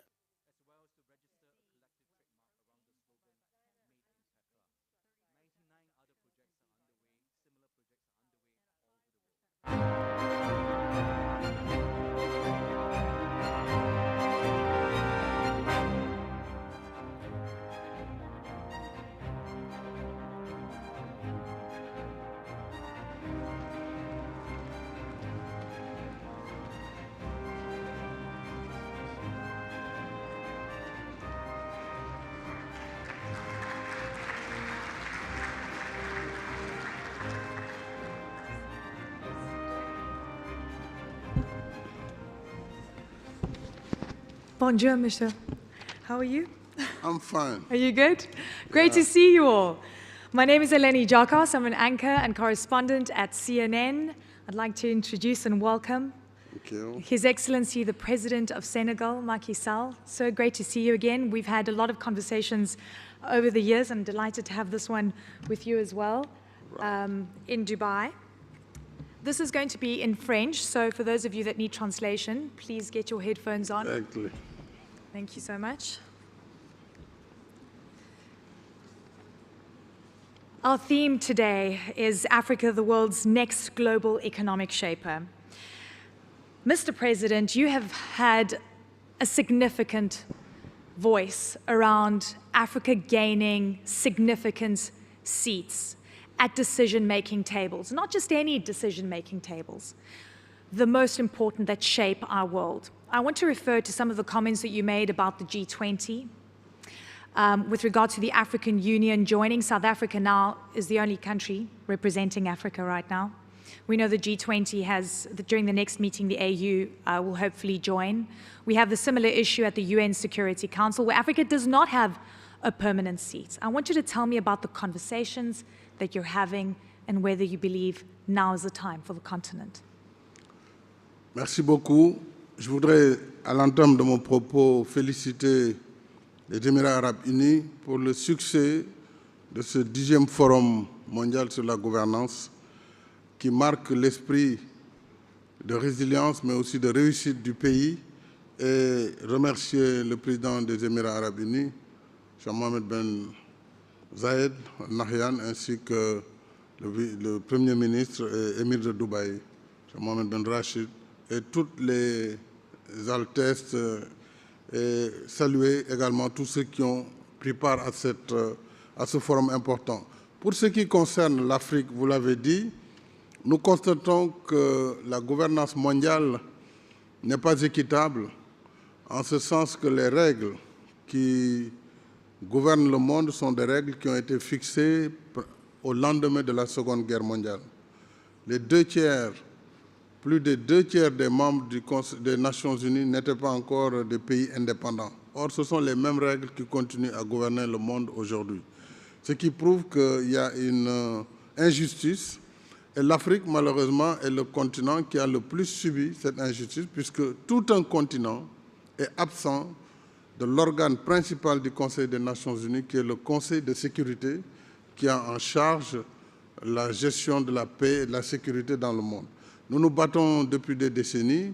De la même façon, nous nous battons pour également changer les règles des institutions de Bretton Woods, le Fonds monétaire, la Banque mondiale, et nous nous battons aussi pour que l'Afrique soit présente en qualité de membre permanent dans le G20. Et ce combat, je l'ai mené avec l'Union africaine à partir de l'année dernière, grâce quand même à la sensibilité des pays membres du G20. Ils ont accepté pour l'essentiel ils ont accepté la candidature de l'Afrique qui sera donc portée et validée lors du prochain G20 en Inde. Et les grands pays du G20, les 5 membres permanents déjà ont donné leur soutien actif à l'Afrique et l'ont rendu public, plus donc ces 5 membres permanents, on les connaît, il y a la Chine, dans l'ordre chronologique, la France, les États-Unis, le Royaume-Uni, et donc le 5e pays, c'est aussi, il ne faut pas que j'en oublie, hein, États-Unis, France, UK, Chine et Russie. Ces pays ont soutenu plus 5 autres pays membres majeurs du G20, dont l'Arabie saoudite, la Turquie, le Japon et l'Union européenne à travers le Conseil européen. Donc il nous reste à obtenir le soutien d'autres membres, mais ce sera acté. Mais le combat continue sur le Conseil de sécurité et sur les institutions de Bretton Woods. Donc l'Afrique, continent qui doit prendre une part importante dans le concert des nations, doit aussi avoir sa part réelle dans les prises de décision. Thank you very much for that, Mr. President. Because we have 10 minutes, we have to completely rush into the big topics. And I want to talk about the power access that could be changing and shifting. I think it is very well known that most of African countries chose to remain neutral with regards to the Russian war in Ukraine, and there's a lot of talk around the criticism that followed that, specifically from the West and the United States. What is your stance at this point in time around the shifts in power and where Africa is going to settle with regards to what we're seeing? Because there's a lot of concern, there's going to be global polarization. Perhaps that is already playing out. Oui, c'est toujours le même problème. Vous voyez bien que la guerre en Ukraine a entraîné des positions différentes et diverses dans le monde. Mais on s'attarde toujours sur la position africaine. Or, cette position, elle est simple. L'Afrique veut la paix. L'Afrique est pour la paix. Et donc, l'Afrique n'a pas à s'aligner ni avec la Russie, ni avec l'Ukraine. C'est ça qui a été notre position dès le départ. Notre position, c'est que la guerre est mauvaise. Nous le savons sur le continent, nous avons vécu des guerres.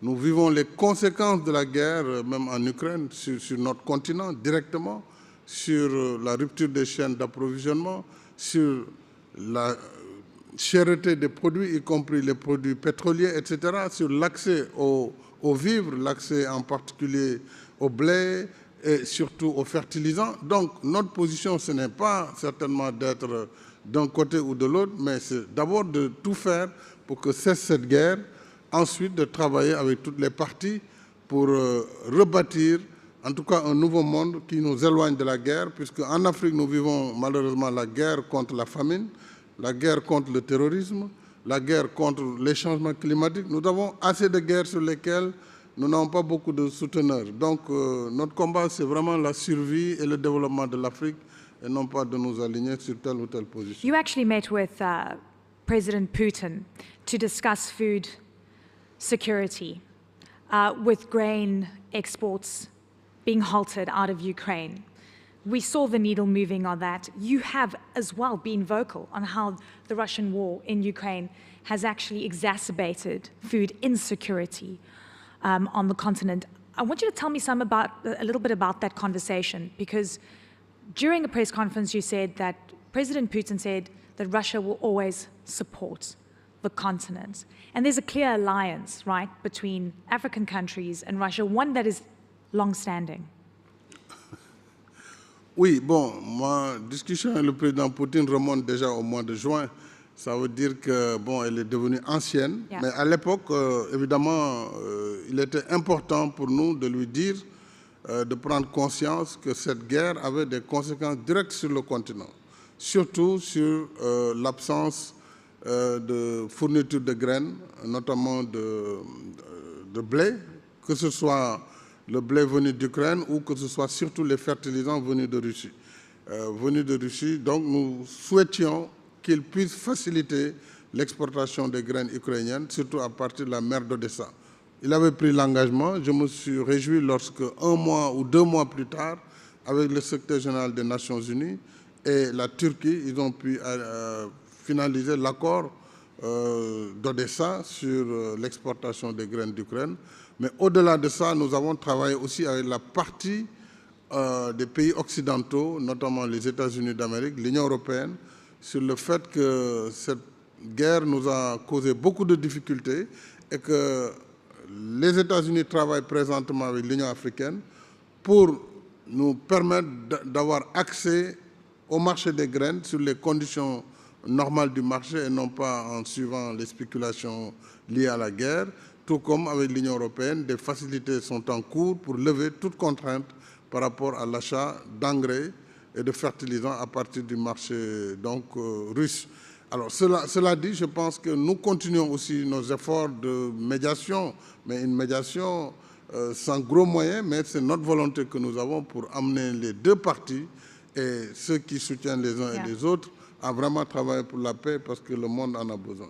Mais aujourd'hui, nous sommes sur un schéma de sécurité alimentaire avec les États-Unis d'une part, mais l'Afrique elle-même s'organise pour produire davantage. Et nous venons de faire une grande rencontre à Dakar, Feed Africa, Nourrir l'Afrique et la résilience, et nous avons mobilisé 32 milliards de dollars, 32 billions, pour justement, dans un délai de 5 ans, rendre l'Afrique autonome en matière de céréalière.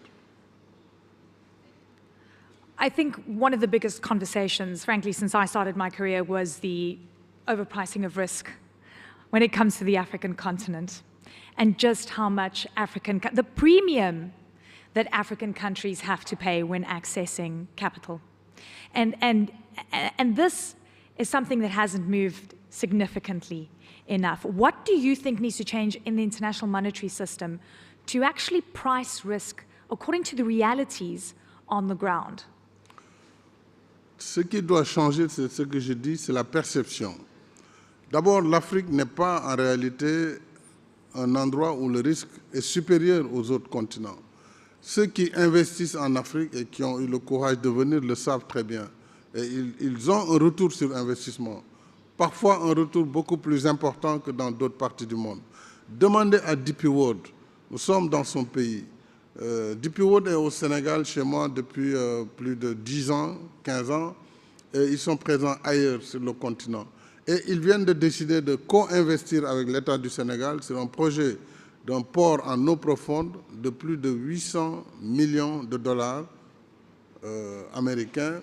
Et il y a d'autres sociétés qui sont sur place. Mais ce qui renchérit l'investissement en Afrique et rend la destination chère, ce sont les notations sur les pays, sur le risque des pays. Alors, les gens s'appuient plutôt sur des impressions et sur des perceptions de risque et notent l'Afrique comme un pays à risque. Ce qui fait que les assurances exigées qui doivent être couvertes rendent le crédit et l'investissement trop cher en Afrique. Et c'est ça notre combat, puisqu'en réalité, l'Afrique paye ses dettes, l'Afrique respecte ses engagements. Je ne vois pas pourquoi on doit nous noter toujours derrière tous les autres, alors que la réalité est autre. Donc, c'est le combat encore pour lequel nous nous battons pour être au G20, pour apporter la parole de l'Afrique sur ces agences de notation qui ne tiennent pas compte tellement de la réalité exacte du continent, mais qui sont toujours dans la perception. Parfois, c'est des questions même, j'allais dire, sociologiques ou linguistiques qui interviennent sur la notation. Mr. President, do you think the problem lies with the development institutions that are mispricing risk as well? Because we have seen a big shift, a big effort to create African developmental institutions that understand the continent better, they understand the metrics better, but they're not big enough in scale, right? That's the issue. Non, le problème, c'est la méthode. C'est-à-dire que ceux qui nous notent lorsqu'ils viennent, d'abord, voient même rarement les gouvernements. En général, on va voir la société civile, on va voir les acteurs qui ne sont pas des acteurs centraux pour prendre leur perception de leur propre gouvernance. Et c'est sur cette base que les notations sont faites. Alors ça, je pense que c'est peut-être utile, mais ce n'est pas le plus important dans un pays. Dans un pays, il faut aller vers l'économie réelle, vers les potentialités réelles, vers l'existant. Mais on ne peut pas noter simplement les pays parce qu'on pense qu'il n'y a pas assez de démocratie, ou bien parce que la société n'est pas assez ouverte, parce que les pays ne sont pas d'accord pour changer leur législation dans tel ou tel sens, alors qu'on doit respecter avant tout la souveraineté des États, on doit respecter la souveraineté des Africains, on doit juger l'Afrique sur ce qu'elle fait et non pas sur ce qu'eux pensent que l'Afrique fait.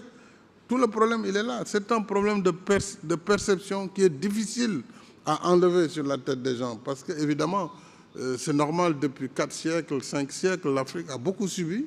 Et aujourd'hui, malgré ces efforts, on voit bien qu'il y a toujours des facteurs qui bloquent le décollage de l'Afrique, alors que l'Afrique a le potentiel, avec ses 30 millions de kilomètres carrés de superficie. Ces 65% des terres arables du monde sont en Afrique. Avec les fleuves que nous avons, avec la main-d'œuvre que nous avons, 1,4 milliard d'habitants, il est possible de développer du capital qui se fructifie pour le bénéfice des investisseurs et pour le bénéfice du continent. Donc, il faut juste une volonté politique majeure et évidemment une communication positive pour faire de l'Afrique une partie du monde où le business se fait et l'Afrique pourra jouer pleinement son rôle dans le concert des nations. Senegal will be producing its first oil and gas this year. Fantastic, congratulations. 2.5 million barrels of reserves, correct? I want to talk about this in the context of the climate agenda, because there is a disconnect between the developmental needs of the continent. The continent, by the way, is on a very hard push to industrialize, wanting to use its natural resources, and then you have the climate issue as a big threat. How are you going to balance those two?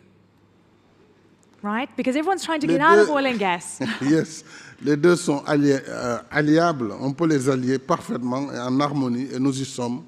Je suis heureux que le Sénégal puisse, à compter du dernier trimestre de l'année 2023, commencer sa production en gaz et en pétrole. Cela va évidemment apporter un changement dans l'économie du pays. Mais au-delà du Sénégal, je veux dire que l'Afrique s'est pleinement engagée pour le climat. Lors de la COP 21 à Paris, nous avons été vraiment les défenseurs de cet accord. Et nous travaillons pour que l'augmentation de la température de la planète soit maîtrisée. Et nous payons l'effort pour cela, puisque en Afrique, si je prends le cas du Sénégal, nous sommes aujourd'hui, au moment où je vous parle, à 31% de notre énergie, elle est renouvelable. 31%. Très peu de pays l'ont réalisé. Mais nous ne pouvons pas comprendre que malgré ces efforts, qu'on nous dise, à cause du climat, renoncer aux énergies fossiles. Alors que nous avons la moitié de la population africaine, précisément 600 millions d'Africains qui n'ont pas encore But it's an existential threat, right? It's a global existential threat. Oui, c'est un absolument. And you're going to increase your greenhouse gas emissions. D'abord, nous allons exploiter nos ressources naturelles pour l'accès universel à l'électricité, pour la compétitivité économique, mais au même moment, nous développons les énergies renouvelables, le solaire, l'éolienne, l'hydraulique. Nous le faisons et nous allons amplifier cela. C'est pourquoi nous disons pour l'Afrique, il faut une transition énergétique juste et équitable. Et nous travaillons avec certains partenaires pour un jet prix qui soit maîtrisé dans le temps. Donc, oui, faire encore du renouvelable, mais quand même utiliser nos ressources naturelles comme tout le monde l'a fait. D'ailleurs, ceux qui nous le disent, quand vous voyez bien, lorsque la guerre en Ukraine, sont toujours tous retournés au charbon, qui est l'énergie la plus polluante, sont tous retournés au fuel, donc aux énergies fossiles. Alors, donc, il ne faut pas qu'on nous dise, nous les Africains, non, attendez, le climat est là, donc renoncez à tout ça, et puis allez vous occuper d'énergie renouvelable. C'est un jeu qui ne peut pas prospérer. Mais déjà, comme je dis, nous travaillons vraiment pour une transition juste et équitable, pour un climat, mais d'abord, il faut qu'on valorise aussi notre pétrole, notre gaz, bien sûr, comme tout le monde l'a fait jusque-là. Mr. President, there is a heavy dose of reality when energy security is threatened. I think we've seen that playing out in Europe, and there's major hypocrisy. We've all witnessed it. Your Excellency, thank you very much for your time. Always a pleasure to see you. Pleasure. Thank you. And it's all time a pleasure. Thank you very much. We'll see you again very soon. Thank you. Your Excellencies, ladies and gentlemen, thanks for joining us.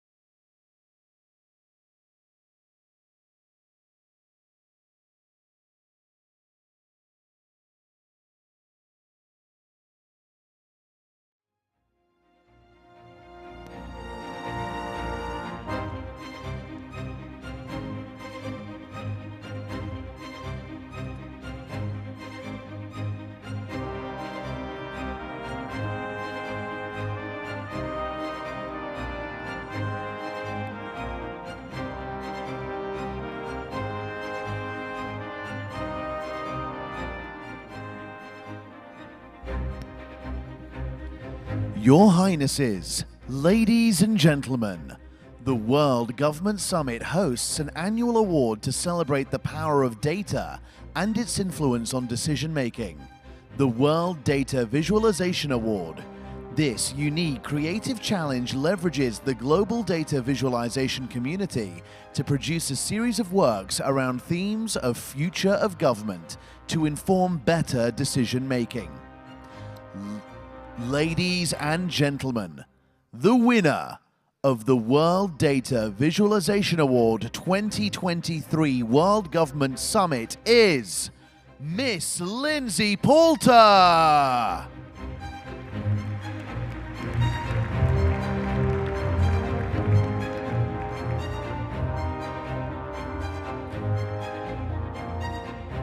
With that, we invite His Highness Sheikh Hamdan bin Mohammed bin Rashid Al Maktoum, Crown Prince of Dubai and Chairman of the Executive Council, to present the award to the winner.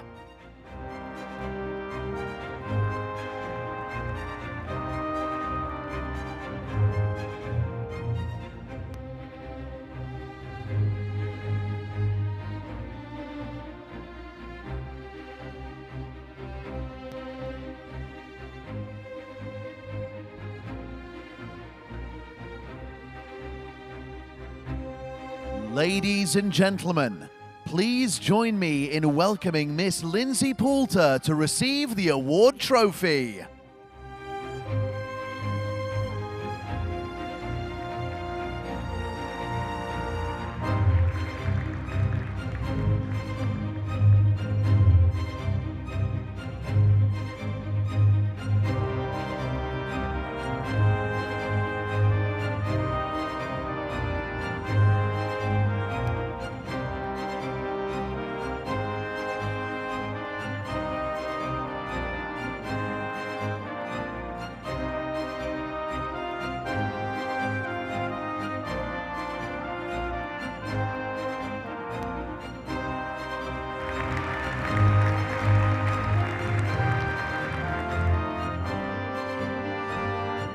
Congratulations to Miss Lindsay Poulter.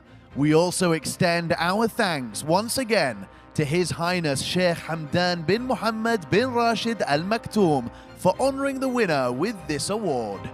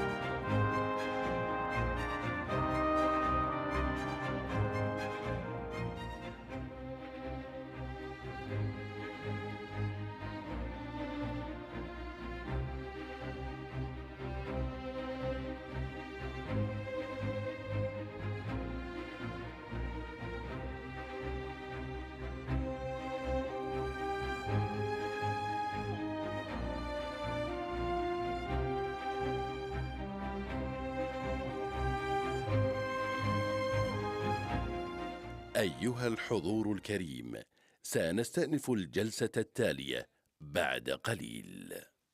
Ladies and gentlemen, we will resume our next session shortly.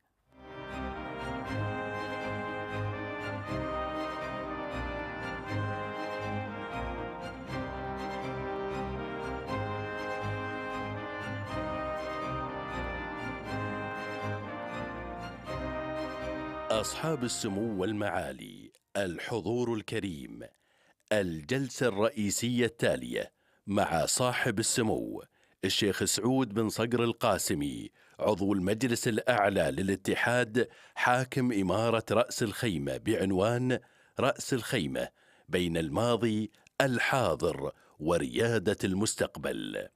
يحاوره جون ديفيتيريوس، من جامعة نيويورك أبو ظبي.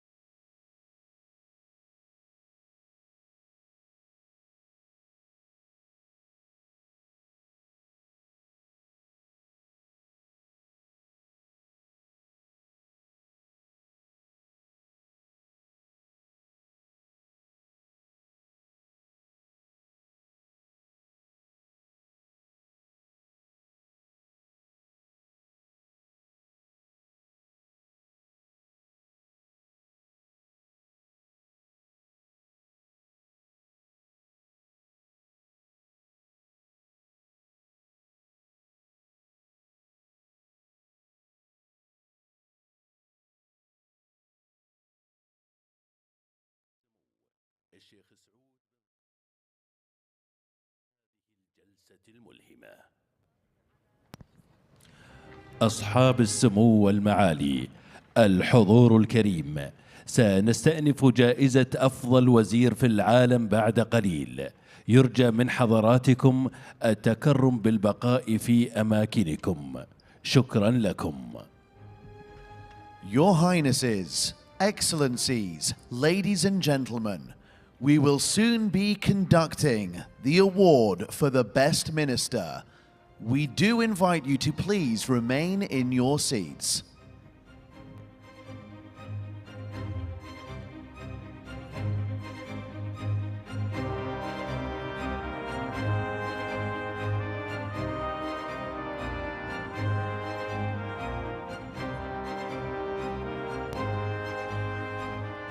Your Highnesses, Excellencies, ladies and gentlemen, we kindly request for you to remain in your seats, for the award for the Best Minister will be conducted shortly.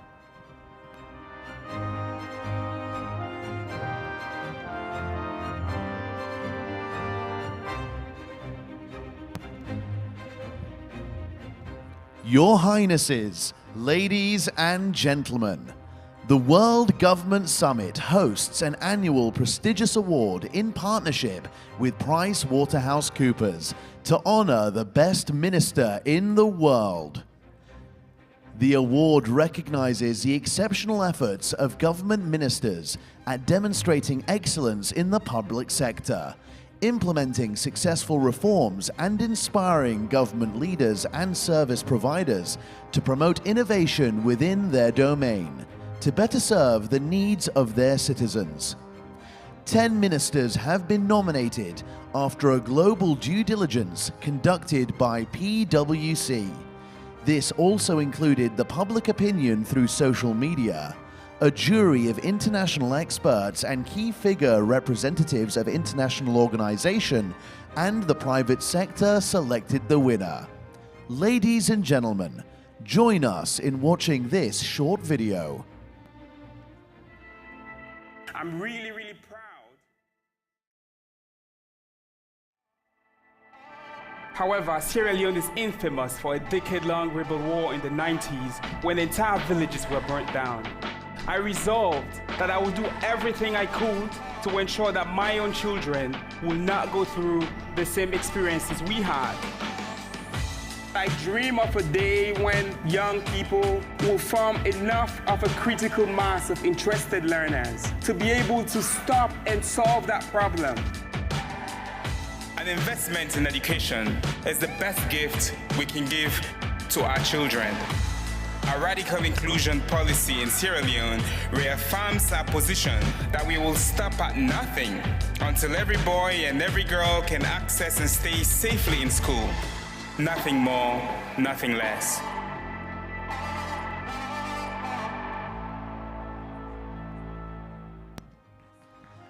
Ladies and gentlemen, the winner of the Best Minister in the World Award 2023 WorldGovSummit is His Excellency Dr. David Moinina Senge, Minister of Education, Basic and Senior Secondary Education of the Republic of Sierra Leone. With that, we invite His Highness Sheikh Mohammed bin Rashid Al Maktoum, Vice President and Prime Minister of the UAE, ruler of Dubai, to present the award to the winner.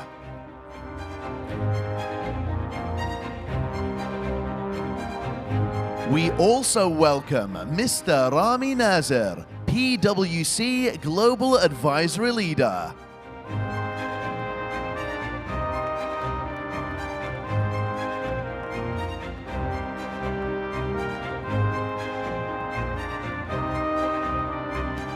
Ladies and gentlemen, please join me in welcoming His Excellency Dr. David Moinina Senge, Minister of Education, Basic and Senior Secondary Education of the Republic of Sierra Leone, to receive the award trophy.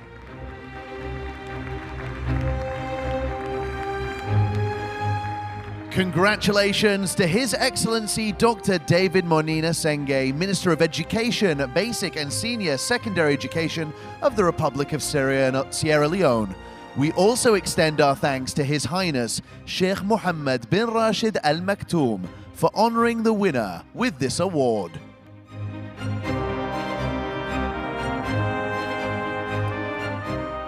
Your Highnesses, Excellencies, ladies and gentlemen, at this time we request that you please remain seated in the main hall.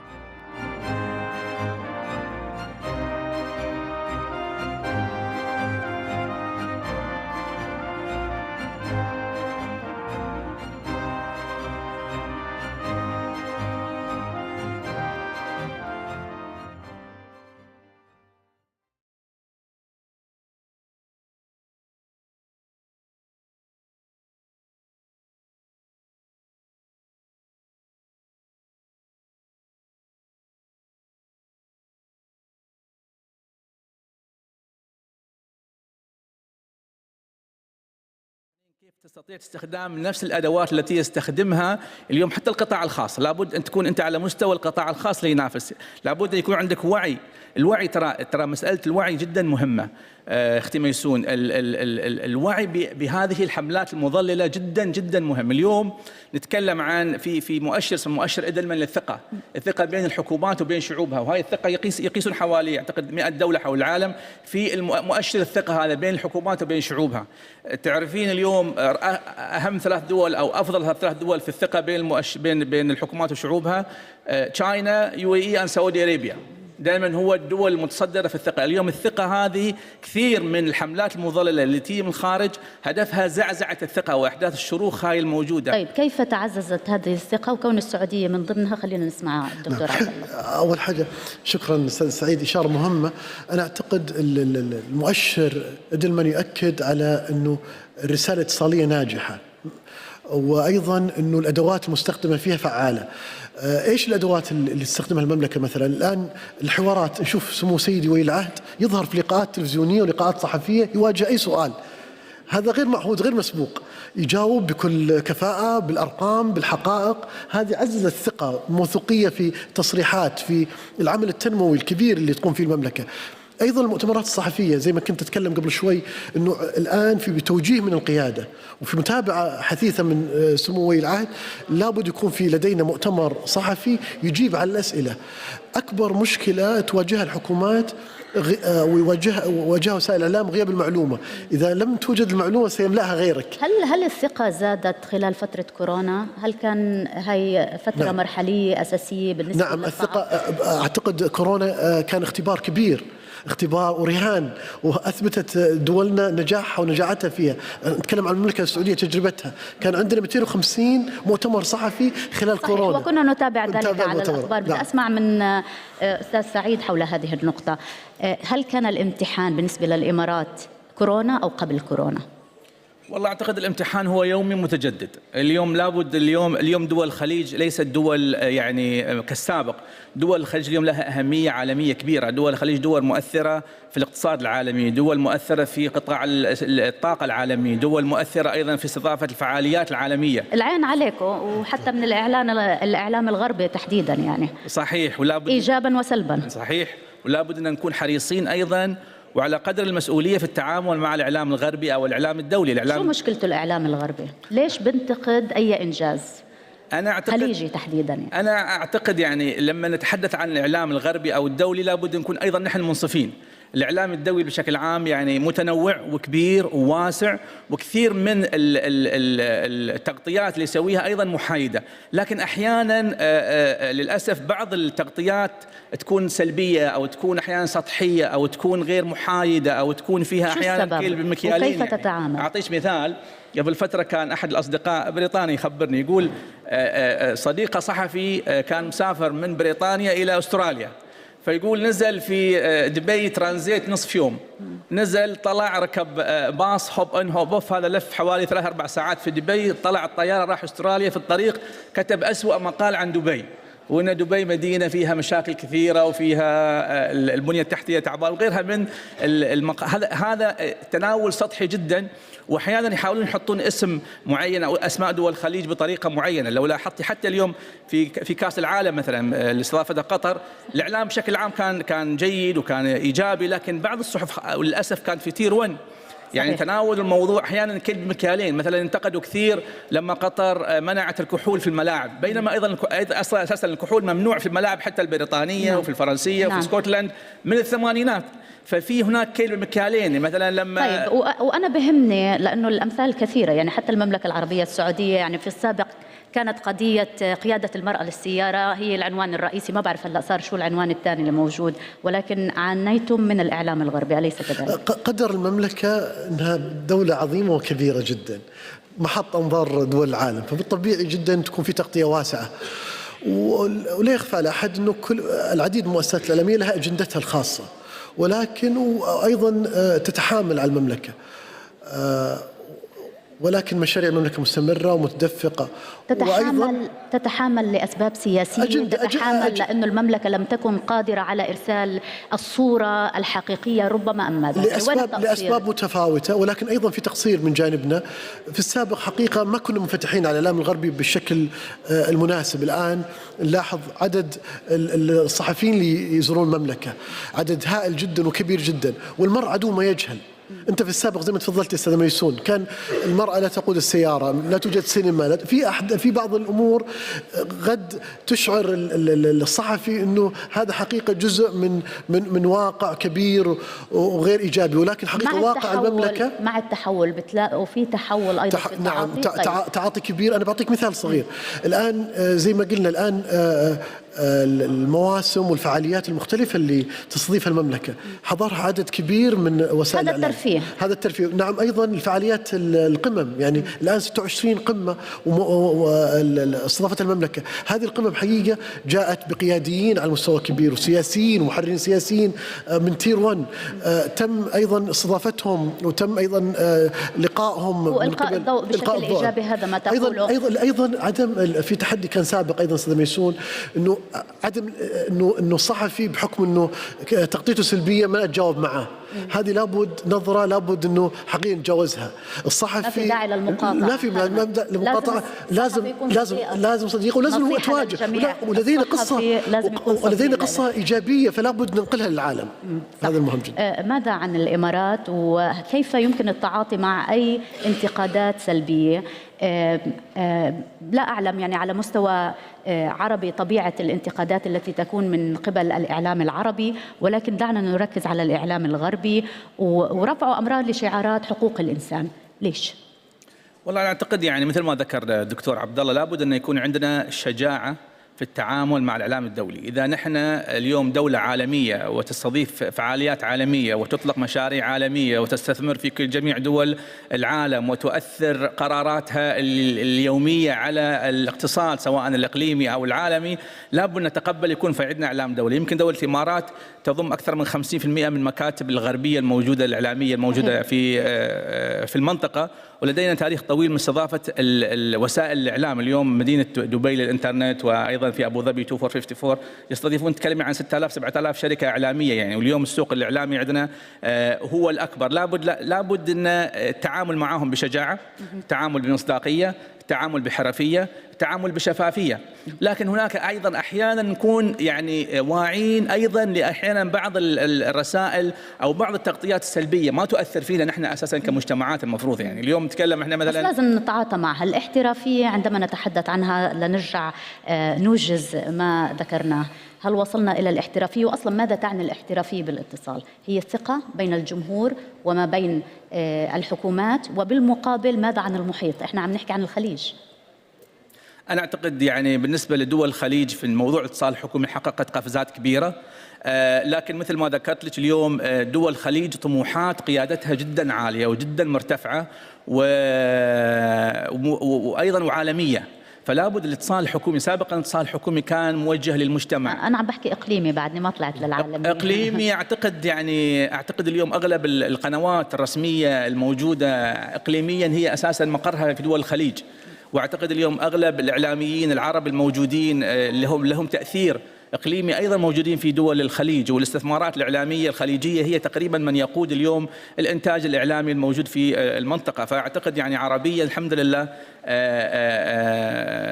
هناك انجازات كثيره، لكن اعتقد يمكن موضوع السوشيال ميديا وموضوع الاعلام الرقمي لابد يكون فيه مجهودات اكثر واكبر، ولابد اليوم التويتر اليوم تمسح يوميا 1,000,000 حساب وهمي يوميا. تخيل انت لازم في غربله بهذا الناس اللي يخلقون حسابات وهميه لخلق احيانا بلابل واضطرابات بين الشعوب وبعضها البعض. البارحه كان معنا فخامه الرئيس المصري وتحدث تحديدا عن النقطه هذه، قال في ثقه بنيناها خلال 10 سنوات بيننا وبين الشعب، بس في ناس يقول بتلعب في المنطقه دي، عاوزين يهزوا الثقه وعاوزين يعني شويه يخربوا. فدائما لابد كشعوب مجتمعات يكون عندنا الوعي ويكون عندنا الحرص على فهم هذه الامور، ولازم يكون في تنسيق. طبعا لما نحكي عن الاتصال الحكومي نحكي عن نوع من الحوكمة ما بين المؤسسات الموجودة، وهذا ينطبق على التنسيق مع دول أخرى.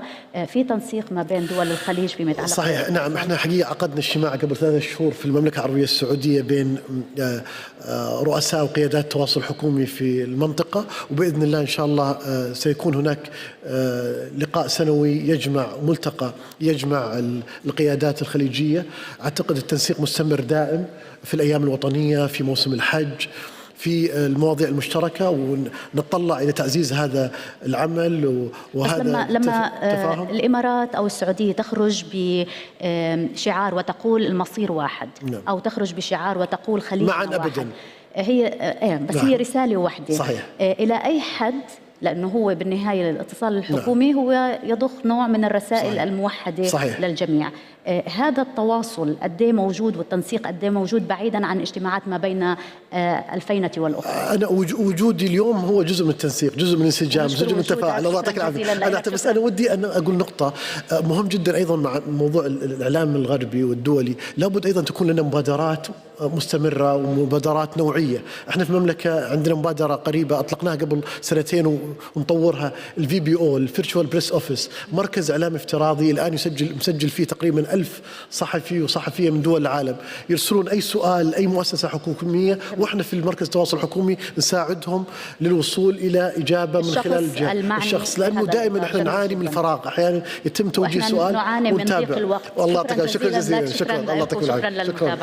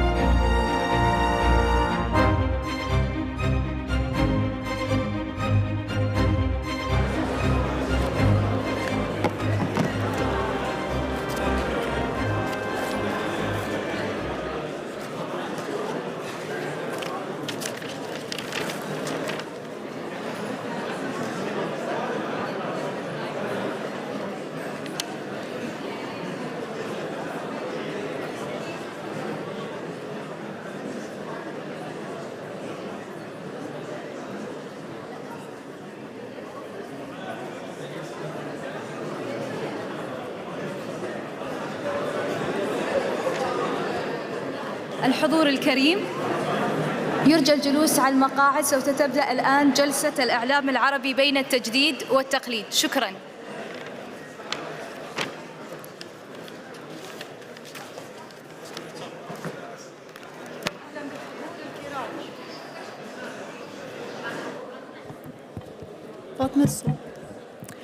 أهلا بالحضور الكرام وضيوف المتحدثين الأعزاء في هذه الجلسة الحوارية في القمة العالمية للحكومات تحت عنوان الإعلام العربي بين التجديد والتقليد. أنا نادين خماش من قناة العربية، أحييكم أولا. في غرفة الأخبار فلنعترف بالواقع، هناك شعور بفقدان السيطرة. الصحافة لم تعد تحدد الأولويات ولا تقرر ما هي الأولوية التي يقررها آخرون قد لا نعرفهم، آخرون قد يكونوا أقل خبرة ومعرفة منا. ولكن هل يحق للصحفيين التقليديين ووسائل الإعلام التقليدية أن يشعروا بالخطر وأن يشعروا بالتهديد أمام إعلام موازن قد يكون تأثيره أكبر في بعض الأحيان؟ ألا يجب أن نسأل: هل أخطأنا؟ هل تأخرنا؟ من سيسلم من راية الاستسلام؟ هل هو عصر الديمقراطية الحقيقية؟ الناس اليوم يختارون القصة ولا أحد يفرضها عليهم أو ما يطبخ في غرف الأخبار؟ سنحاول على كل حال الحصول على إجابات أوفى، ولكن نتذكر أولا طوال 8 أيام الماضية عندما يكون هناك حدث كبير الناس تعود بالدرجة الأولى إلى التلفزيون خصوصا أمام هذا الأحداث، ونعود بالنهاية إلى التلفزيون. دعوني أرحب بضيوف هذه الجلسة الحوارية الأعزاء: الإعلامي الأستاذ عماد الدين أديب، أهلا بك معنا، والأستاذ الإعلامي توني خليفة مدير عام قناة المشهد، والأستاذ عبد الرحمن أبو مالح رئيس التنفيذي ل8، والأستاذ عمار تقي الإعلامي في قبس الإلكترونية. أهلا بكم جميعا، تفضلوا.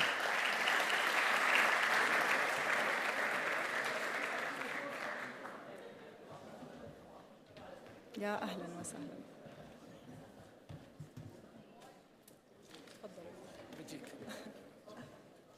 تفضلوا.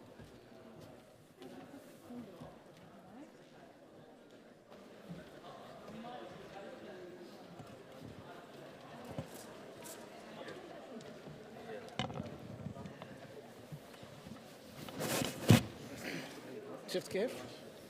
حطوني بينهم. مقصودة مقصودة والله. احنا سريع عشان نقدر نكسب أكثر قدر ممكن من الأسئلة معكم.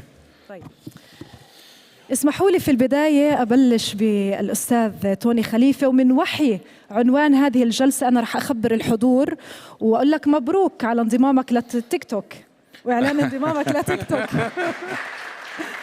شكرا. بالأول بدي أتشكر الجميع الموجودين، بدي أتشكر على الدعوة والسماح لنا بهاي الفرصة. منين بدك تبلشي لبلش؟ ألف مبروك لتيك توك ولانطلاق قناة المشهد. بما أن المشهد اليوم قررت أن المشهد سيكتمل وتريدونها نعم. قناة تفاعلية إزاء المعطيات في صورة الإعلام العربي الجديد، ما الذي ينقص المشهد الإعلامي في الفترة الأخيرة حتى تعتبرون أن المشهد سيكتمل معكم؟ نعم. حضرتك بلشتي بالمقدمة بجملة كتير مهمة: من سيستسلم لمن؟ يعني هل الإعلام التقليدي سيستسلم للإعلام الرقمي الجديد، أو الإعلام الرقمي بعد فترة سيكون فورة ويعود ليستسلم مجددا إلى الإعلام التقليدي؟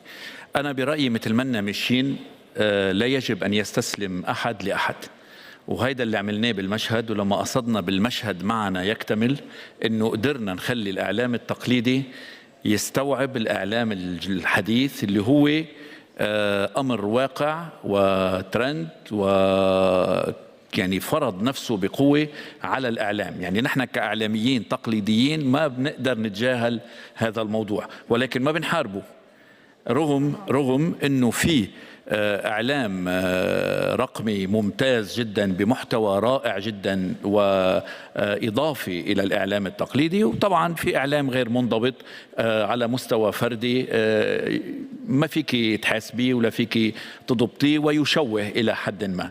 فالمشروع اللي عملناه كمشهد هو كإعلام تقليدي أن نستوعب معنا الإعلام الرقمي الحديث ونشكل مع بعضنا جزء متكامل يكتمل معه المشهد تقليديا ورقميا لنقدم صورة مكتملة للرأي العام وللمشاهد إن شاء الله. بالتأكيد سنعود إلى نقاط عدة فيما يتعلق بهذه المسألة. اليوم أستاذ عماد الدين، أنت من دعاة الضمير المهني وتمثيل الضمير لمن لا صوت لهم. اليوم من لا صوت له صار له صوت، وقد يكون تأثيره أكبر بكثير من حجم المتابعة على وسائل الإعلام التقليدية والعريقة. هل هذا يندرج ضمن الإعلام الجديد الذي يجب علينا اليوم أن نتقبله وأن نتكيف معه برأيك؟ أولا أنا سعيد أن موجود مع حضرتك ومع الزملاء، وبهنئ أخي توني بالقناة المشهد، وسعيد أن أنا أكون موجود مع حضراتكم.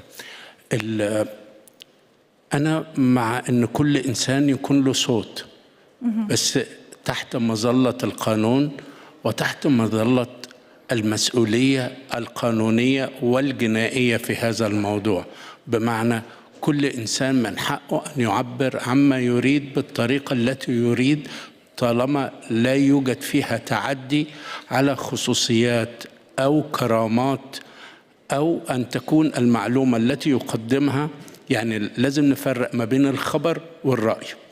لو تأملت حضرتك اللي بيحصل إعادة تدوير الأكذوبة، يعني مثلا هناخد مثل قناة المشهد، فيها برنامج محترم، هذا البرنامج واحد قال فيه 4 جمل، انت بتاخدي جملة واحدة تقتطعيها من سياقها وتعيدي تدويرها مثلا على التيك توك وكأنه يسب، بينما هو يقوم بالتمهيد لوجهة نظر بتاعت الطرف الآخر. فتبتدي موقع مؤيد للدولة مثلا يعتبر ان هو يكون بيسب فيبتدي يهاجمه، فتبتدي قناة تانية تعمل برنامج تنتقده، فتظهر قناة من اللي موجودين في لندن تدافع عنه، ويبتدي الرأي العام يتفاعل، وممكن يطلب عند محقق عام في دولة من الدول لاتهامه بأنه هو بيسب دون دليل أو أنه هو يروج معلومة، إعادة تدوير الأكذوبة. بينما الشخص ده لو بيقول الكلام ده تحت مسؤوليته في موقع باسمه الصحيح، وهناك قوانين منظمة، وعلى فكرة دي مش مشكلة عندنا، دي مشكلة في العالم. والعقد المقبل زي ما حضرتك هتشوفي فيه كان مؤتمر السنة اللي فاتت في سويسرا بيحاول أن يناقش المسؤولية على من يكتب، يعني الحرية مش مطلقة، الحرية يجب أن تكون مسؤولة. واليوم قد يكون لأستاذ عبد الرحمن تجربة مختلفة، خصوصا عندما نتحدث عن 8 وبودكاست. تعرفون عن 8 لمن يفتح حساب 8 على تويتر، نشاهد في البايو تغيير ثقافة الصحافة العربية. يعني انطلاقا من هذه الجملة التي نشاهدها على تويتر، لماذا تعتبرون أن هناك حاجة لتغيير الصحافة العربية، وما الذي تريدون تغييره بالأساس؟ يعني الإجابة يمكن تأخذ جزء ما بين الإجابتين اللي هنا، فإذا تسمحي لي لأني ودي أختلف شوي يعني. فبختلف، أو إذا بعرف الإعلام التقليدي عشان نحط له إطار، فإذا احنا نقول إنه الإعلام التقليدي هو قنوات فضائية، صحف، راديو، فإذا تسمح لي توني إني بختلف إنه على هذه الثلاثة أن تستسلم للإنترنت. أوكي؟ فالإنترنت هو الفائز لا محالة، وهو المستقبل، وهو الحاضر اللي اليوم اللي من خلاله الكل قادر على صناعة محتوى، والكل قادر أن يكون إعلامي، والكل عنده هذه المساحة. انتهى عصر أن يكون هناك أشخاص محددين بطريقة محددة يظهرون لتقديم المحتوى المعين اللي يبغونه. انتهى. فاليوم صار الكل، وأنا بفهم أنه الكل عندما يصير الكل قادر على صناعة محتوى أنه بيسبب مشاكل، ممكن يكون في محتوى مغلوط، محتوى مو صحيح، محتوى صحيح، يعني هذه التحديات، ويجب أن ينضبط الكل تحت القانون. ولذا القانون يضبط الجميع على الإنترنت، سواء كان فرد أو شركة فاختلفت المعادلة. واليوم مثلا في السعودية، في الإمارات، في معظم الدول الحكومات تضبط المحتوى اللي على الإنترنت بغض النظر عن قائلة، لطالما أنك ذكرت على الإنترنت. فإذا كان كذب أو تشويه سمعة أو غيره، في محكمة قادرة على ضبط هذه المسألة. فلذا أنا أقول أن الإنترنت جعل في فكرة جديدة للصحافة.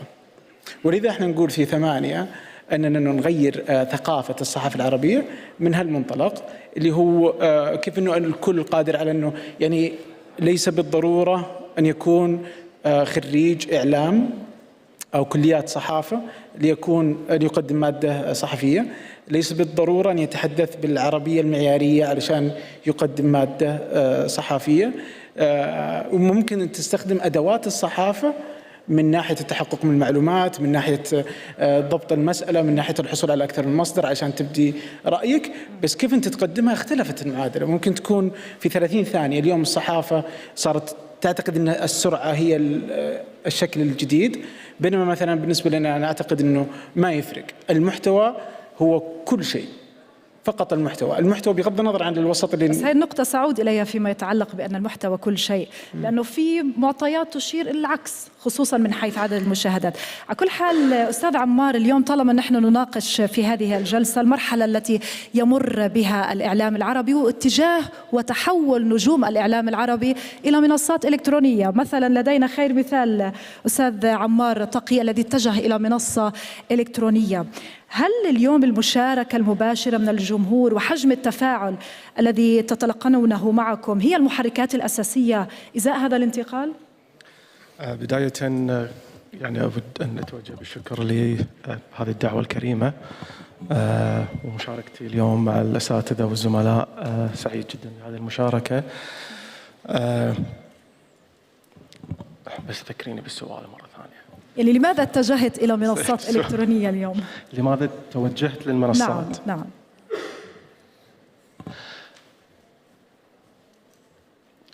أنا المشكلة أنا ما ودي أكون أنا يعني بين عبد الرحمن، ولأن حاولنا أن نسوي بعض المشاكسات خلف الكواليس يعني. ما هذا المطلوب حتى هنا. اتفقت معاه أن أنا راح أصف معاه في الإعلام الجديد. هي مش مؤامرة يعني، بس حاولنا أن يعني نتحدث نفرق بين الإعلام الجديد والقديم. لكن كوني بدأت أساسا من الإعلام التقليدي من خلال التلفزيون، لكن مع مواكبة التطور اللي موجود استشعرت يمكن مبكرا بأن المشاهد، إذا بتكلم عن المشاهد العربي اليوم، أن المشاهد العربي اليوم ما بات يستهوي كثيرا مشاهدة الإعلام التقليدي. يعني إذا استحضر الكلام سعادة سعيد العطر قبل قليل ذكر بأن في السابق كانت الحكومة ما عندها منافس، كانت تنافس حالها، أقصد وزارات الإعلام. بعدها صارت الفضائيات، قامت الحكومات هي تنافس بعض. في الوقت الحالي احنا في ظل الإعلام الجديد عندنا هذا الكم الكبير جدا من وسائل الإعلام، فالمنافسة صارت صعبة. أنا استشعرت مسبقا بأن الاستمرار من خلال تقديم برنامج عبر الإعلام التقليدي مش بالضرورة أنه راح يوصل لشريحة كبيرة جدا من المشاهدين. لذلك تحولنا إلى المنصات. ميزة المنصات أن القيود أقل بكثير جدا من الإعلام التقليدي. وإذا بتكلم تحديدا على موضوع البرامج التلفزيونية، القيود قليلة جدا. في قيود كثيرة مثل ما ذكر يمكن عبد الرحمن قبل شوية في سياق كلامه، وركز على مسألة المحتوى، لكن مقارنة هذا في مسألة الإعلام التقليدي بكل تأكيد القيود أقل. هذا أعطاني مساحة أكثر وأكبر أني أنتشر وأوصل إلى المشاهد العربي. اليوم بات مهم جدا أن في السابق أيضا كنا يمكن نتكلم عن هذا الموضوع قبل قليل، يعني كان المشاهد هو اللي يسعى لمشاهدة البرنامج أو القناة أو التلفزيون. الآن صرنا احنا اللي موجودين في موبايل المشاهد العربي ويذهب في أي مكان. ففي ظل هذا الكم الكبير، إذا كلمة عبد الرحمن بالضبط، والكلمة اللي ذكرها أيضا عبد الرحمن قبل قليل مسألة المحتوى، التركيز على المحتوى، في ظل هذا الكم الكبير اليوم طيب. صعب جدا أن نقنع المشاهد العربي أن يتابعنا. خليني أخذ من الكلمة الأخيرة اللي ختمت فيها التركيز على المحتوى.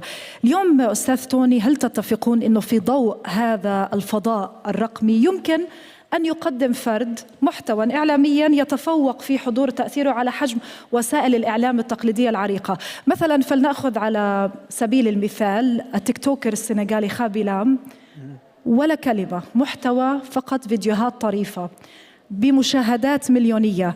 اليوم سؤالي خصوصا لوسائل الإعلام الجديدة والتي افتتحت حديثا، هناك تحديات لديها. أعطني وسيلة إعلامية لدى حساباتها 150 مليون متابع. طيب أنا رح بلش من محطة. أنت حضرتك قلتي فيديوهات طريفة. صحيح؟ يعني شو دخل الإعلام بالفيديوهات الطريفة؟ يعني الإعلامي يعرض مادة إعلامية ومحتوى إعلامي. أنا لما بدي أعرض فيديوهات طريفة ما فيك تصنفيني لا إعلامي ولا إعلام. هذا بتصنفيه محتوى يشبه الشخص اللي هو عم بيعمله.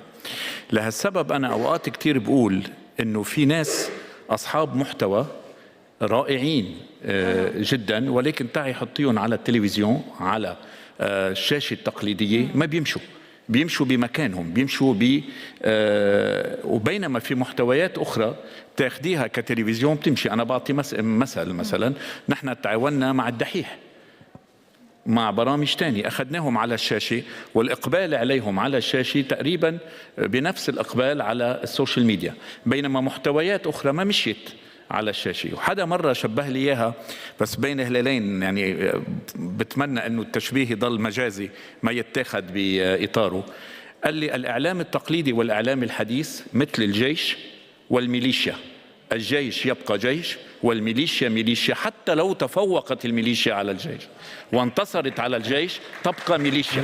يعني الإعلام التقليدي ما بتقدري تفوتي على الإعلام التقليدي إلا ما تكوني إعلامية خريجة إعلام تحت ضوابط إعلامية تحت قانون إعلامي، بدك تحترمي المشاهد اللي موجود على الشاشة. بينما اليوم للأسف في محتويات رائعة جدا وأصحابها محترمين جدا على مواقع السوشيال ميديا، ولكن للأسف بتشوفي في بالمقابل ملايين ومليارات المشاهدات على محتويات أنا ما إلي عين شوفها مش أولادي.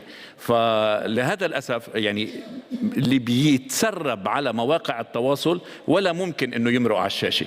لهالسبب بتبقى الشاشة إلى ضوابط عائلية احترافية إعلامية.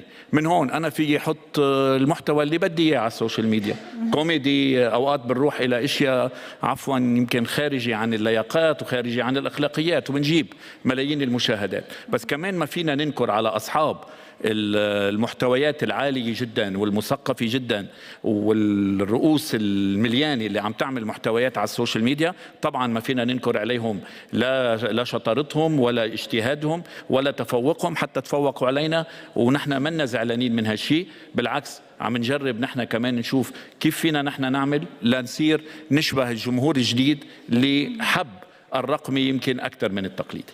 يعني أن نتكيف معهم ونتحالف معهم، لا نقاومهم. طبعا لا نقاومهم، مش من واجباتنا نقاومهم، وخصوصا المتميزين، يعني خصوصا اللي هن إضافة لنا. يعني في ناس بتعطينا إضافة لنا بإعلامنا. إذا ما تحدثنا عن الكتابة الصحفية يا أستاذ عماد الدين، لماذا اليوم تغريدة قصيرة ببضع كلمات على تويتر تحدث وقعا وحجما وتفاعلا أكبر مع الجمهور ربما في الوقت الحالي من مقال رأي صاحبه دققه بعناية وكتبه مطولا؟ عايزة الإجابة خلينا أروح مستريح وما عنديش مشاكل، ولا عايزة الإجابة الصح؟ لا الصح. الصح. الإعلام التقليدي والإعلام غير التقليدي اللي هو الجديد، إذا كان باسمه يعني بيطلع بوشه في التلفزيون أو على الإعلام اللي هو في السوشيال ميديا، الاثنين سقف الحرية محدود. احنا ما عندناش حرية تعبير في العالم العربي، وبلاش نكذب على بعض. فيعني يعني خلينا كده نبتدي من النقطة دي. نبتدي من النقطة مش هنروح. النقطة الثانية إنه في الدراسات اللي عملوها عملية برايس ووتر هاوس كانت عاملة دراسة عن الديجيتال فورماتس وذا فيوتشر اوف ديجيتال فورماتس. كل ما قلت عدد الثواني على السوشيال ميديا، سواء إذا كان مادة في المية أو عدد الكلمات في الفيسبوك أو في التغريدة أو في تويتر، يتجه الزبون أو المشاهد لها أكتر. المطولات، إن واحد يعني يكون متخلف عقليا زي يكتب مقال 1500 كلمة، ده زمن الديناصورات، ده خلص من العالم. People want things in a capsule، عايزين الكبسولة. هقول لك حاجة بسيطة جدا. انت ممكن تقعدي تعملي ريسيرش عن الحرب الروسية الأوكرانية، كويس؟ فتلاقي مثلا الشيرنج بتاعك يوم ما تتمعظمي 150,000 200,000، وقعدت تعبت في المقال أو طلعت في التلفزيون وبذلت مجهود عنيف فيه وقريت كتب وكل حاجة. في واحدة آنسة مهذبة طلعت اسمها نوني، يعني دي واحدة يعني مش نوت نو، طلعت بتقول كلام بتاع حد تاني قاله مش هي. قالت ايه؟ قال لي حبيبي ما تزعليش مني، فرقتنا الظروف. بعد يومين لقيته واقف حاضن الظروف. فهمتوا المسج؟ طبعا. دي عملت كام؟ عملت 22 مليون. يبقى بتاع الحرب الروسية الأوكرانية يقعد في البيت، لكن النوني تاخد 22 مليون.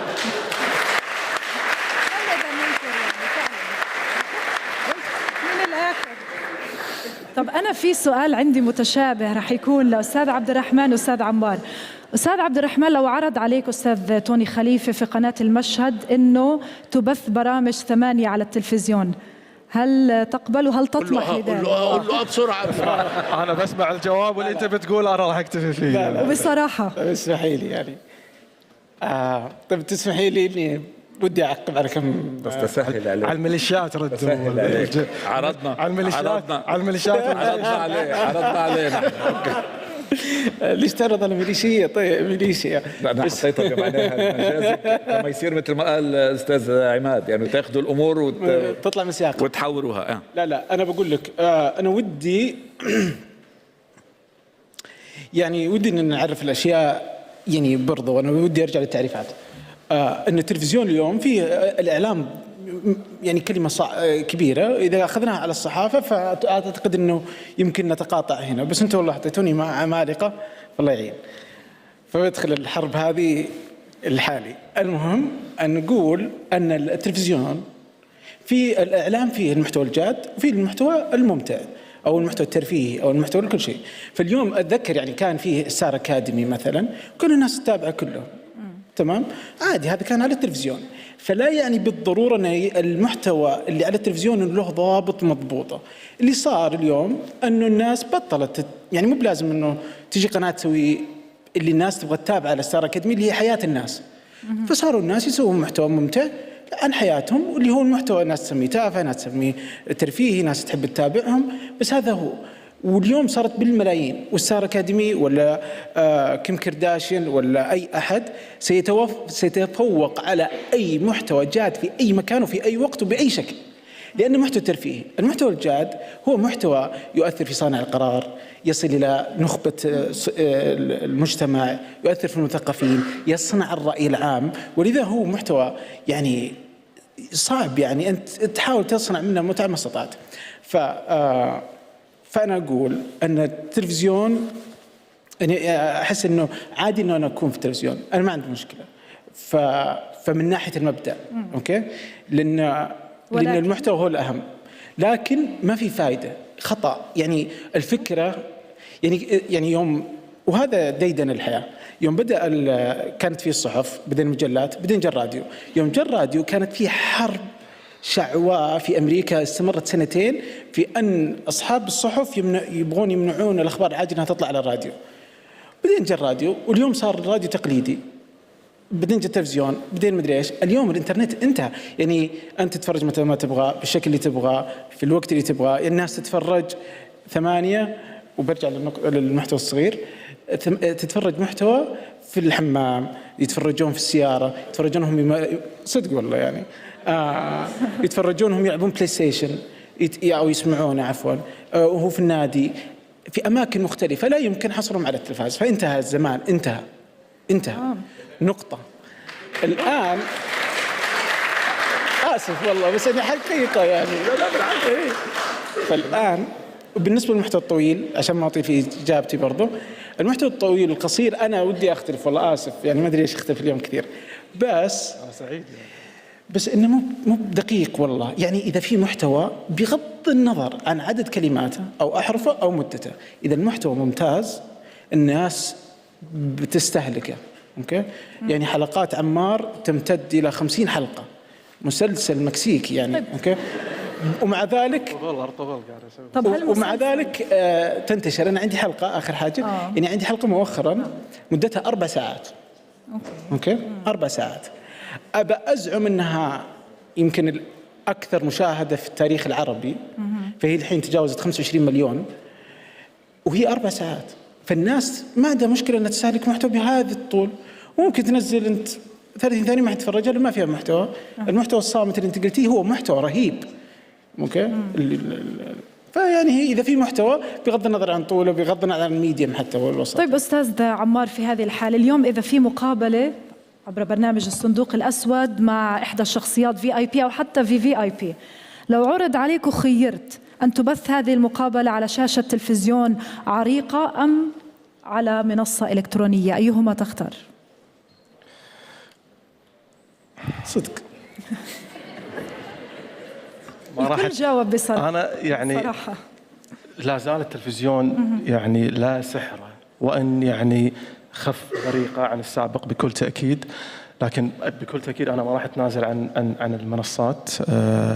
الكلمة اللي قالها قبل شوي عبد الرحمن، مسألة أنا في السابق كان عندي هاجس أن المشاهد العربي ملول جدا وسريع، كنا نفترض فرضيات معينة بالنيابة عن المشاهد العربي أن طول الحلقات أو عدد الحلقات لا يستهوي هالشيء.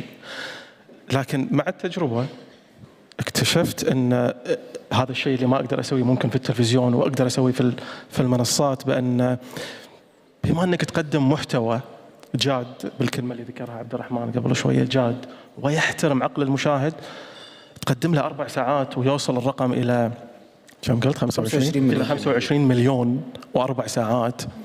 أنا أقدم مسلسل مكسيكي تركي من 59 حلقة ويوصل عدد مشاهداته إلى 29 مليون. اكتشف أن لا، المشاهد العربي ما عنده مشكلة بما أنك قاعد نقدم له احنا محتوى جاد ويحترم عقله. لذلك ما يعني بهذا الرقم بهذه القيود الأقل ما أستطيع أن أتنازل عن المنصات الآن، خصوصا نحن قاعد نتكلم عن الإعلام الجديد. بس يبقى للتلفزيون سحره. يبقى تلفزيون؟ لا سحره يعني. طيب. جواب دبلوماسي هذا راح يكون يعني. جواب ممتاز. حتى أحط حق نفسي خط رجعة يعني. بس اليوم يا أستاذ توني لما قررت مثلا القناة استقطاب موظفين وخصوصا من الصحفيين ومن المذيعين والمذيعات، هل واجهتم صعوبة باستقطاب شباب في جيل ال20؟ لأنه عم نلاحظ في توجه كبير اليوم لمواقع التواصل الاجتماعي بالدرجة الأولى، قد لا تعنيهم بالدرجة الأولى التلفزيون، صاروا يوتيوبرز، تيك توكرز وما غيره.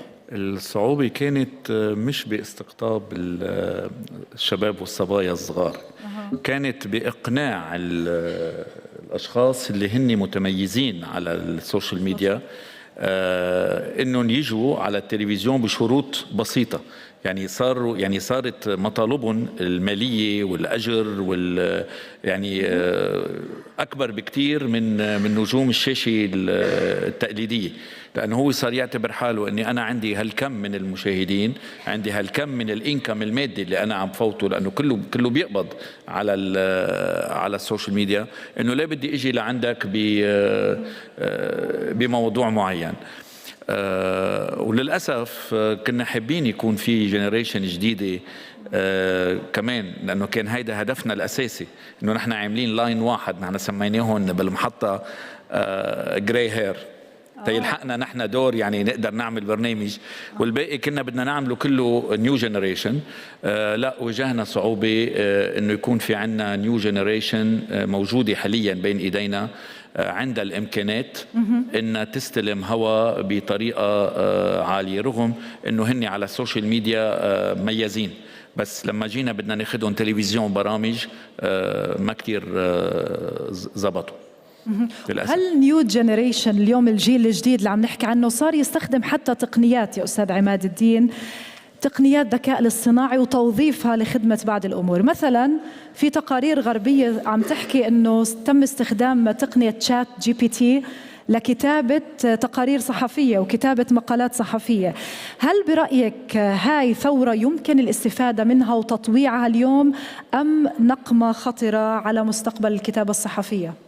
أنا مش هقول لك رأيي، لأن في فاكتس تدحض رأي واحد زيي. يعني عدد أجهزة التلفزيون في العالم إذا قارناها بعدد أجهزة الموبايل penetration is 8.7 ضعف.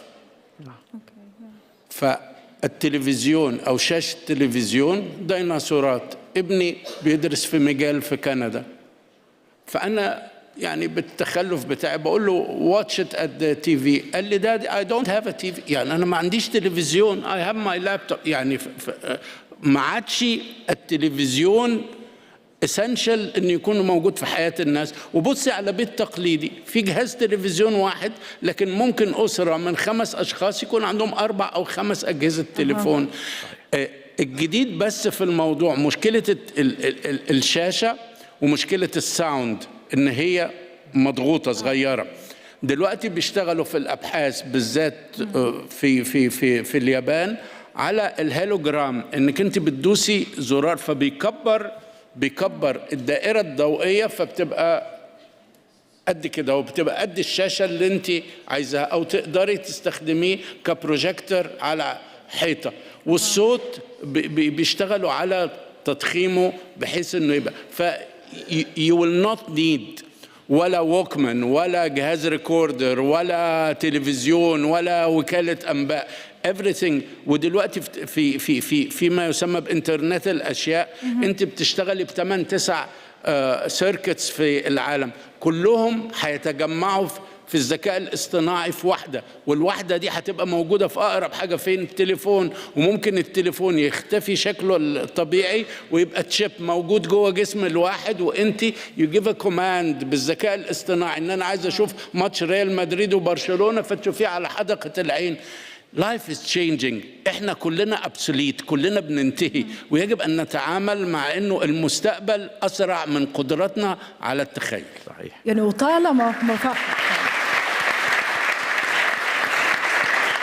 واليوم مع توظيف هذه التقنيات صار كمان الحديث عن مذيع روبوت يتم تطويعه بفعل الذكاء الاصطناعي. والله لو عملوا ايه ما فيش زي قدرة المذيع. ليه؟ لأنه you can feed information زي ما أنت عايزة، لكن العقل التحليلي لا بديل له، والموقف الأخلاقي لا بديل له. ده رأيي يعني. سوري معلش قطعتك. لا، نقطة مهمة. يعني هي أستاذ عمار، انطلاقا من هذه المسألة، عندما نتحدث عن مذيع روبوت يتم تطويره بتقنية الذكاء الاصطناعي، هل يهدد مستقبل المذيعين والإعلاميين؟ فرضية ما أقدر يعني أجاوبها أمانة يعني، بس يعني أتفق تماما مع كلام الأستاذ عماد الدين أديب، وأبي أضيف إضافة أيضا للجزئية اللي تفضلت فيها في مسألة موضوع الذكاء الاصطناعي اللي ذكرتيه قبل شوي. أمس كانت في كلمة مهمة جدا لمعالي محمد القرقاوي، ذكر جدا توقفت عندها لأنها كانت فعلا مهمة، لما ذكر أن في السابق تصنيف الأمي أو تعريف الأمي هو من لا يقرأ ولا يكتب. المستقبل القادم تصنيف الأمي أو تعريف الأمي راح يكون من يكون جاهل في مواكبة والتعامل مع موضوع الذكاء الاصطناعي. طبعا أنا فيما يخص التقديم بكل تأكيد راح أكون خايف على مجال إنه يكون في روبوت يعني يحل. مش خايف على نفسك؟ لا مش خايف على نفسي، بس إذا كان راح يحقق إذا راح يحقق توصيل المعلومة الروبوت للمشاهد بالشكل المطلوب، ناخذ استراحة احنا. اي واي نوت. طيب خلينا نرجع لك لأستاذ عبد الرحمن. اليوم في البودكاست وأيضا في برامج 8 بشكل عام، هل بتعتبروا أنه سقف الحرية ساعدكم أكثر؟ يعني في تبوهات تفرض على غيركم لا تفرض عليكم، بالتالي وصلتم إلى ما وصلتم إليه أو حققتم نجاح أكبر مثلا؟ يعني أنا هنا بتفق مع الأستاذ عماد. يعني أول شيء يعني إحنا ننطلق من مستوى حرية منخفض يعني عربيا، فهذا أساسي. لكنك تكتشف أحيانا في إطار هذا السقف المنخفض أن في أماكن تقدر أنك تتكلم فيها الناس كانت تتوقع أنها خطأ. فيمكن كان في أول أنه في الرقيب، بعدين كان في رئيس التحرير تحت فينقص السقف تحت، فيعني ما ننشال صار السقف يعني على الأقل تقدر. فتكتشف يعني اللي اكتشفناه من تجربتنا أن في مواضيع كثيرة جدا كان الناس تعتقد أنها، أو مثلا بعضها أن الناس ما تقدر تتكلم عنها وأنها سيء الحديث عنها والمجتمع اللي نتقبلها، مثلا مواضيع زي مثلا في الجنس مثلا، بينما أنها طلعت من المواضيع الرائعة واللي الناس تهتم لها لأنها فعلا الهدف من المحتوى هو تثقيفي وتعليمي وعلى ذلك فقيسي يعني. فبعضها تكتشفين أنه لا للرقيب معاه مشكلة معاها، بعضها للمجتمع معاه مشكلة، وبعضها يعني ما بين هذا وذاك.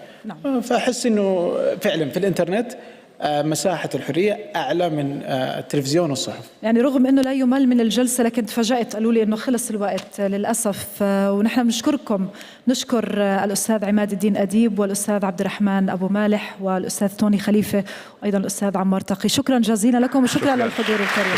شكرا. خلص الوقت، عاد لسه كتير في مليان لسه سريعة.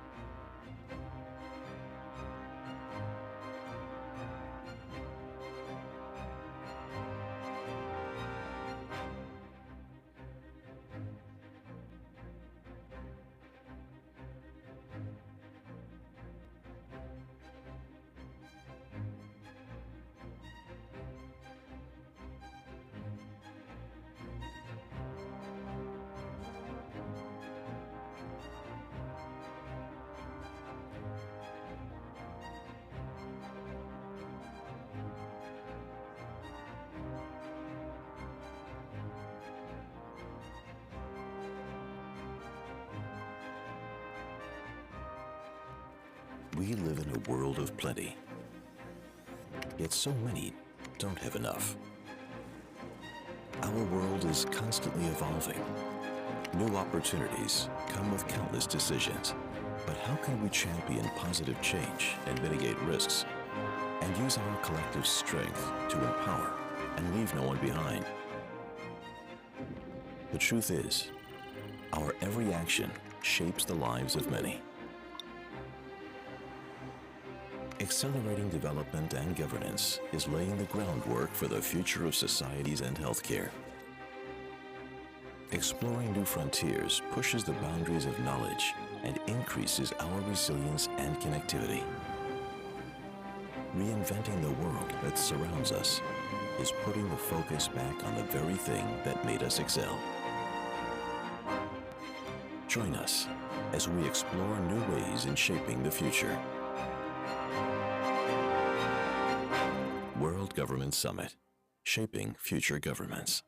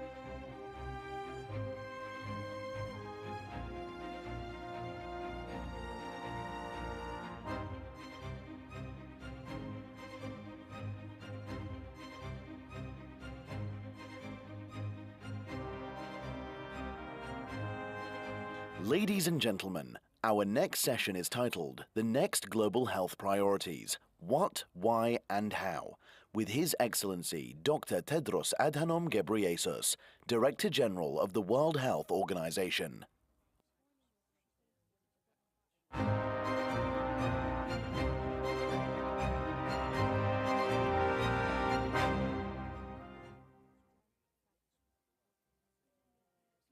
Your Highness Sheikh Mohammed bin Zayed Al Nahyan, Your Highness Sheikh Mohammed bin Rashid Al Maktoum, Excellencies, dear colleagues and friends, Assalamu alaikum wa rahmatullahi wa barakatuh. Thank you for the invitation to address you, and I apologize that I cannot be with you in person. As you meet, I am in the Syrian Arab Republic, meeting with officials and working with colleagues to coordinate WHO's response to the catastrophic earthquake that hit Turkey and Syria a week ago. The UAE is playing a vital role in our work. Over the past few days, we have dispatched 3 flights with medical supplies and surgical trauma kits to both countries from our logistics hub in Dubai, UAE. Indeed, our UAE Dubai hub is an increasingly important part of WHO's work around the world on emergency preparedness, response, and resilience. In the past year, we have delivered essential health supplies to 90 countries from Dubai, and since 2017, the Dubai hub has expanded tenfold. The devastating earthquake in Turkey and the Syrian Arab Republic is another reminder of the need for all countries to build their capacities for health emergency preparedness, response, and resilience. As you all know, the COVID-19 has revealed serious gaps in the world's defenses against epidemics, pandemics, and other health emergencies. And we know that, unfortunately, this will not be the last pandemic, nor the large-scale health emergency. With urbanization, habitat destruction, intensive agriculture, and climate change, these risks are converging with unprecedented frequency and intensity. We owe it to those we have lost and those who will come after us to learn the lessons from this pandemic and make the changes that must be made to keep the world safer. WHO has proposed a framework for a stronger architecture for global health security, including stronger governance, stronger financing, stronger systems and tools, and a stronger WHO. The international accord or agreement that countries are now negotiating will provide a much-needed framework for enhancing a shared response to shared threats. The newly established Pandemic Fund will help to provide catalytic and gap-filling financing for the countries that need it most. The Universal Health and Preparedness Review, which is now being piloted, will help to enhance mutual accountability and mutual trust. And the WHO Hub for Pandemic and Epidemic Intelligence in Berlin will help to build our collective capacities to predict, detect, assess, and respond to health emergencies. Work is also underway to enhance the global health emergency workforce, to build a new platform to increase equitable access to medical products, and to build resilient and scalable clinical care. Even as we strengthen the world's defenses against health emergencies, we must also take action against the many other threats to health that are just as deadly but get fewer headlines. Far too many women and children still die from complications of pregnancy and childbirth. Far too many people still die from preventable diseases like HIV, TB, malaria, and neglected tropical diseases. Far too many people die with non-communicable diseases driven by products that harm health and are promoted aggressively. Far too many people die are the result of unsafe roads, unsafe medicines and healthcare, unsafe cooking fuels, and unsafe water and sanitation. And far too many people die from air pollution and climate-related health threats. Progress towards the Sustainable Development Goals has slowed, and the window of opportunity is narrowing. WHO is therefore very grateful for the United Arab Emirates partnership and leadership in responding to many of these threats through initiatives like the Government Accelerator Program to deliver faster impact through collaboration and innovation. I'm also very pleased that the UAE will host COP28 later this year and will make health a key part of those discussions. The climate crisis is a health crisis, and climate solutions are health solutions. Renewable energy, healthy and sustainable food systems, and healthy and green cities. Ultimately, the COVID-19 pandemic shows that we're one humanity, sharing one planet and one health. Once again, I thank Your Highnesses and the people of the United Arab Emirates for your continued commitment to a healthier, safer, fairer future for all. Shukran jazilan. I thank you.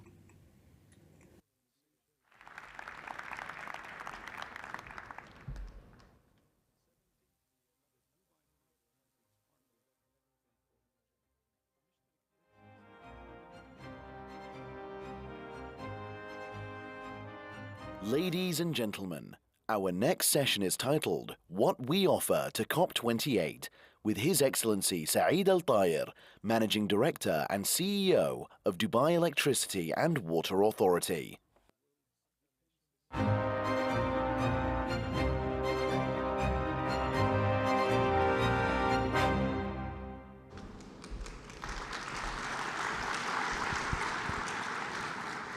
أصحاب السمو، أصحاب المعالي والسعادة، السيدات والسادة، السلام عليكم ورحمة الله وبركاته.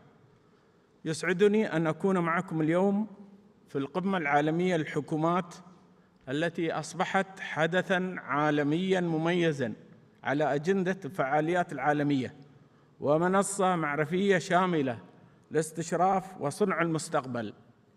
كما يسعدني أن تكون هيئة كهرباء مياه دبي شريك الطاقة المستدامة للقمة التي تعقد تحت شعار تشكيل حكومات المستقبل برؤية وتوجيهات والدعم اللامحدود من القيادة الرشيدة لسيدي صاحب السمو الشيخ محمد بن زايد آل نهيان رئيس الدولة حفظه الله، وسيدي صاحب السمو الشيخ محمد بن راشد آل مكتوم نائب رئيس الدولة رئيس مجلس الوزراء حاكم دبي رعاه الله. تستعد دولة الإمارات العربية المتحدة لاستضافة أكبر حدث دولي في مجال العمل المناخي، ألا وهي الدورة 28 لمؤتمر الأطراف في اتفاقية الأمم المتحدة الإطارية بشأن تغير المناخ COP28 في مدينة إكسبو دبي خلال العام الجاري. وستستكمل هذه الدورة من خلال تعزيز العمل مع كافة الأطراف والشركاء البناء على نتائج ومخرجات الدورات السابقة. وقد جاء إعلان سيدي صاحب السمو الشيخ محمد بن زايد آل نهيان رئيس الدولة حفظه الله عام 2023 عام للاستدامة في دولة الإمارات تحت شعار اليوم للغد، ليؤكد الأهمية الكبرى التي توليها القيادة الرشيدة لتحقيق التوازن بين التنمية واستدامة البيئة التي أرسى دعائمها الوالد المؤسس المغفور له بإذن الله الشيخ زايد بن سلطان آل نهيان طيب الله ثراه، وتعد الركيزة الأساسية لجميع الخطط التنموية الاجتماعية والاقتصادية والبيئية، بما جعل دولة الإمارات ضمن أكبر دول العالم استثماراً في مشاريع الطاقة النظيفة والمتجددة. الحضور الكريم، لقد كانت دولة الإمارات أول دولة في منطقة الشرق الأوسط وشمال أفريقيا تطلق مبادرة استراتيجية لتحقيق الحياد المناخي بحلول 2050، ونعمل على تعزيز الريادة في مجالات الاستدامة والابتكار وصناعة المستقبل في جميع مشاريعنا ومبادراتنا لتحقيق أهداف استراتيجية دبي للطاقة النظيفة 2050 واستراتيجية الحياد الكربوني 2050 لإمارة دبي لتوفير 100% من الطاقة النظيفة بحلول العام 2050، مع التركيز على الابتكار وتقنيات الثورة الصناعية الرابعة والتحول الرقمي والاقتصاد الدائري كممكنات رئيسية لتحقيق الاستدامة. وتتوائم استراتيجيتنا مع أهداف الأمم المتحدة للتنمية المستدامة 2030، وقد حددنا 3 مستويات رئيسية طبقاً لأولوية والأهداف بالنسبة لنا. وضمن مساعينا لدعم الجهود العالمية لمكافحة التغير المناخي، اعتمد مجلس الوزراء انضمام الإمارات للتحالف العالمي للاقتصاد الأخضر الذي تقوده المنظمة العالمية للاقتصاد الأخضر، والتي تهدف إلى إطلاق البرامج والمشاريع والمبادرات ذات الصلة بالاقتصاد الأخضر وخلق نموذج للتمويل المستدام وإقامة شراكات للبلدان النامية لتحقيق انتقال فعال إلى الاقتصاد الأخضر. كما اعتمدنا الابتكار أساساً في منظومة العمل، وأنشأنا مركزاً للبحوث والتطوير ومركزاً للابتكار لإيجاد حلول فاعلة تتصدى للتغير المناخي من خلال خفض الانبعاثات الكربونية. وأطلقنا عدد من المشاريع التي نقوم بتنفيذها في مجمع محمد بن راشد آل مكتوم للطاقة الشمسية، أكبر مجمع للطاقة الشمسية في موقع واحد على مستوى العالم وفق نظام المنتج المستقل بتكلفة تصل إلى 50 مليار درهم. وعند اكتماله سيسهم المجمع في خفض أكثر من 6.5 ملايين طن من الانبعاثات الكربونية سنوياً. ووصلت قدرته الإنتاجية من الطاقة النظيفة إلى 2027 ميجاوات، حيث تشكل القدرة الإنتاجية للطاقة النظيفة في دبي نحو 14% من القدرة الإنتاجية الإجمالية للطاقة الكهربائية. ونستخدم في المجمع أحدث تقنيات الألواح الشمسية الكهروضوئية ثنائية الأوجه مع نظام تتبع شمسي أحادي المحور وتنظيفها باستخدام روبوتات، مما ساهم في رفع كفاءة الطاقة الشمسية من 11% سابقاً إلى نحو 27%. ونظراً لأن الطاقة الشمسية تعتمد على حالات المناخ مع عدم توافرها خلال الفترة الليلية، برزت الحاجة الماسة لإيجاد وسائل لتخزين الطاقة الشمسية وضمانها على مدار الساعة.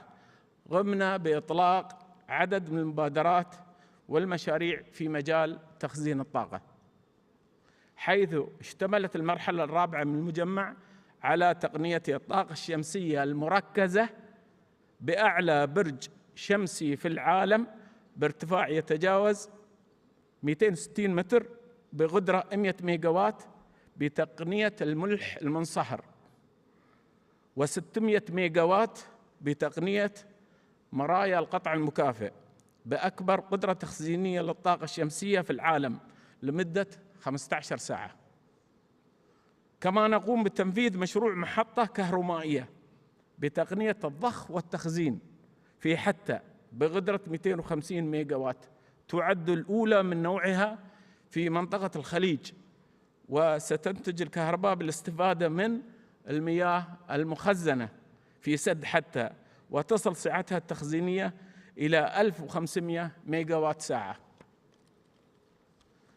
ونظراً لأهمية الهيدروجين الأخضر في التحول إلى الحياد الكربوني، قامت الهيئة بتنفيذ مشروع الهيدروجين الأخضر في المجمع، ويعد الأول من نوعه في منطقة الشرق الأوسط وشمال أفريقيا لإنتاج الهيدروجين الأخضر باستخدام الطاقة الشمسية وتخزينه ثم إعادة تحويله إلى طاقة كهربائية، بالإضافة إلى استخدامات الأخرى في قطاعات النقل الجوي والبري والبحري والصناعة.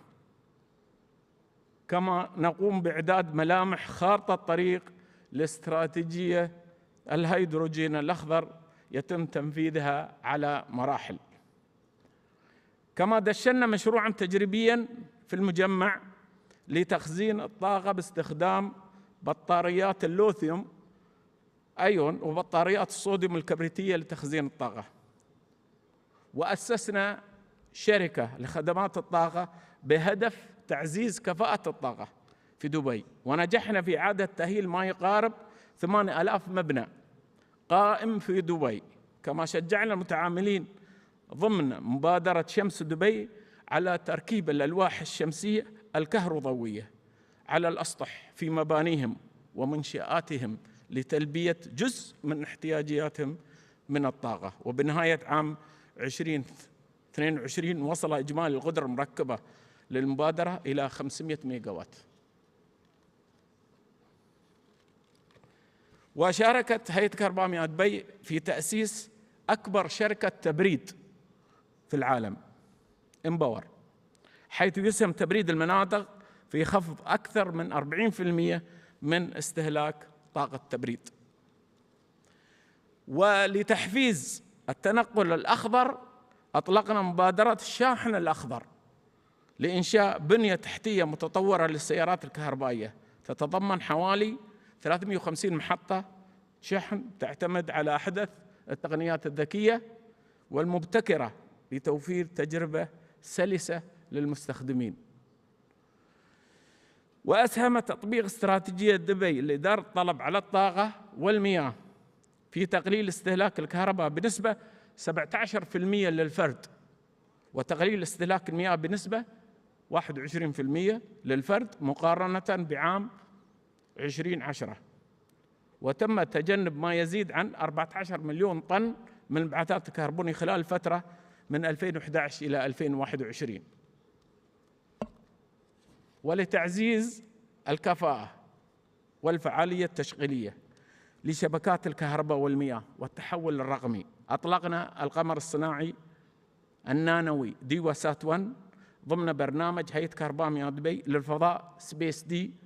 وخلال العام الجاري سنطلق القمر الصناعي النانوي ديوا 2 سات 2، حيث تعتبر الهيئة أول مؤسسة خدماتية على مستوى العالم تستخدم الأقمار الاصطناعية النووية في عملياتها. كما نستفيد من البيانات الضخمة من خلال أجهزة استشعار موزعة في محطات الطاقة الشمسية لجمع بيانات آنية وتحليلها بالتزامن مع بيانات الأقمار الصناعية. استوحينا من الكلمات الملهمة لسيدي صاحب السمو الشيخ محمد بن راشد آل مكتوم رعاه الله: المستقبل سيكون لمن يستطيع تخيله وتصميمه وتنفيذه. وضمناه في المراحل الرئيسية الثلاث لإطار الابتكار وصناعة المستقبل الخاص بالهيئة لتصبع تخيل المستقبل وتصميمه وتنفيذه. وبهذا تكون الهيئة أول جهة حكومية تعمل على تضمين وإدراج كلمات صاحب السمو في إطار عملها الخاص بالابتكار وصناعة المستقبل. وضمن مبادرة ديوا الرقمية الذراع الرقمي لهيئة كهرباء مياه دبي نعمل على إعادة صياغة مفهوم المؤسسات الخدماتية والمساهمة في بناء مستقبل رقمي جديد لإمارة دبي، حيث ترتكز ديوا الرقمية على 4 محاور: إطلاق تقنيات متطورة للطاقة الشمسية، تشغيل شبكة طاقة متجددة تستخدم تقنيات تخزين مبتكرة، والتوسع في استخدام حلول الذكاء الصناعي وتوفير خدمات رقمية تخدم المدن المستدامة الذكية مع ضمان أمنها واستمراريتها في الفضاء الرقمي السيبراني. ونظرا لأهمية البيانات كمحرك للتوسع والتنوع الاقتصادي المستدام، أطلقنا أكبر مركز بيانات أخضر في العالم محايد للكربون يعمل بالطاقة الشمسية بنسبة 100% بحسب موسوعة جينيز، وتنفذه شركة مركز البيانات للحلول المتكاملة مورو التابعة لديوة الرقمية في مجمع محمد بن راشد آل مكتوم للطاقة الشمسية.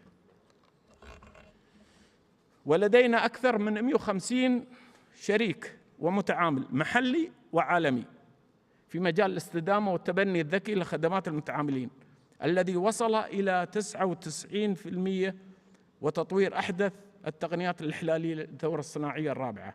وحافظت للهيئة على مركزها الأول ضمن المؤسسات الخدماتية العالمية في تقرير النضج الرقمي للعام 2022 الذي أصدرته جهة استشارية عالمية.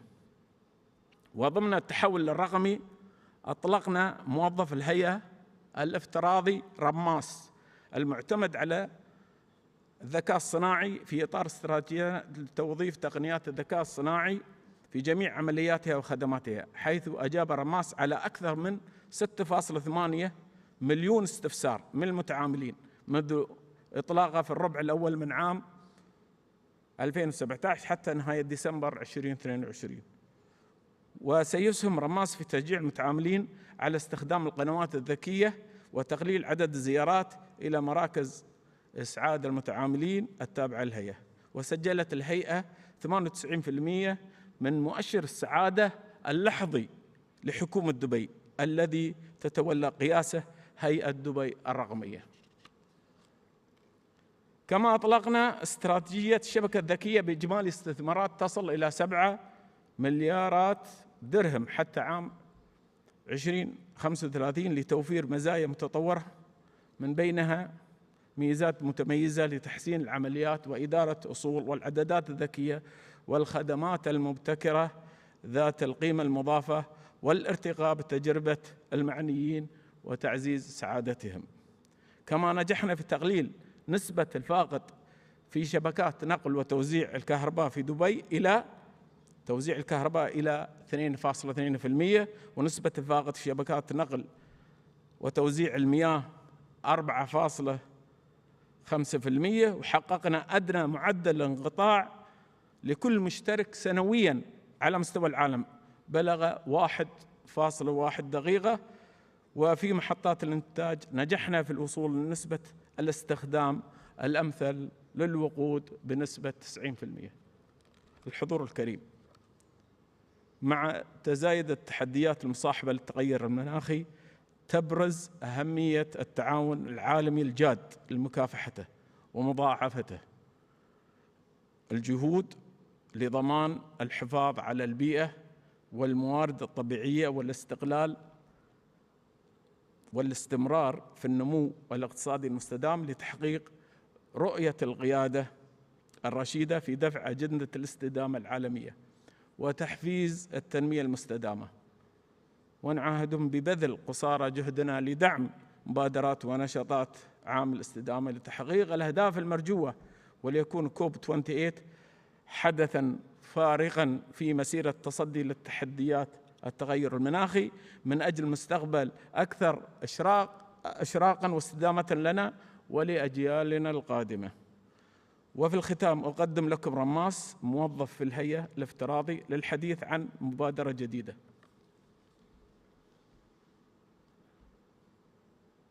مرحبا بكم، أنا رماس موظف هيئة كهرباء ومياه دبي الافتراضي. يسعدني الإعلان أن الهيئة تعمل على إثراء خدماتها بتقنية تشات جي بي تي وبالتعاون مع شركة مايكروسوفت العالمية، وستكون الهيئة بذلك أول مؤسسة خدماتية على مستوى العالم وأول مؤسسة حكومية في دولة الإمارات العربية المتحدة تستخدم هذه التقنية الحديثة ضمن جهودها المستمرة لتعزيز ريادتها محليا وعالميا. أشكركم والسلام عليكم ورحمة الله وبركاته. شكرا لكم، السلام عليكم ورحمة الله وبركاته.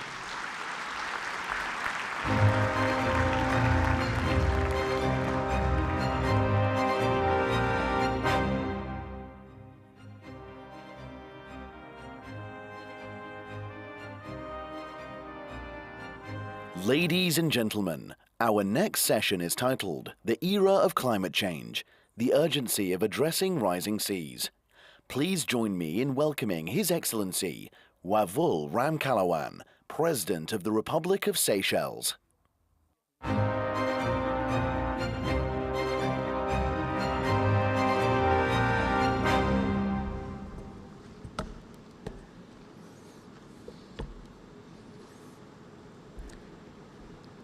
Your Highnesses, Your Excellencies, ladies and gentlemen, allow me to start with a cup of solidarity for Turkey, Syria, and everyone engulfed in pain and tears as a result of Mother Earth's sufferings and tribulations.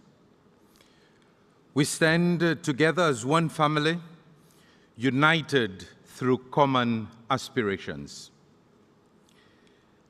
Climate change affects the development of all nations, regardless of location, size of the economy, or demographics. Yet, no other group of nations is more vulnerable to its devastating effects than small island developing states, the SEEDs. Climate change is the current reality and nightmare for SEEDs like Seychelles. With the majority of our populations living on land that is less than 5 meters above sea level, or along coast, the threat of sea level rise, storm surges, and coastal destruction pose existential risks to us. SEEDs live through constant assaults from climate change that undermine our livelihood, security, and our mere existence. Beautiful beaches representing the sea, sun, and sand that attract visitors and sustain our economy are at sea level, thus making us most vulnerable. Danger is staring us in the eye daily. As the president of a small island developing state, Africa's smallest country with just under 100,000 inhabitants, I know how vulnerable the Seychelles is to climate change and how imperative sustainability is and will be to our survival. Sea level rise poses a significant threat to small island communities and ecosystems. 95% of Seychelles' critical infrastructure is located on the coast and is exposed to impacts of sea level rise, such as coastal erosion, salinization of coastal aquifers affecting ground and surface water, impeded drainage and loss of coastal and marine ecosystems.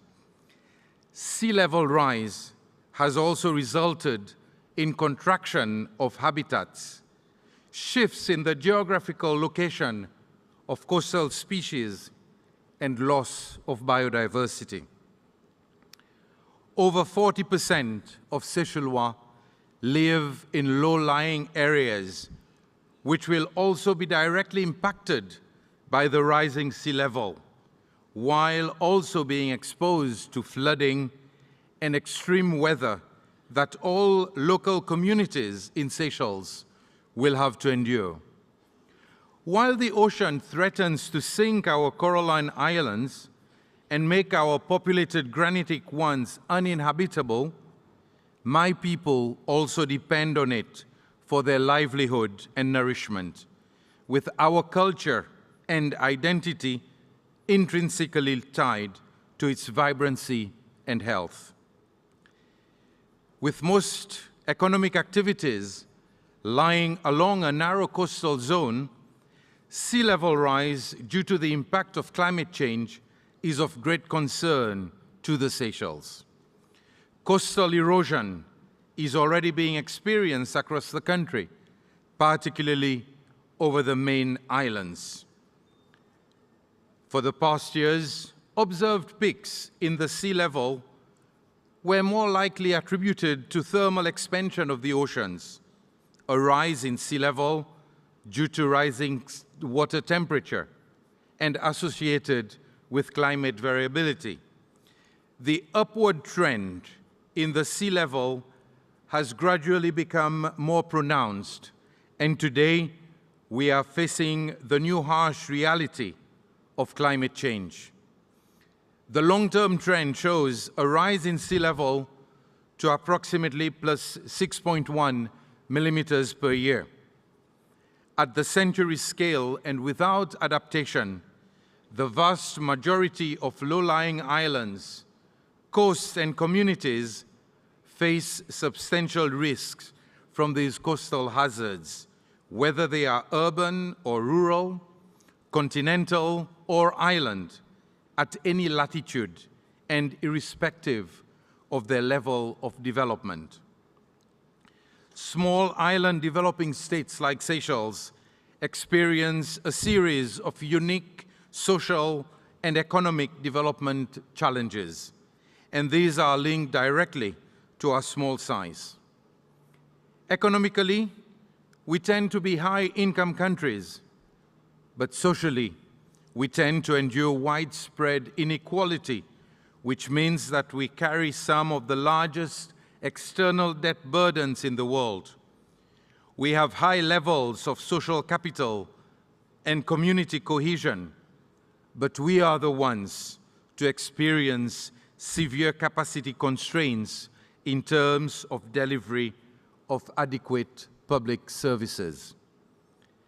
Environmentally, we bear little responsibility for the global concentration of greenhouse gases, yet we are disproportionately vulnerable to climate-induced shocks and intensifying ecological transitions, making us the most vulnerable societies to climate change. It should be noted that seeds have been at the forefront of global discussions on strong climate mitigation efforts, minimizing the risks from climate change, and on mechanisms to address loss and damage. But we cannot do it alone.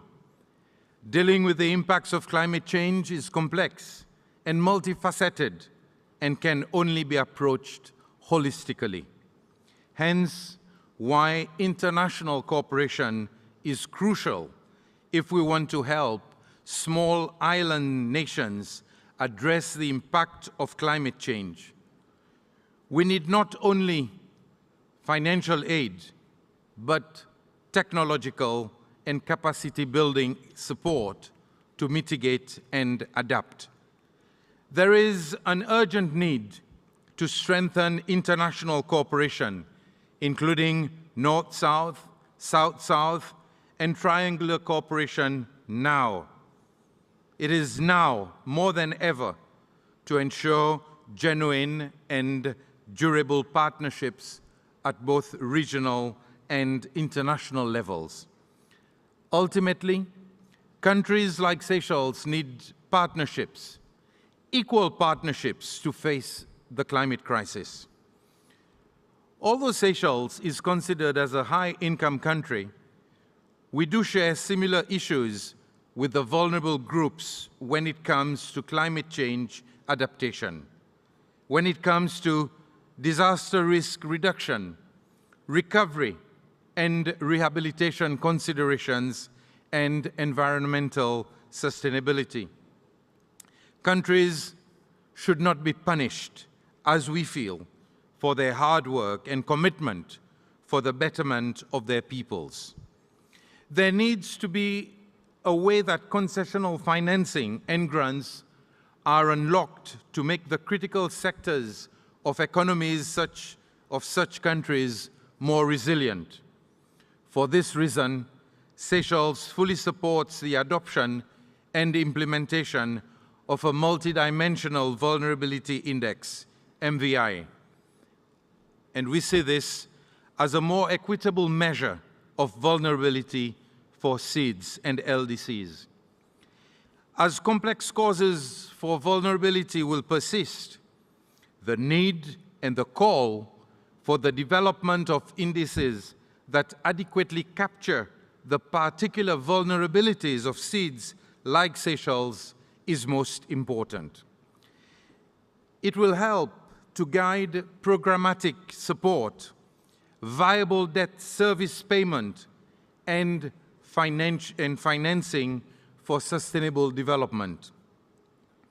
Building resilience and adaptation to climate change is important, and the whole government approach must be taken. The national and local authorities responsible for critical infrastructures and regulating finance and investment must work hand in hand with authorities responsible for climate change and environmental issues.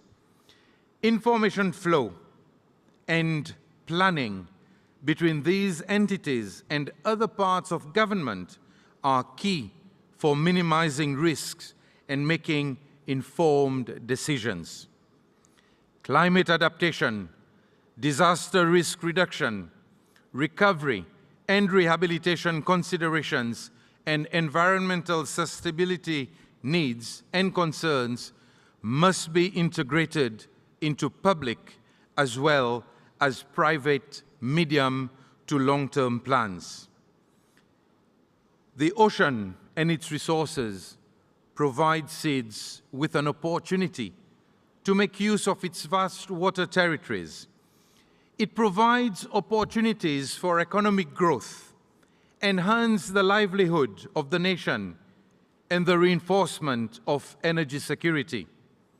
In 2018, the Seychelles launched the world's first sovereign blue bonds, mobilizing $15 million for blue economy projects that support sustainable marine and fisheries projects. Proceeds from the bond support, for example, the expansion of marine protected areas and improved fisheries governance. In March 2020, the Seychelles secured the first ever climate adaptation debt restructuring.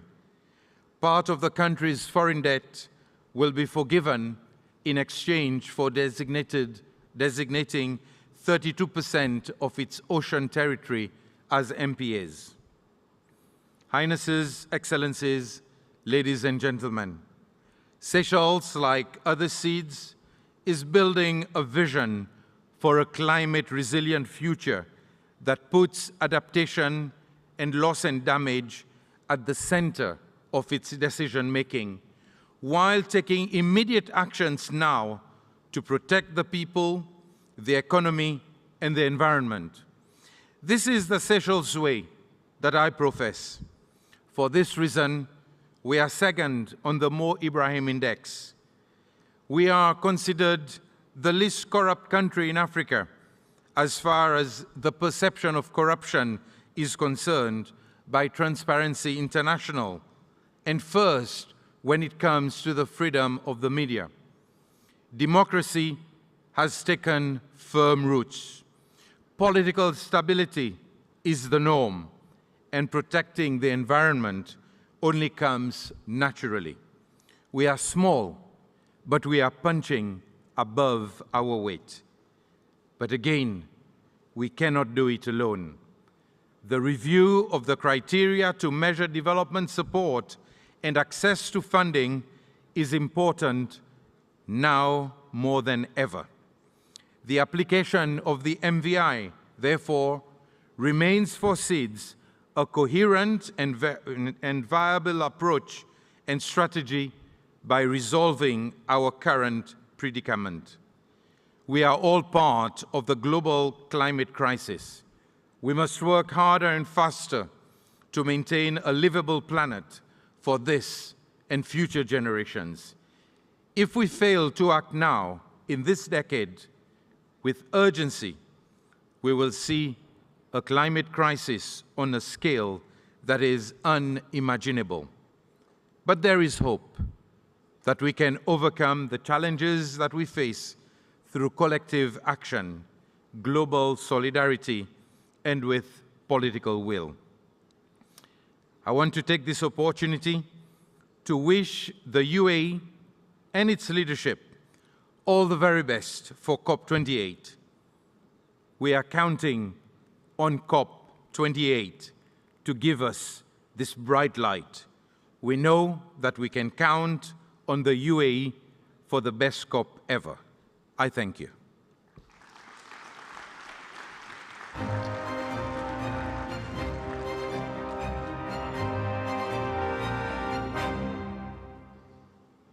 Thank you, Your Excellency, for this session. Ladies and gentlemen, our next address is from His Excellency Antonio Guterres, Secretary General of the United Nations.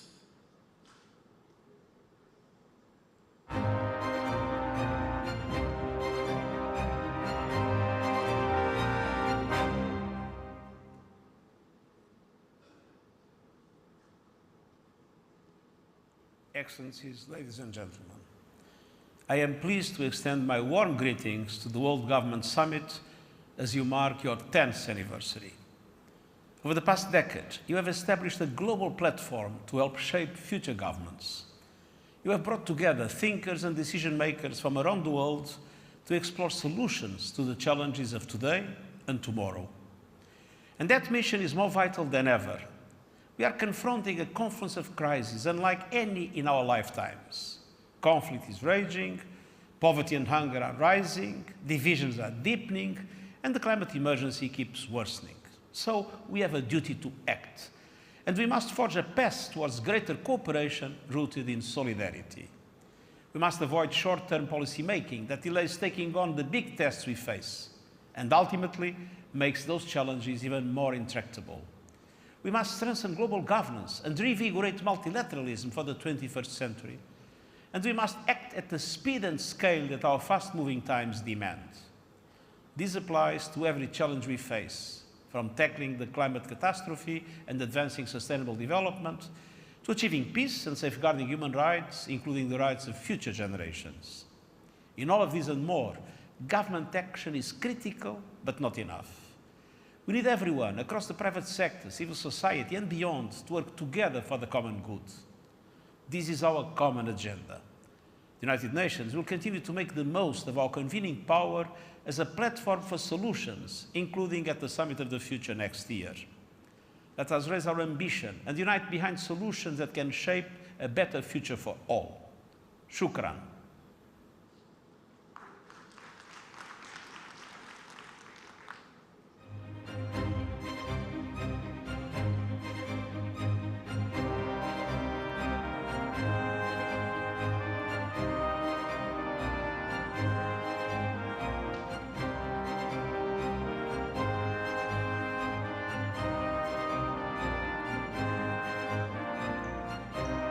أيها الحضور الكريم، سنستأنف الجلسة التالية بعد قليل.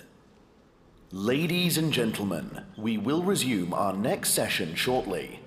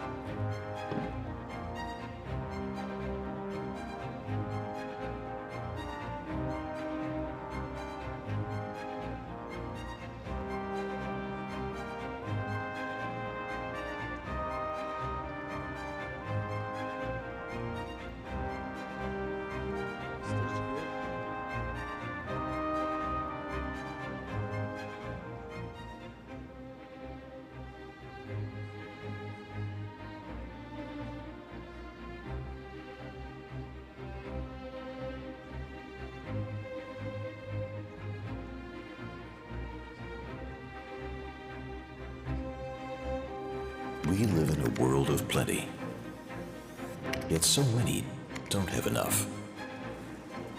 Our world is constantly evolving. New opportunities come with countless decisions. But how can we champion positive change and mitigate risks and use our collective strength to empower and leave no one behind? The truth is, our every action shapes the lives of many. Accelerating development and governance is laying the groundwork for the future of societies and healthcare. Exploring new frontiers pushes the boundaries of knowledge and increases our resilience and connectivity. Reinventing the world that surrounds us is putting the focus back on the very thing that made us excel. Join us as we explore new ways in shaping the future. World Government Summit, Shaping Future Governments.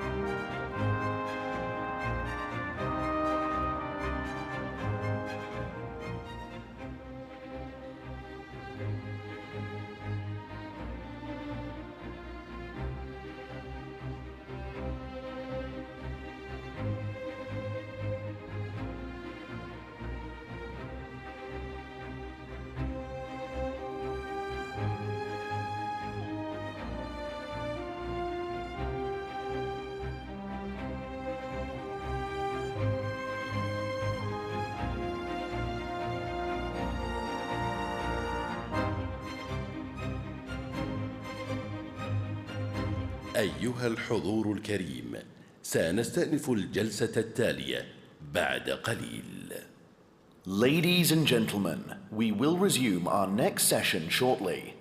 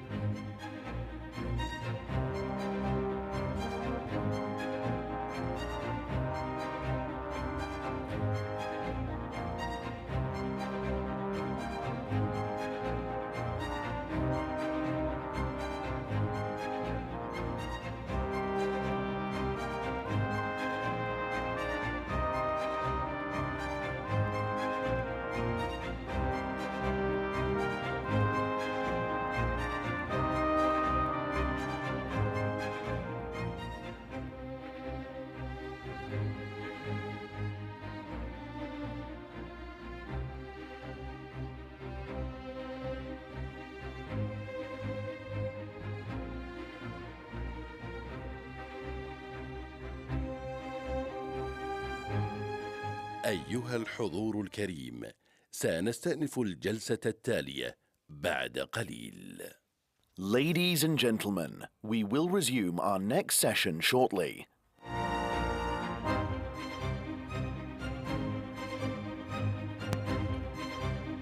السيدات والسادة، الحضور الكريم، الجلسة التالية بعنوان الازدهار العربي والتنمية. نستضيف معالي أحمد أبو الغيط، الأمين العام لجامعة الدول العربية، تحاوره مايا حجيج من بلومبرغ. Ladies and gentlemen, our next session is titled Arab Prosperity and Development. Please join me in welcoming His Excellency Ahmed Abul Ghid, Secretary General of the Arab League.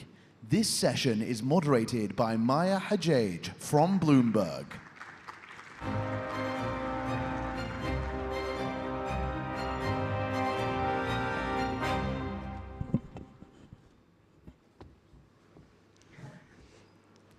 أهلا بكم ضمن القمة العالمية للحكومات.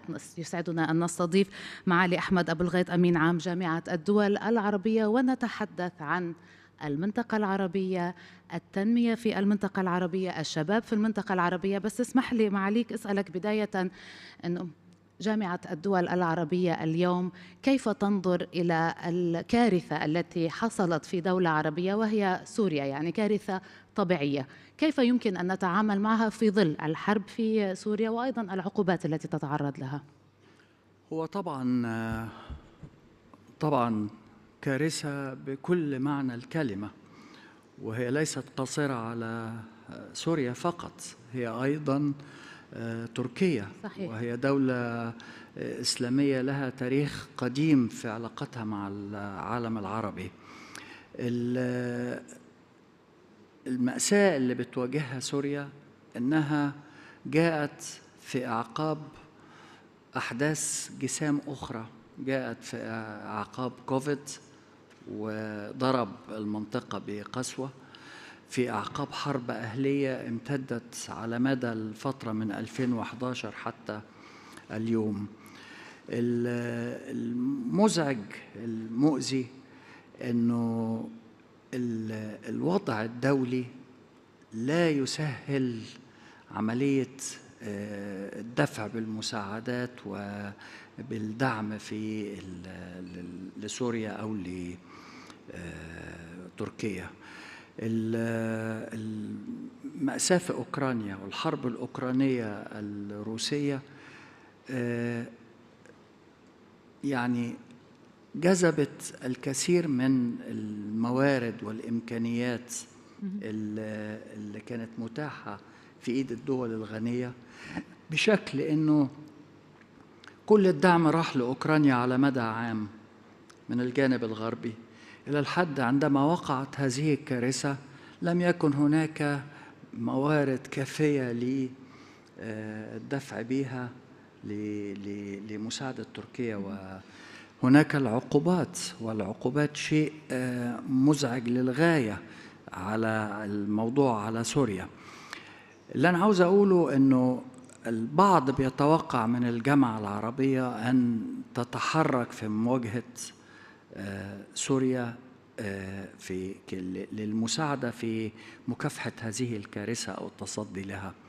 مشكلة أن الجامعة العربية ليست منظمة أو ليست جهاز تنفيذية. يمكن تقترح؟ هي تقترح طبعا، وهو ده ما فعلناه أنا كأمين عام للجامعة والجامعة نفسها الأمانة العامة. فور وقوع الكارثة وجهنا نداء إلى الأمم المتحدة، إلى الدول العربية، إلى المجتمع الدولي أنه يسرع بالمساعدة.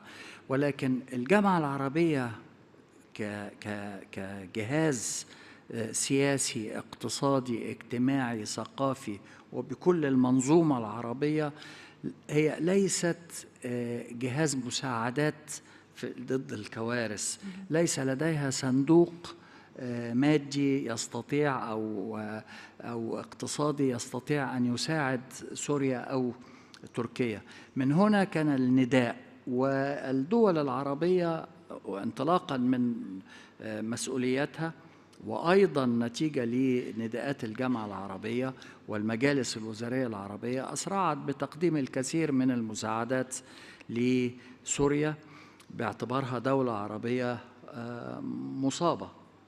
طيب خلينا نحكي عن الدول العربية المختلفة، لماذا نرى تنمية متقدمة في بعض هذه الدول في المقارنة هناك فرق واضح في دول أخرى؟ حضرتك ذكرت يعني نظرنا إلى سوريا يمكن كمثال، يعني موضوع الحرب الأهلية، موضوع العقوبات، هناك عدة مواضيع، ولكن هناك دول أخرى ما عندها مشكلة حرب، ما عندها حرب داخلية. ليه؟ يعني خلينا برضو نكون أمناء مع نفسينا. دولة مثل العراق دخل في حرب مع إيران سنة 80 ل8 أعوام. كل الموارد والإمكانيات العراقية وجهت للحرب ضد إيران، ثم تعرضت العراق إلى الغزو، والغزو الأمريكي أخذ من القدرة العراقية كثيرا. نمسك دولة زي السودان منذ استقلاله في أول يناير 56 وهو يتعرض لحروب أهلية ورغبة في الانفصال. حتى اليوم الأقاليم السودانية نفسها بتستشعر التهميش، وبالتالي في مقاومة. نمسك ليبيا، مضى على ليبيا. يعني أنا لا أقول أن هناك فقط حرب أهلية كانت في ليبيا على مدى ال10 سنوات الأخيرة، لكن أنا أقول كان هناك وضع في ليبيا أهدرت الثروة الليبية منذ 1 سبتمبر سنة 69. كان هناك حكم في ليبيا يهدر الموارد الاقتصادية الليبية بدون معنى. لبنان تعرض لحرب أهلية ضروس سنة 76، وبالتالي 76 والعقد كامل، وبالتالي هناك دول عربية تعرضت للمواجهة المسلحة بين العرب وإسرائيل، أخذت الكثير من القدرات العربية. لكل هذه الأسباب نقدر نقول أن هناك يعني مجتمعات عربية أفلتت ونجحت، منها منطقة الخليج، وهناك مجتمعات أخرى تعرضت للاهتزاز، بعضها ما زال وبعضها أنقذ، مثل مصر أنقذت في 2013 وعادت إلى المسار الطبيعي للتنمية. فلهذا كله في أسباب يعني ضعف التنمية في هذه البلدان.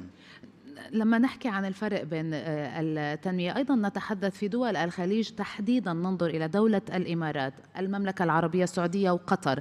كان هناك قفزة نوعية في ال10 سنوات الأخيرة، أو حتى أكثر من 10 سنوات. ليس فقط يعني يقول البعض بأنه هذه دول نفطية فلديها الأموال، ولكن كان هناك تغيير جوهري في التعامل مع الشباب، في التعامل مع أيديولوجية النمو لديهم. يعني هو دعيني أقول لك إنه هناك دول، في ال6 دول الخليجية، ال6 الحقيقة مجلس التعاون، ال6 نجحوا في الانطلاق في تنمية متوازنة، تنمية اقتصادية اجتماعية، بنت الإنسان القادر على الفعل والمساهمة في بناء المجتمع. طب تقولي لي، طب ولماذا تحقق ذلك؟ أنا أشوف أنه طبعا الثروة كانت متاحة، لكن الأهم من الثروة أن كان هناك مجموعة من القيادات الخليجية لديها رؤية، لديها قدرة على استشراف المستقبل ووضع أولوياتها بالشكل إنها ما أهدرتش الثروة. يعني مثلا نمسك ليبيا بعدد سكان محدود، وكان لديها ثروة نفطية كبيرة للغاية، وأهدرتها في 50 عاما من النزاعات والصراعات وعدم وضوح الأولويات. على العكس، منطقة الخليج الأولويات كانت واضحة. أولاً بناء الإنسان، تكافؤ الفرصة، إعطاء الفرصة للتعليم، والتعليم مهم جداً. احنا شفنا كوادر في الخليج تخرجت من أرقى الجامعات، ثم انتقلت الجامعات المتقدمة الغربية إلى منطقة الخليج للاستمرار في. أنا زرت الشارقة عدة مرات وشفت التركيز على التعليم وعلى المعرفة وعلى المكتبات وعلى الجامعات. زرت الجامعة الأمريكية في الشارقة. فبالتالي وضوح الأولويات للقيادات. احنا النهاردة شفنا قائد رأس الخيمة وكيف يتحدث عن استخدام الإمكانيات المتاحة في رأس الخيمة للانطلاق بهذا البلد. طب خليني أسألك أيضا، عندما نتحدث عن هذا الشباب العربي اللي نحن هلأ منعلمه، يعني عم نحكي عن الجيل الصاعد اللي جاي بعدين، عندما نقارنه بالجيل السابق وعندما نتحدث عن الحلم العربي، هل مات الحلم العربي برأيك؟ يعني أنا لما درست وتعلمت بالجامعة الأمريكية ببيروت وحلمي روح اشتغل بالخليج، هل هذا هو الحلم العربي أم الحلم العربي أن تكون الطاقات تخرج من الدول العربية وتبقى في الدول العربية، سواء بين الدول العربية بين بعض، أحسن ما تطلع لبرا؟ يعني ما هو الحلم العربي اليوم؟ شوفي الحلم العربي إن احنا نخلق شباب متعلم نفس التعليم والقدرة المتاحة للشباب الآسيوي وللشباب الأوروبي والشباب الخليجي. بمعنى إيه؟ بمعنى أنه التعليم المدرسي، الأستاذ، المدرسة، الجامعة تكون قادرة على فرز نوعيات من الشباب وإعطاء التعليم الذي يتيح له القدرة على المنافسة مع الآخرين. هذا يتأتى بخطط واضحة جدا. أولا الموارد يجب أن تعطى للتعليم، ولكن القصة واضحة مش ألغاز. مدرس، تكنولوجي، تلميذ، ومدرسة، وبناء نفسي، ثم أنه الإنسان يعلم أنها الفرصة المتكافئة متاحة. بمعنى إيه؟ بمعنى أنه أوائل الدفعات لا يلقى بيهم، ولكن أوائل الدفعات يكون لهم هم الحق في، وبالتالي الاجتهاد والانضباط والعمل القوي لرفع همة الإنسان وتأمين علمه يجب أنه يحصل على عائد في النهاية، ولكن لا يجهض أو يهدر أي شيء. بس هيدا العائد أنا لو كنت بلبنان ما كنت رح حصلته بالإمارات، أو لو كنت ذهبت إلى السعودية أو ربما الكويت. الموضوع نفسه للشاب اللي بيتخرج من جامعة بمصر قد ما يكون شاطر، أو من الأردن، يعني مع طبعا الفروقات. بعدين لازم نبقى عارفين أن المنطقة العربية النهاردة هي منطقة عربية، بمعنى أنه هو الفضاء العربي. يعني أنا شفت الكثير من العرب من المغرب ومن تونس ومن مصر ومن لبنان بيعملوا في الإمارات. هي أصبحت بلدهم. ليه؟ لأنهم بيتحدثوا نفس اللغة، نفس الديانة، نفس الإمكانيات متاحة لهم، وبالتالي بينطلقوا. فالتعليم هو الأساس. التعليم وثم بناء الكادر هو الأساس اللي على أساسه الإنسان يقدر ينطلق في بناء المجتمع. هل هناك خطوات من قبل جامعة الدول العربية للاستثمار بفرص مستقبلية تكنولوجيا لهؤلاء الشباب بموضوع الاستثمار في المنطقة؟ بالتأكيد. يعني احنا ندوات صباح مساء لخدمة الشباب العربي، فرصة التعليم، التكافؤ في الفرص. ما تنسيش انه الجامعة العربية لها منظومة أحد الأذرع الفنية بتاعتها اسمها الأليكسو، منظمة التعليم والثقافة العربية. هناك أيضا اجتماعات المجالس وزارية لوزراء التعليم والتعليم العالي وتوحيد المناهج وإعطاء الفرص المتكافئة للشباب. ده الشباب ده هو المستقبل، وبدون الشباب لا مستقبل للأمة. لا مستقبل بدون الشباب، ولكن هناك الحكومات العربية. هل يمكن ربما النظر في تعزيز التكاتف بين الحكومات العربية لدعم هؤلاء الشباب، خلق فرص لهم؟ ما هو نحن هلا بالقمة الحكومية عم نحكي عن الحكومة. الاقتصاديات هي اللي بتفتح الطريق للشباب. بمعنى لو كان هناك رؤية في هذه الدولة أو تلك باقتصاد مفتوح، اقتصاد قادر على النمو وبشكل يتيح فرص عمل لهؤلاء الشباب، مش هيضطروا ان هم يغادروا بلادهم. ليه؟ لأنه في لديه فرصة متكافئة داخل بلده للعمل في القطاعات المختلفة، وأنه تم تجهيزه وإعداده لتحقيق لتحقيق أمله في الحياة. يعني احنا بنشوف دولة زي مصر. مصر بتزداد سنويا 2.5 مليون مواطن مصري بينضموا للمجتمع.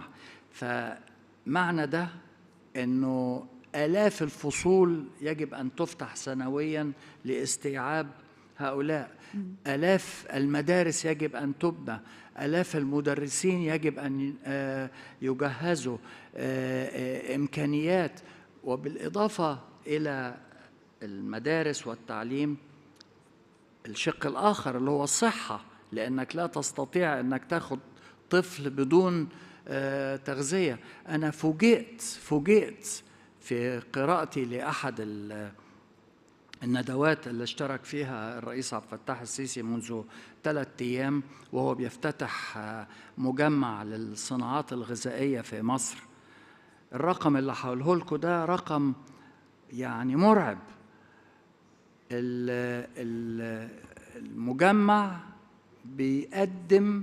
المجمع الصناعي الغذائي ده بيقدم 600 مليون وجبة غذائية لطلبة المدارس في مصر على مدار العام الدراسي. 600 مليون، أرقام مذهلة. وبالتالي هناك حكومات تقوم بالفعل، ولكن الضغوط عليها رهيبة. معليك بعد معنا تقريبا 3 دقائق أقل قليلا، بس سؤال: ما هو برأيك أكبر تحدي أمام جامعة الدول العربية، وما هو برأيك أبرز إنجاز يمكن لجامعة الدول العربية أن تحققه؟ جامعة الدول العربية تعرضت لهزة شديدة جدا نتيجة لتعرض الكثير من دولها على مدى 15 عاما 20 عاما الأخيرة لهزات سياسية واقتصادية واجتماعية. الحفاظ على الجامعة العربية شيء أساسي. ليه؟ لأنه الجامعة العربية هي ليست مثل الاتحاد الأوروبي جهاز فوق الدول. الجامعة العربية هي جهاز تنسيقي لوضع السياسات، بمعنى أنه الدول بتتفق على سياسات اقتصادية أو اجتماعية، والجامعة العربية تنسق فيما بينها. أتصور أنه في غياب وجود الجامعة العربية لا يمكن أن يكون هناك عمل عربي مشترك موحد في أي مجال. احنا عندنا 13 مجلس وزاري، عندنا 13 منظمة تعمل في الصحة، في الضمان الاجتماعي، في التعليم، في مجالات كثيرة جدا.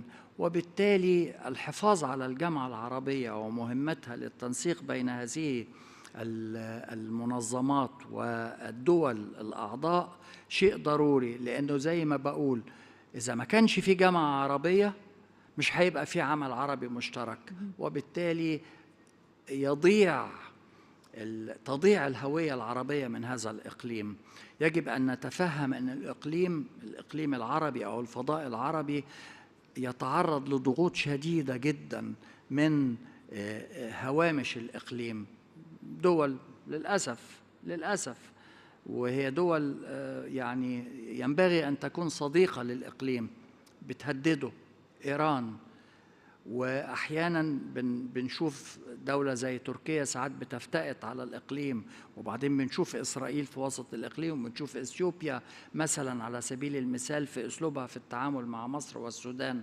وبالتالي الفضاء العربي ده بيتعرض لهذا القدر من الضغط وأيضا من العالم الخارجي، وبالتالي الجامعة العربية شيء يحافظ عليه لمصلحة العرب، حتى ولو كانت أحيانا لا تبدو أنها بهذا القدر من الفاعلية. شكرا جزيلا لك معالي أحمد أبو الغيط أمين عام جامعة الدول العربية، نورتنا، أهلا وسهلا. شكرا جزيلا، شكرا يا جماعة. يلا.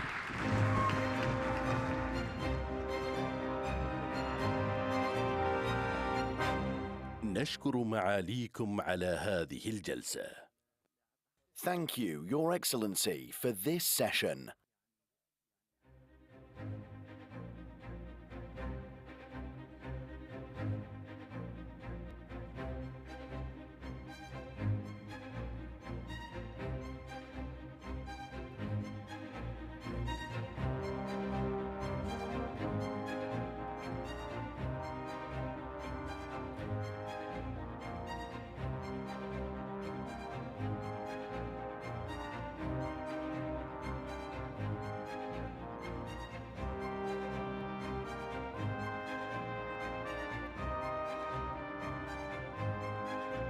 السيدات والسادة، نستمع الآن لكلمة رئيسية يلقيها معالي جاسم البديوي، الأمين العام لمجلس التعاون لدول الخليج العربية.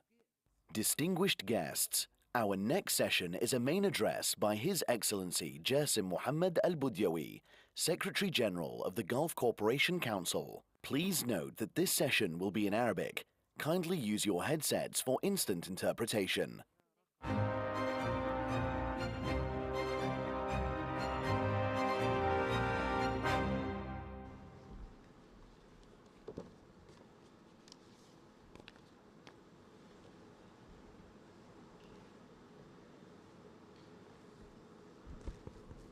بسم الله الرحمن الرحيم. الحمد لله رب العالمين، والصلاة والسلام على سيدنا محمد وعلى آله وصحبه أجمعين.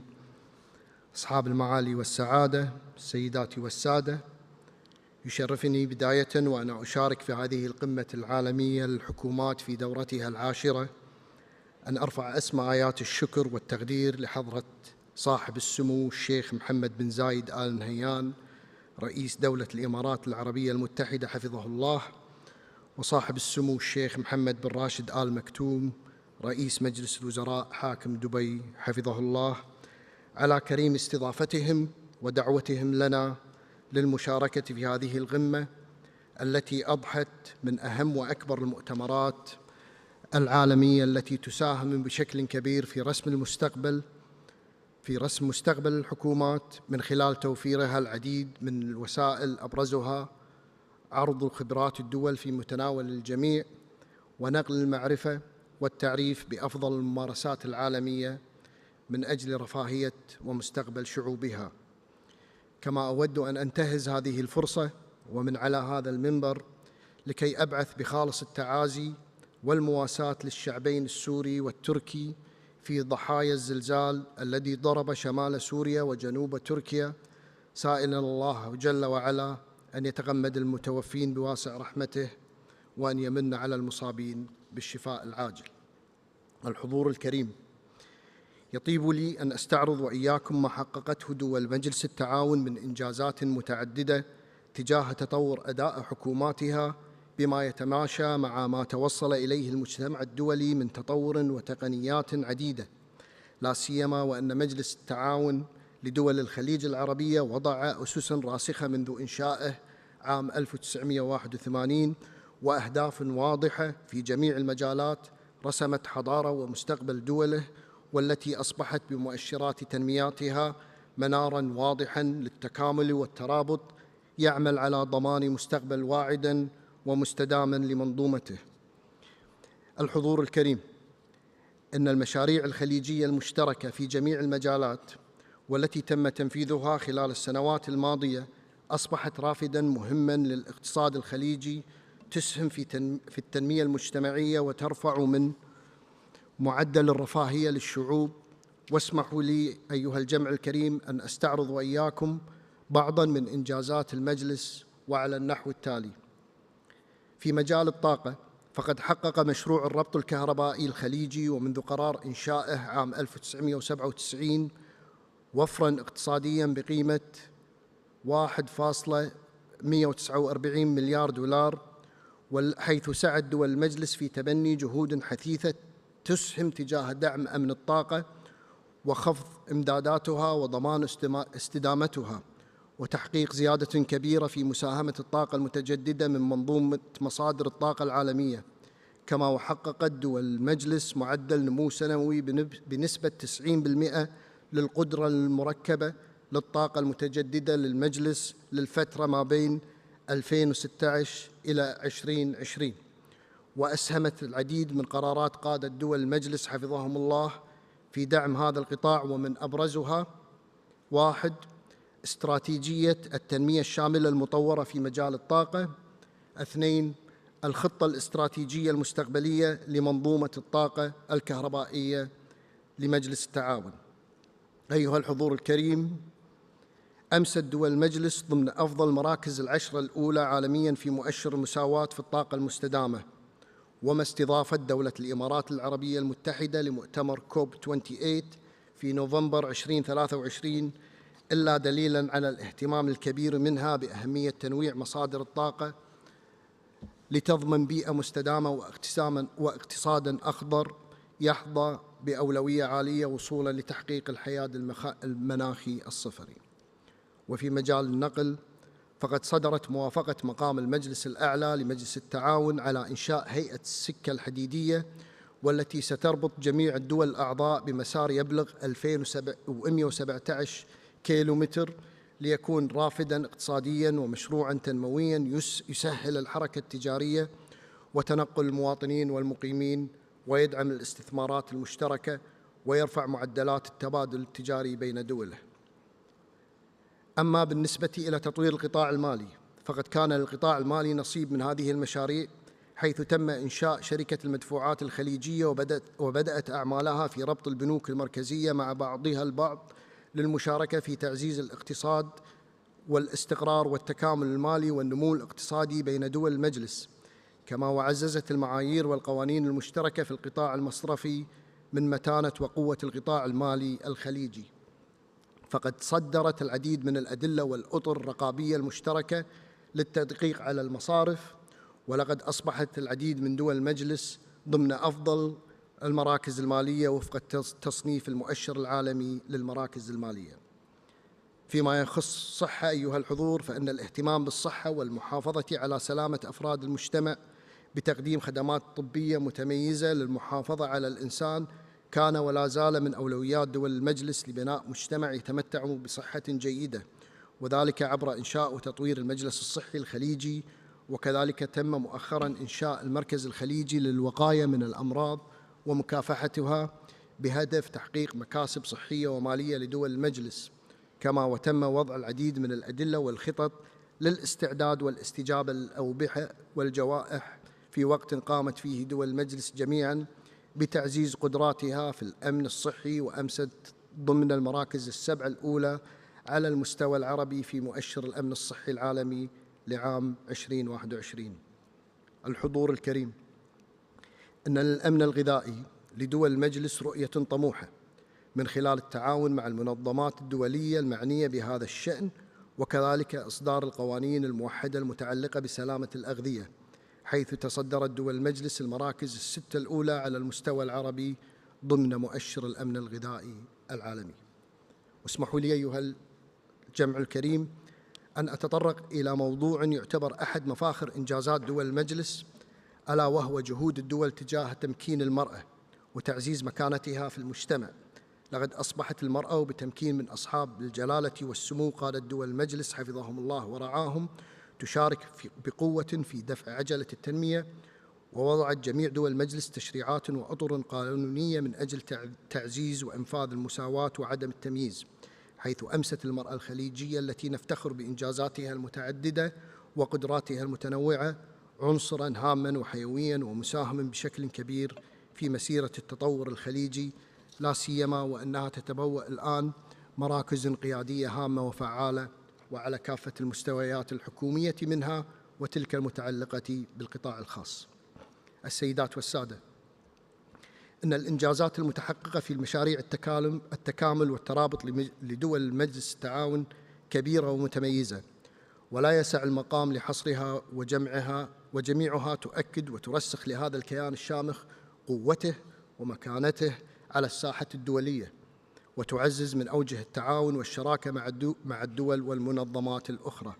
فالتكامل الاقتصادي لمجلس التعاون يسير وفق قاعدة متينة وقدرة تنافسية عالية تعزز للاستدامة والتنوع الاقتصادي، فمن منطقة التجارة الحرة إلى الاتحاد الجمركي يعززها سوق خليجي مشترك لتحقيق الوحدة الاقتصادية في عام 2025، حيث بلغت المساهمة النسبية للأنشطة غير النفطية في الاقتصاد الخليجي خلال عام 2020 78.7% مقارنة بالأنشطة النفطية والتي بلغت 21.3%.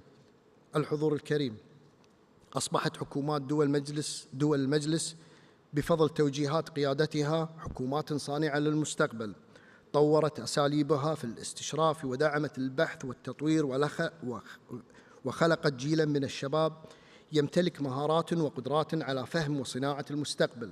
وعليه وضعت دول مجلس التعاون رؤى وطنية بعيدة المدى تهدف في جوهرها إلى تسريع التنمية والحوكمة وبناء مستقبل أفضل لمواطنيها والمقيمين على أراضيها، لا سيما وأن هذه الرؤى تتسم بأنها ترتكز على تطوير الأداء الحكومي وتطبيق أفضل معايير النزاهة والشفافية والمساءلة وتعزيز الرقابة والحوكمة الرشيدة.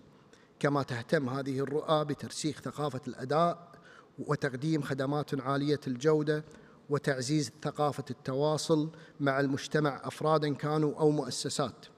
كما تضمن هذه الرؤى تسخير التقنية والتطوير التكنولوجي في تحسين الأداء الحكومي والارتقاء بالخدمات والاهتمام بالابتكار.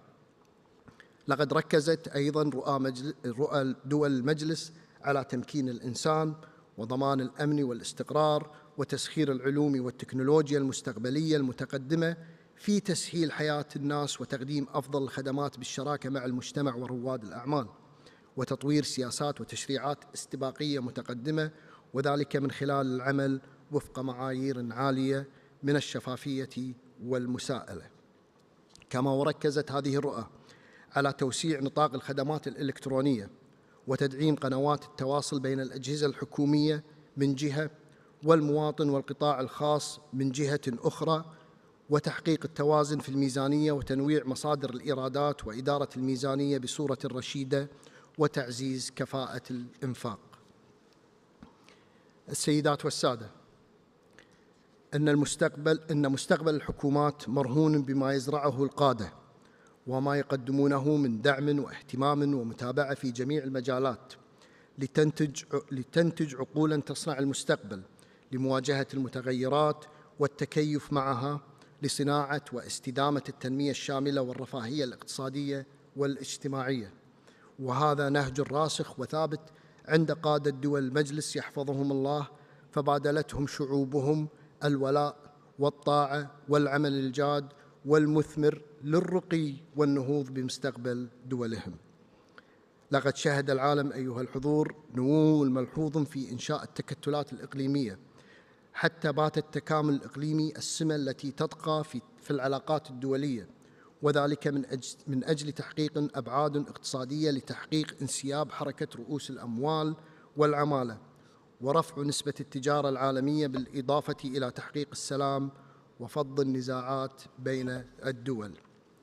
ولم تعد تقتصر هذه التكتلات على دول متجاورة جغرافياً، بل باتت تسهم في تحقيق منافع أكبر لأعضائها وتمنحهم مكانة سياسية واقتصادية تتناسب مع قدراتهم وإمكاناتهم مجتمعين، وتعزز الأمن والاستقرار في دولهم ومنطقتهم. كما ولما كان لهذه التكتلات من فوائد عديدة، فهي تواجه أيضاً التحديات، ومنها: 1. ضرورة التطوير المستمر لمنهجية التكتل ومحاكاتها للمستقبل كي لا تتخلف عن الركب في ظل المتغيرات المتسارعة. 2. الربط والتكامل الاقتصادي المتكامل من حيث التجارة وحركة رؤوس الأموال. 3. التطرق لحل مشكلة البطالة التي تؤثر على الشباب وتهيئتهم بمهارات المستقبل. ختاماً أيها الحفل الكريم، أتقدم بالشكر الجزيل لجميع القائمين على هذه القمة العالمية للحكومات، متمنياً لكم كل التوفيق والسداد والخروج بنتائج متميزة نتطلع جميعاً لجني ثمارها. والسلام عليكم ورحمة الله وبركاته.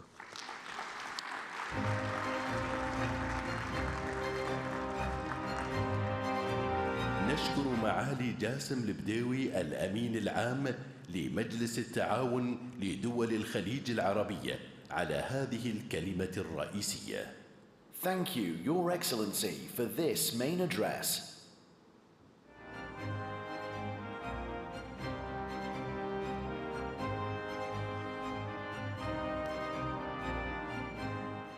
Your Excellencies, ladies and gentlemen, our next session is titled Unlocking Leadership, What Does It Take? Please join me in welcoming Dr. Amy Cuddy, social psychologist, best-selling author, award-winning Harvard lecturer. Thank you. Thank you so much. And before I start, I would really like to thank you for welcoming me. I've looked forward to visiting for so long. And I have to say, the people here have been so friendly, but also so optimistic. And it's something that I don't see that often. So it's a real pleasure to be interacting with such creative, friendly, optimistic people. I want to start by telling you a short story. When I was a second-year professor, I was at the Kellogg School of Management then at Northwestern University, and I was asked to give a lecture on my area of expertise at the University of Chicago. And did anyone go to the University of Chicago? All right. So the University of Chicago's sort of unofficial slogan is, "Where fun goes to die," right? So it's not a place where people are known to be especially warm and friendly, and everyone is afraid to give a talk at the University of Chicago. But when I think about this, I'm an expert. I'm going in to talk about my area of expertise. I'm in a leadership position. But I went and I felt so powerless. I stumbled over my words. I went into fight or flight mode in the middle of my talk. I finished it, but I left with a sense of regret. I did not leave feeling satisfied. I left wishing that I could have a do-over. And that's the kind of situation that I want to ask you to think about. I want you to think first about what is, as a leader, what's your biggest challenge? Think about a situation that you approach with dread, that you execute with a sense of anxiety and distraction, and that you leave with a sense of regret. So everyone has this kind of situation.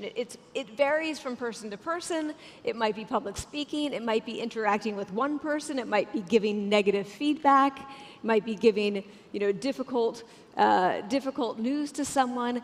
What is that situation for you? And how can you approach it instead with composure and confidence and execute it without being distracted, being present, and leave it with a sense of satisfaction? Why can't we do that? We can't do that because we have a sense of powerlessness. And I want to differentiate between two types of power, because I think the word power often scares people. Social power is what people think of when they think of power. It is power over other people. It is the ability to control others' states, others' behaviors, control over resources, and it is zero-sum. It's a fixed pie. The more power one person has, the less power others have. And I'm not saying that it's bad or wrong. It's a necessity, but it's not the only kind of power. The kind of power that I want you to think about is this. It's personal power. It's the power to. It's the ability to control our own states and our own behaviors, and it's infinite. So you can have enormous personal power, and it doesn't take power away from anyone else, right? So this is the kind of power that benefits all of us, because what happens is that when we feel powerful, hundreds of psychological studies have shown that when we feel powerful, it activates what we call the behavioral approach system. And you can think of this as a sort of system telling our brains that everything is safe, that you're okay.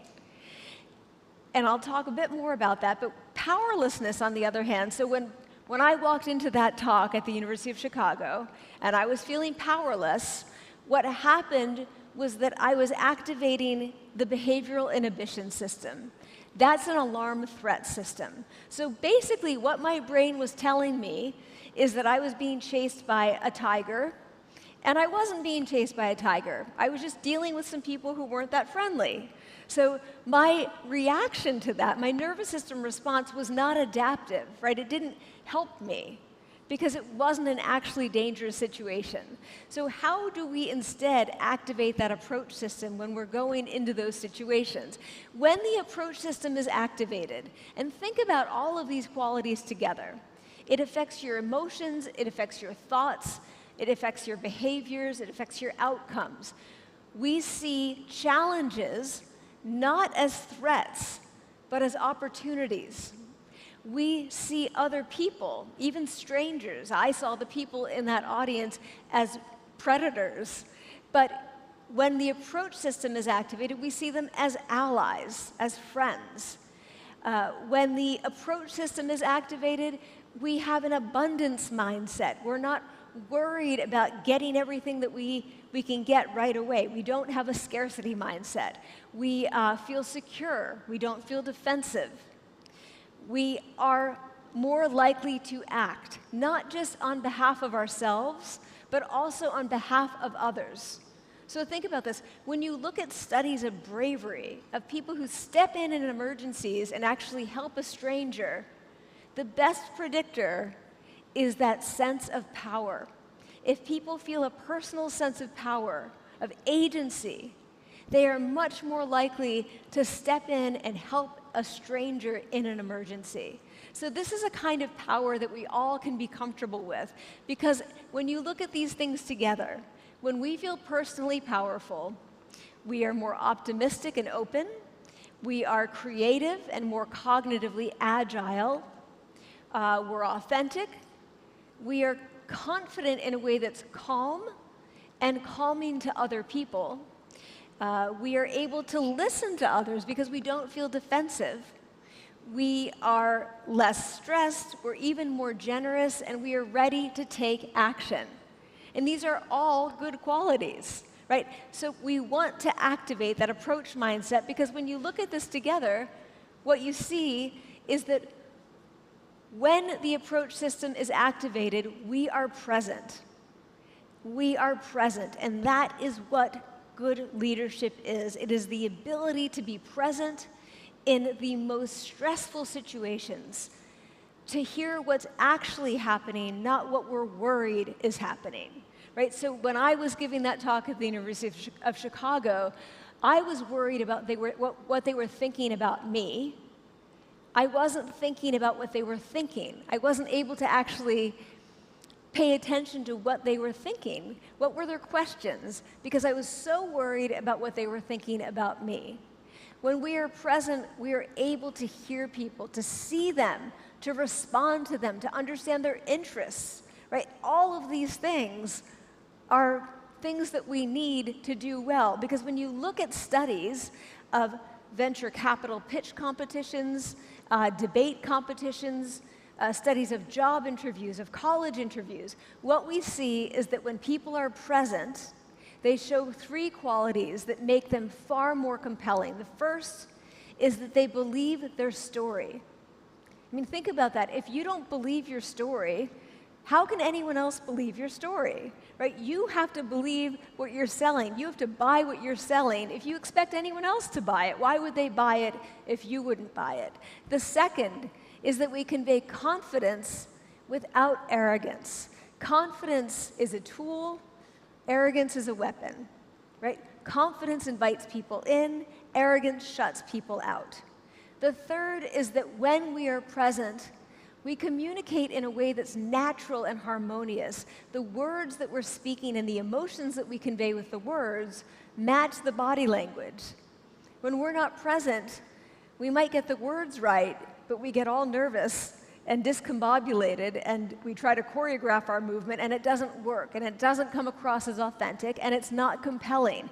When you look at these three qualities together, the qualities of being present, what you see is these people not only do better in these VC pitch competitions, debate competitions, job interviews, but they also stay at the job longer, they inspire others, they are much more likely to ascend to positions of leadership. Presence is such an important quality and signal and state when it comes to leadership, because also presence begets presence. When we are present with others, we invite them to be present with us. When you think about interacting with someone who's distracted, who's looking over your shoulder, waiting for somebody else to come into the room, or distracted by their phone, when they are not present, you're not going to give them your full authentic self. You're going to hold back a bit because you don't know if you can trust them. We need to be present with others if we want them to be present with us. And that's because the only way to build sustainable relationships as a leader is to earn and build trust, because trust is the conduit of influence. You might have a million great ideas, but if you have not earned, established, built trust, if you have not shown people that you understand and care about them, they can't hear what you're saying. Trust is absolutely critical to leadership in any situation. In any situation. It is the medium through which ideas travel. Without that medium, you may as well just be throwing ideas against a brick wall and seeing them bounce right back off. They're not being received by your audience. When we feel personally powerful, not only do we show up, but we show up as both strong and as generous, as both competent and as kind. And these are the two important qualities of leadership. People perceive each other immediately, within seconds, on these two qualities, generosity and kindness, and competence and strength. These are the two questions that we ask about other people when we meet them. Can I trust them? And so sort of, what are their intentions toward me? And are they capable of enacting those intentions? Those are the two questions that we're asking. So when we are feeling powerful, we're able to be fully present. So if power is activating the approach system, and powerlessness is activating the inhibition system, then power is cultivating presence, and powerlessness is blocking presence. So again, this is not social power, it's personal power. And it's key to being an effective communicator, an effective leader. I want you to check your posture. You don't have to adjust, but just pay attention to how you're sitting. We spend a lot of the day sitting. And your posture, even when you're seated, when you are a passive observer, matters. Right? It's actually sending information to your brain about whether you're in a safe situation or an unsafe situation. Your body and your mind are constantly talking to each other. They're in communication. We talk a lot about sort of the mind-body connection, but less so about the body-mind connection. We think about how our mind changes our health, but we don't think so much about how we carry ourselves physically changes our mindset. And it is critically important and something we can do easily. When you look at power, the research on power and body language really started in the animal kingdom. And researchers for more than 150 years have noticed that animals that have power expand. They take up more space. You see this among other primates. You see it in non-primate species. You can clearly see who's in charge here, right, standing up on the hind legs. You see it in snakes, in birds. Expansiveness is signaling status and power. And think of the peacock raising and fanning its tail feathers. It's the ultimate display of power and status. So it's true for animals, but it's also true for people. So a researcher named Jessica Tracy has studied this across 36 cultures on 5 continents, but it started with her observation when she was watching the Olympics that not only do gymnasts pose like this before and after the routine, so you see them pop up with their arms in the air, their chin is lifted, their mouth is slightly open, chest is expanded, but what she noticed is that you also see it in a way that's not choreographed. In the moment of victory, in the moment of feeling that burst of power, what do people do? All over the world, this is what they do. Right? In that moment of winning, they expand across different kinds of athletics, across countries, across cultures, across genders. You see the same kinds of reactions in that moment of victory, which is to be as expansive as possible. You can see many different examples. It doesn't matter. It could be an endurance sport. It could be a team sport. But you see the same reactions. Even when our team is winning, we do the same thing because we vicariously have a sense of power. We're not really responsible for their victory, but we feel responsible. We call that basking in reflected glory, and we feel a sense of power, and so we expand. But I think the most convincing evidence that Dr. Tracy found in her studies on 5 continents, where everyone she interacted with expanded when they won, is that even congenitally blind people did the same thing. So people who have never seen anyone expand when they win. They have the same reaction. What that tells us is this is hardwired. This is a hardwired response. This is just like smiling in happiness or widened eyes and surprise. It's a universal expression of an emotion. So what happens when we feel powerless? Exactly the opposite. You can see here the fans of the winning team and the losing team, right? You can see what people do. We start to cover our mouths. We make ourselves smaller. Look at the teams as they're losing. You see them touching their heads and their faces, wrapping themselves up, getting closer to the ground, making themselves small. Exactly the opposite of what we do when we feel powerful. And the same thing happens in the animal kingdom. You see the same thing. The animals that don't have power make themselves very small. They pull their tail between their legs. They flatten their hair, get on the ground. They flatten their ears. You can see clearly which animal feels powerless. So across the animal kingdom, around the world, when we feel powerful, we expand. And when we feel powerless, we shrink. So why does this matter?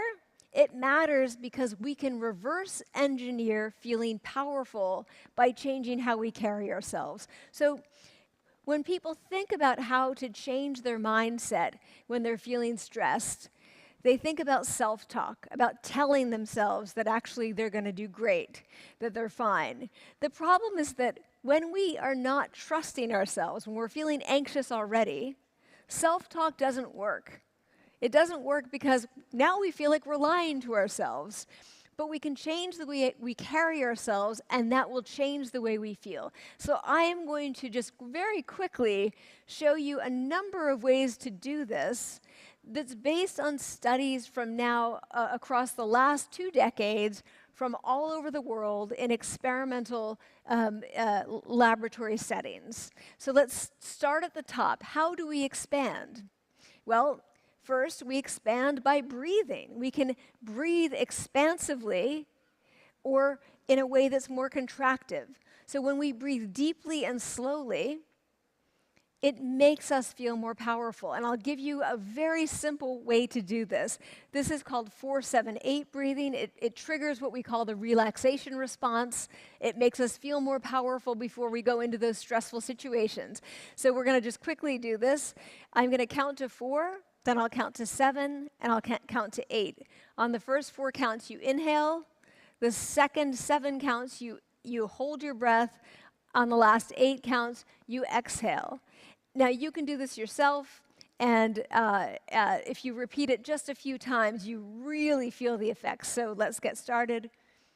1, 2, 3, 4. 1, 2, 3, 4, 5, 6, 7. 1, 2, 3, 4, 5, 6, 7, 8. So that is your nervous system telling you that you're not being chased by a tiger, that you are safe. And it calms you down and makes you feel more confident. Let's talk about the next one, voice. Voice is not just, speaking is not just about the words that we say, but also the many qualities of voice. So what's our tone? How much amplitude do we use? How much range do we use? How quickly or slowly do we speak? Research at the Stanford Graduate School of Business has shown that not only do we speak more slowly when we feel powerful, but getting people to speak more slowly causes them to feel more powerful.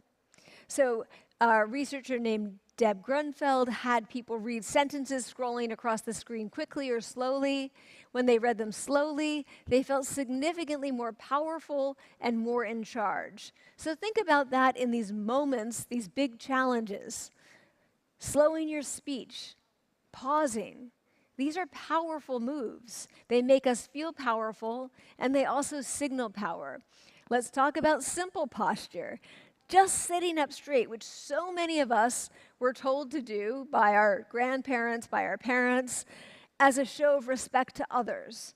But what researchers find is that it's not just a show of respect to others. When people sit up straight for just 2 to 3 minutes, when you look at people with major depressive disorder, you see a significant reduction in depression symptoms, just sitting up straight for 2 to 3 minutes. When you look at people who are not depressed, you also see a significant elevation in mood, in memory of positive events, in the way that they speak about the future, right? So just changing our posture changes our mood. The problem here is that we are often on these devices, and that does affect us as well. So we do have to be mindful of that. We've studied how working on smaller devices versus bigger devices affects our mindset, and you see significant differences. So it's important to be mindful of how you hold your phone, right? And how much time you spend on it. I'm certainly not going to tell anybody to get rid of their phone, but just to be mindful of your posture while you're using it.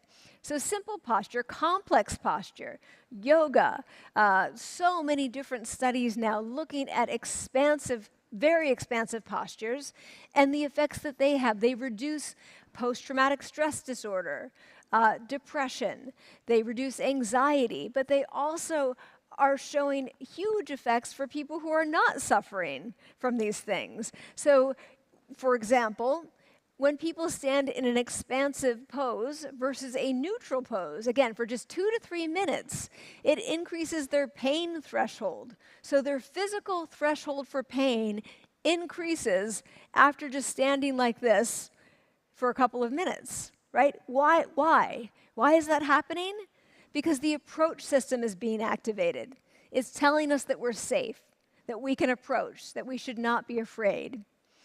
It also allows us to carry more weight, to physically perceive that weight as less heavy than if we have been in a neutral or contractive pose. So all of this together, you keep seeing the same pattern. How do we sleep? Do you sleep like this, or do you sleep like this? Right? People sleep in different positions, and this is the general distribution sort of sleeping positions. And you see that about 40% of people are sleeping in the fetal position, all curled up. And then you have 5% who are in the sort of Usain Bolt starfish position at the end. You can't change the way you sleep very easily. But in our research, what we find is that the way people wake up, the position they're in when they wake up, predicts their mood. So people who wake up more contractive feel significantly less powerful and significantly more anxious than people who wake up stretched out. What can you do about that? Again, you don't want to set an alarm to every 2 hours to change your position, because sleep is very important. But what you can do is if you wake up clenched up, don't put your feet on the ground. Take a minute or two and spread out. Just stretch out in bed and then put your feet on the ground. I mean, these are such simple ways in which we carry ourselves with self-respect and pride, and it translates into feeling those things. So this is the way we want to be when we wake up in the morning. We've looked at what happens when you have people adopt postures like this versus postures like this, again, just for between 2 and 5 minutes. And we find that, so by the way, they're doing these in rooms alone. They're blind to the hypothesis. They're blind to the conditions. They don't know what the study is about. But what we find is that when people adopt those more expansive poses, which I'll go back to just for a minute, versus these, they feel significantly happier and more powerful and more in charge, but most important, they are more likely to succeed in things like job interviews. We actually put them through stressful job interviews, and we find that job interviewers, so people who are trained to rate applicants, after watching the people who have adopted these powerful postures, these are the people they want to hire. They don't want to hire the people who had been in the contractive postures. And by the way, these people rating the job applicants didn't see these postures. These were done in private. They have no idea that there were differences. They just rated them better overall, and they were significantly more likely to want to hire them. So that's why they're hired. You go back to those qualities of presence, those people who, in privacy, adopted expansive postures versus contractive postures, believed their story, they showed confidence without arrogance, and they communicated in a way that was harmonious. They were present, and that was compelling. And that's why people wanted to follow them, right? These are the qualities that we find appealing in leaders. Finally, even walking. I mean, this is data using motion capture sensors, where people are walking on a treadmill with motion capture sensors attached to their major joints, and it's aggregated across thousands of people. But if you look at this, which one of these walkers, as we call them, is feeling more powerful? The one on the left or the one on the right? The one on the left, raise your hand. The one on the right? Right. So this one, and this is a very small difference, but what you see is the strides are longer, the arms have more swing, there's more up and down vertical movement, they're taking up more space. So even walking not only reflects how we feel, but changes how we feel. So you've got all of these together: breathing, speaking, simple posture, complex posture, movement. These are such simple, actionable takeaways, things that you can change immediately. And by the way, I want to point out very clearly, I am not encouraging people to adopt dominant, expansive postures while they're presenting. I don't, you see some people stand on stage like this and it doesn't go over well. And I have to say, after I first started speaking about this work, I got a couple of emails from people who said, I went to a job interview and I stood in the victory pose and I didn't get hired. It's like, well, I'm not surprised. This is what you do alone. When you're actually speaking to people, when you're interacting, you want your posture to be confident and open, but also show that you're engaged, that you want to be there. Because remember, it's not just about strength, it's also about trust and engagement and showing that you're interested genuinely. So adopting expansive breathing, speaking, posture, and movement makes people feel powerful, confident, assertive, relaxed, happy. There are now about 150 studies showing this, including studies now even with grade school children showing that it improves their performance in school and their relationships with their teachers and their willingness to ask questions, right? To not just sit there not knowing the answer, but when they adopt an expansive posture privately before they go to school, those kids are more likely to ask questions. So expanding is activating the approach system. Shrinking is activating the inhibition system. So your body is changing your mind. Your mind is changing your behavior. And your behavior is changing your outcomes. This is true for all of us. Expanding is giving us the courage to bring our authentic best selves to our biggest challenges. And as our courage expands, the world of possibilities expands, right? As we become more courageous and we step forward, we approach, the world expands. And we have even more opportunities and more people to meet, more people who can become our allies, right? More people who we can help. And who will help us. So these are qualities that we want as a leader.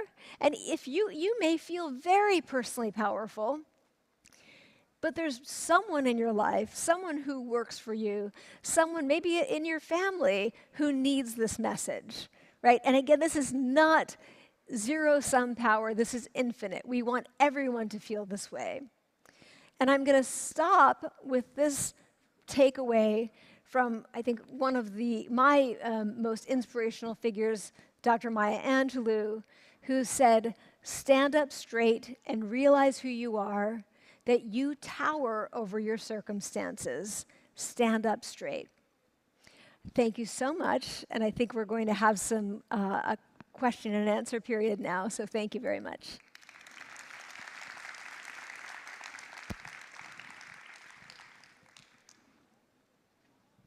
And now, ladies and gentlemen, please join me in welcoming His Excellency Saeed Al-Nadari, leading Mohammed bin Rashid Center for Leadership Development, to the stage.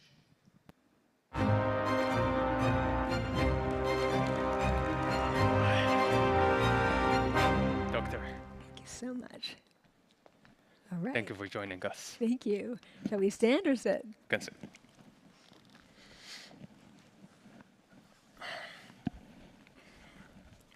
Assalamu alaikum.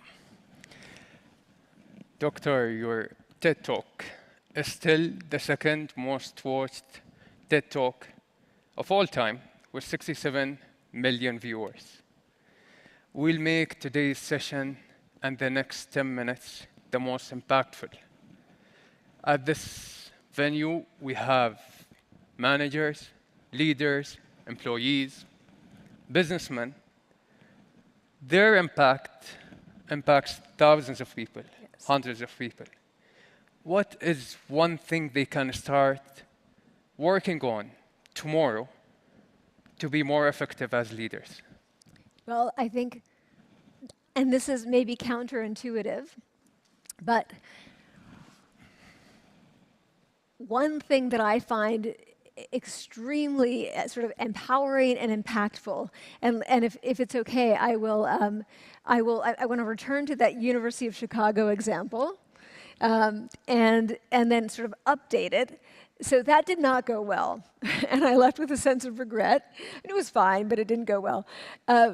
after about a year later, I moved to Harvard Business School, where I taught for many years, and I was told when I was about to start teaching by other HBS professors that HBS students are really aggressive and they're like sharks, and if they smell blood in the water, they'll come in for the kill, and that I should be afraid of them and not make any mistakes and go in really strong.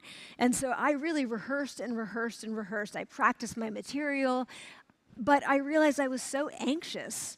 And a couple of days before going in, I realized these people have worked hard to get to Harvard Business School. They're paying a lot of money to be there. They don't want me to fail. They want me to do well. They want to learn. So what I decided to do was to go in with trust, to extend trust to them, to trust that they wanted to be there, that they would allow me to be authentic and make some mistakes, but also to listen to my expertise.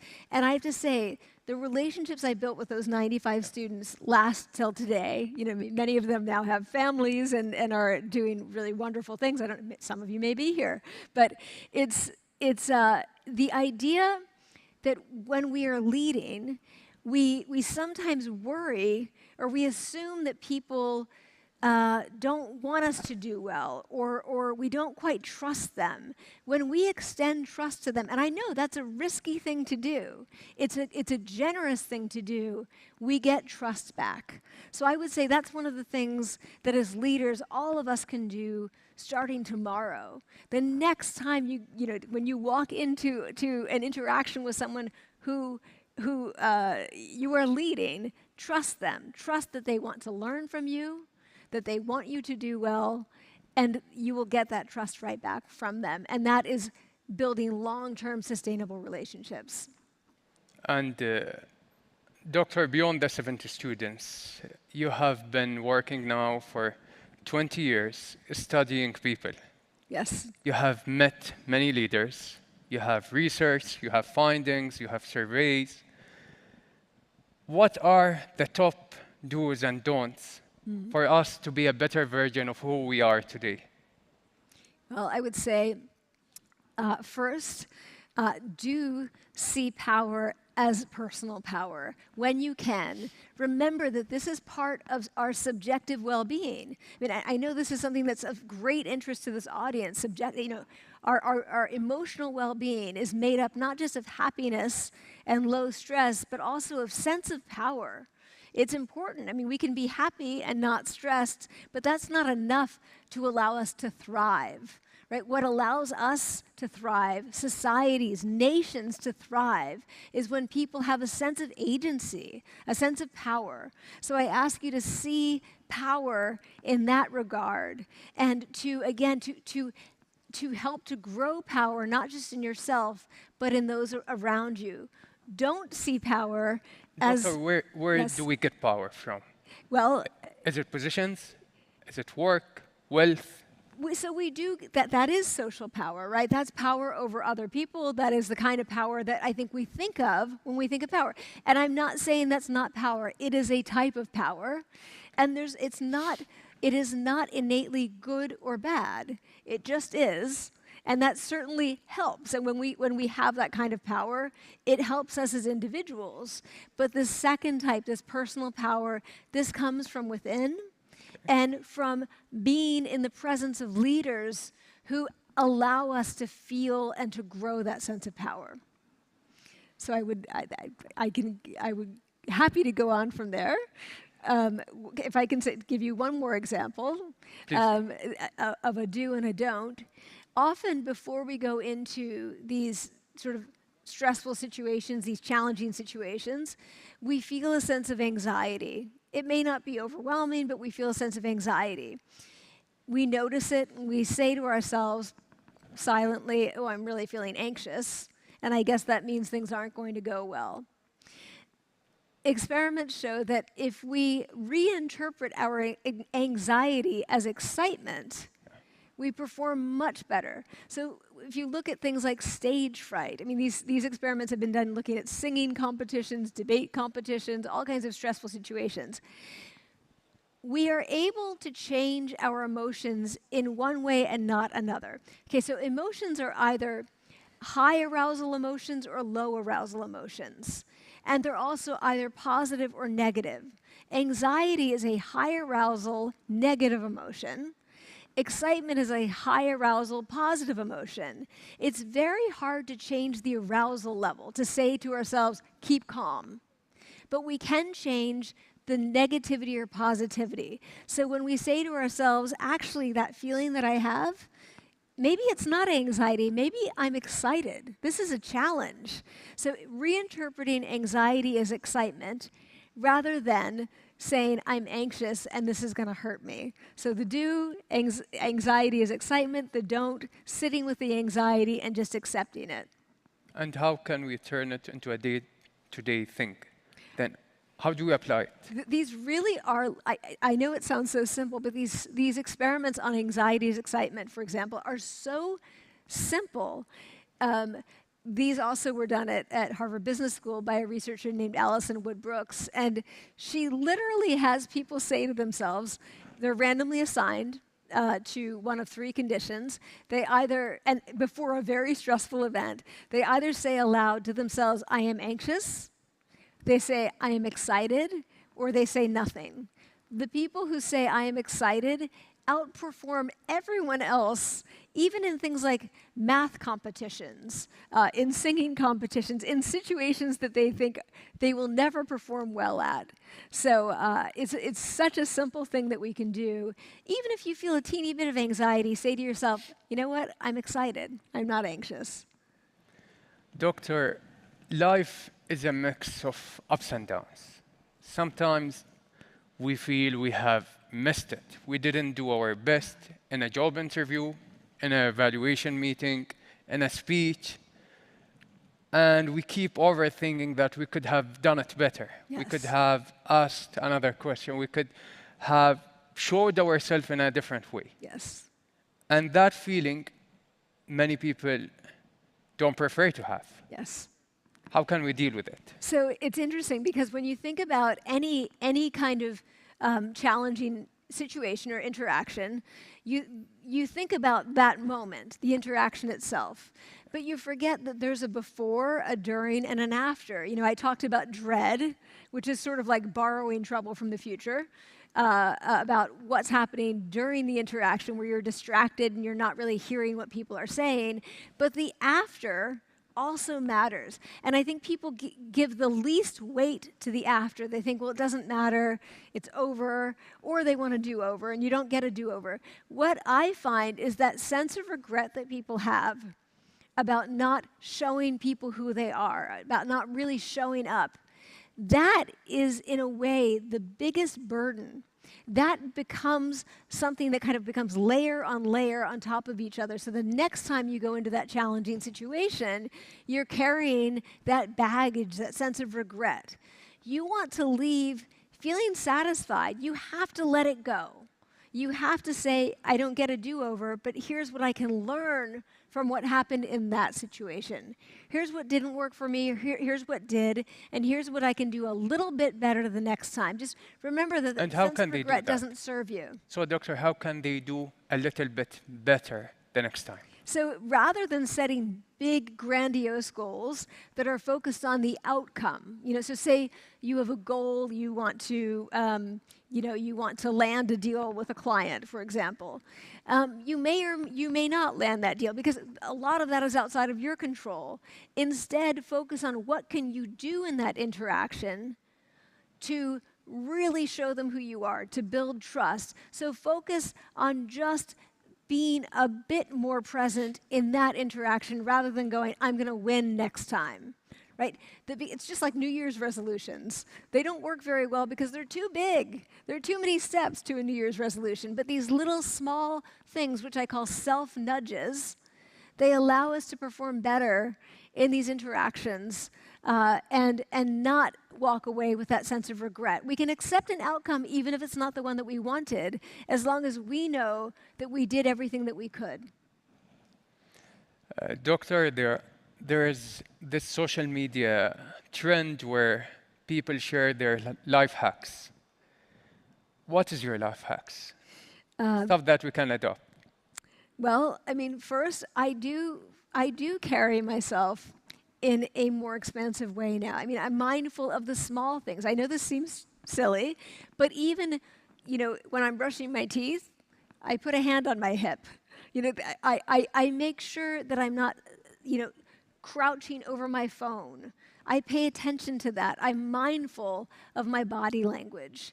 And that changes the way I feel enormously. People ask me, 10 years after this TED Talk, do you still power pose before you give a talk? Of course I do, right? It never stops helping. So I'm mindful of that. But I think another hack that's important for us to keep in mind as leaders is that our power, our social power, our hierarchical power, has an effect on the people that we're interacting with, on the people that we're leading. And so I'm now also mindful of the body language of other people. So if I'm interacting with a student, for example, and they start to wrap up and make themselves smaller and sort of move away, I know that somehow trust has been broken, or they are not feeling seen or heard. And it's not in my interest or theirs, Doctor, for me to be domineering. That's being themselves. Yes, exactly. Do they need to change it? The way they act, the way they look, the way they communicate. I mean, yeah, we all can improve our body language, but and we can learn little tricks to change our body language. But what we want to do is do that authentically. And so, when we're interacting with somebody who's powerless and they are starting to shut down, we want to sort of lean forward and re-engage with them, be present with them. That will help them to lean in and be present with us. So changing our body language is really about paying attention to ourselves at a kind of internal level and to each other in these interactions where there are power differences. How can they practice that at home? Well, this is kind of a funny question because, so my son is 20, and he's a musician and a performer, and so we talk about a lot of these things very often. When he was like 13, 14, and much more likely to be playing video games or on social media, I noticed when he started to collapse, I saw changes in his body language, and they correlated with changes in his mood. He got grumpier. He was more negative. He seemed to feel less confident about himself. So this is interesting. Like, if you have children, practice with your children. Watch their body language. What's affecting their feelings of power and powerlessness, and how can you help them? So what I did with my son Jonah was I just said to him, whenever he started to collapse, I said, put your phone down, put your computer down. We're going to go for a walk. We're going to go outside. We're going to do something active, and it always made him feel better. Okay, time is out. I'll end it with one more question. Yes. There are thousands of books on leadership, articles, talks, podcasts. What is one takeaway you want today's audience to go out with? I think in the last decade, the research on leadership has shown, not just from a philosophical perspective, but from an empirical perspective, from a data-driven perspective, the power of good listening. I find that young leaders, when they first come into leadership positions, they feel that they need to take the floor first. They need to, if it's a negotiation, they need to drop the anchor. They have to start talking right away before the other person starts talking. But the ones who are the most effective sit and they listen for a little while. And that does a few things. First, it forms a relationship. You've allowed the other person to speak. They feel heard. But you've also collected information. They've told you some things. You understand their interests now. And you can respond now from a more informed perspective. And that is, I think, one of the biggest changes in leadership in the last 10 years that you see taught at the top business schools, in leadership books, is the power of active listening before responding. Listening is not giving away power. Active listening is actually gaining power. Thank you. Thank you, Doctor. Doctor. Thank you so much. Thank you, Your Excellency, for inviting me. It's been such an honor. Thank you. We'll have a long list of practicing and some of the life hacks that we'll be sharing. And thank you again for joining us. Thank you so much. شكرين يعطيكم العافية.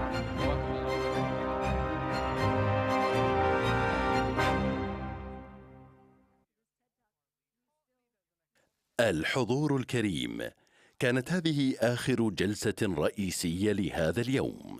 نشكركم على حضوركم لجلسات اليوم الثاني من القمة العالمية للحكومات 2023. سيتجدد لقاؤنا معكم غدا عند الساعة 9 صباحا. Distinguished guests, this was the last plenary session for today. We thank you for your attendance and look forward to welcoming you tomorrow at 9 a.m. for the third day of the World Government Summit 2023.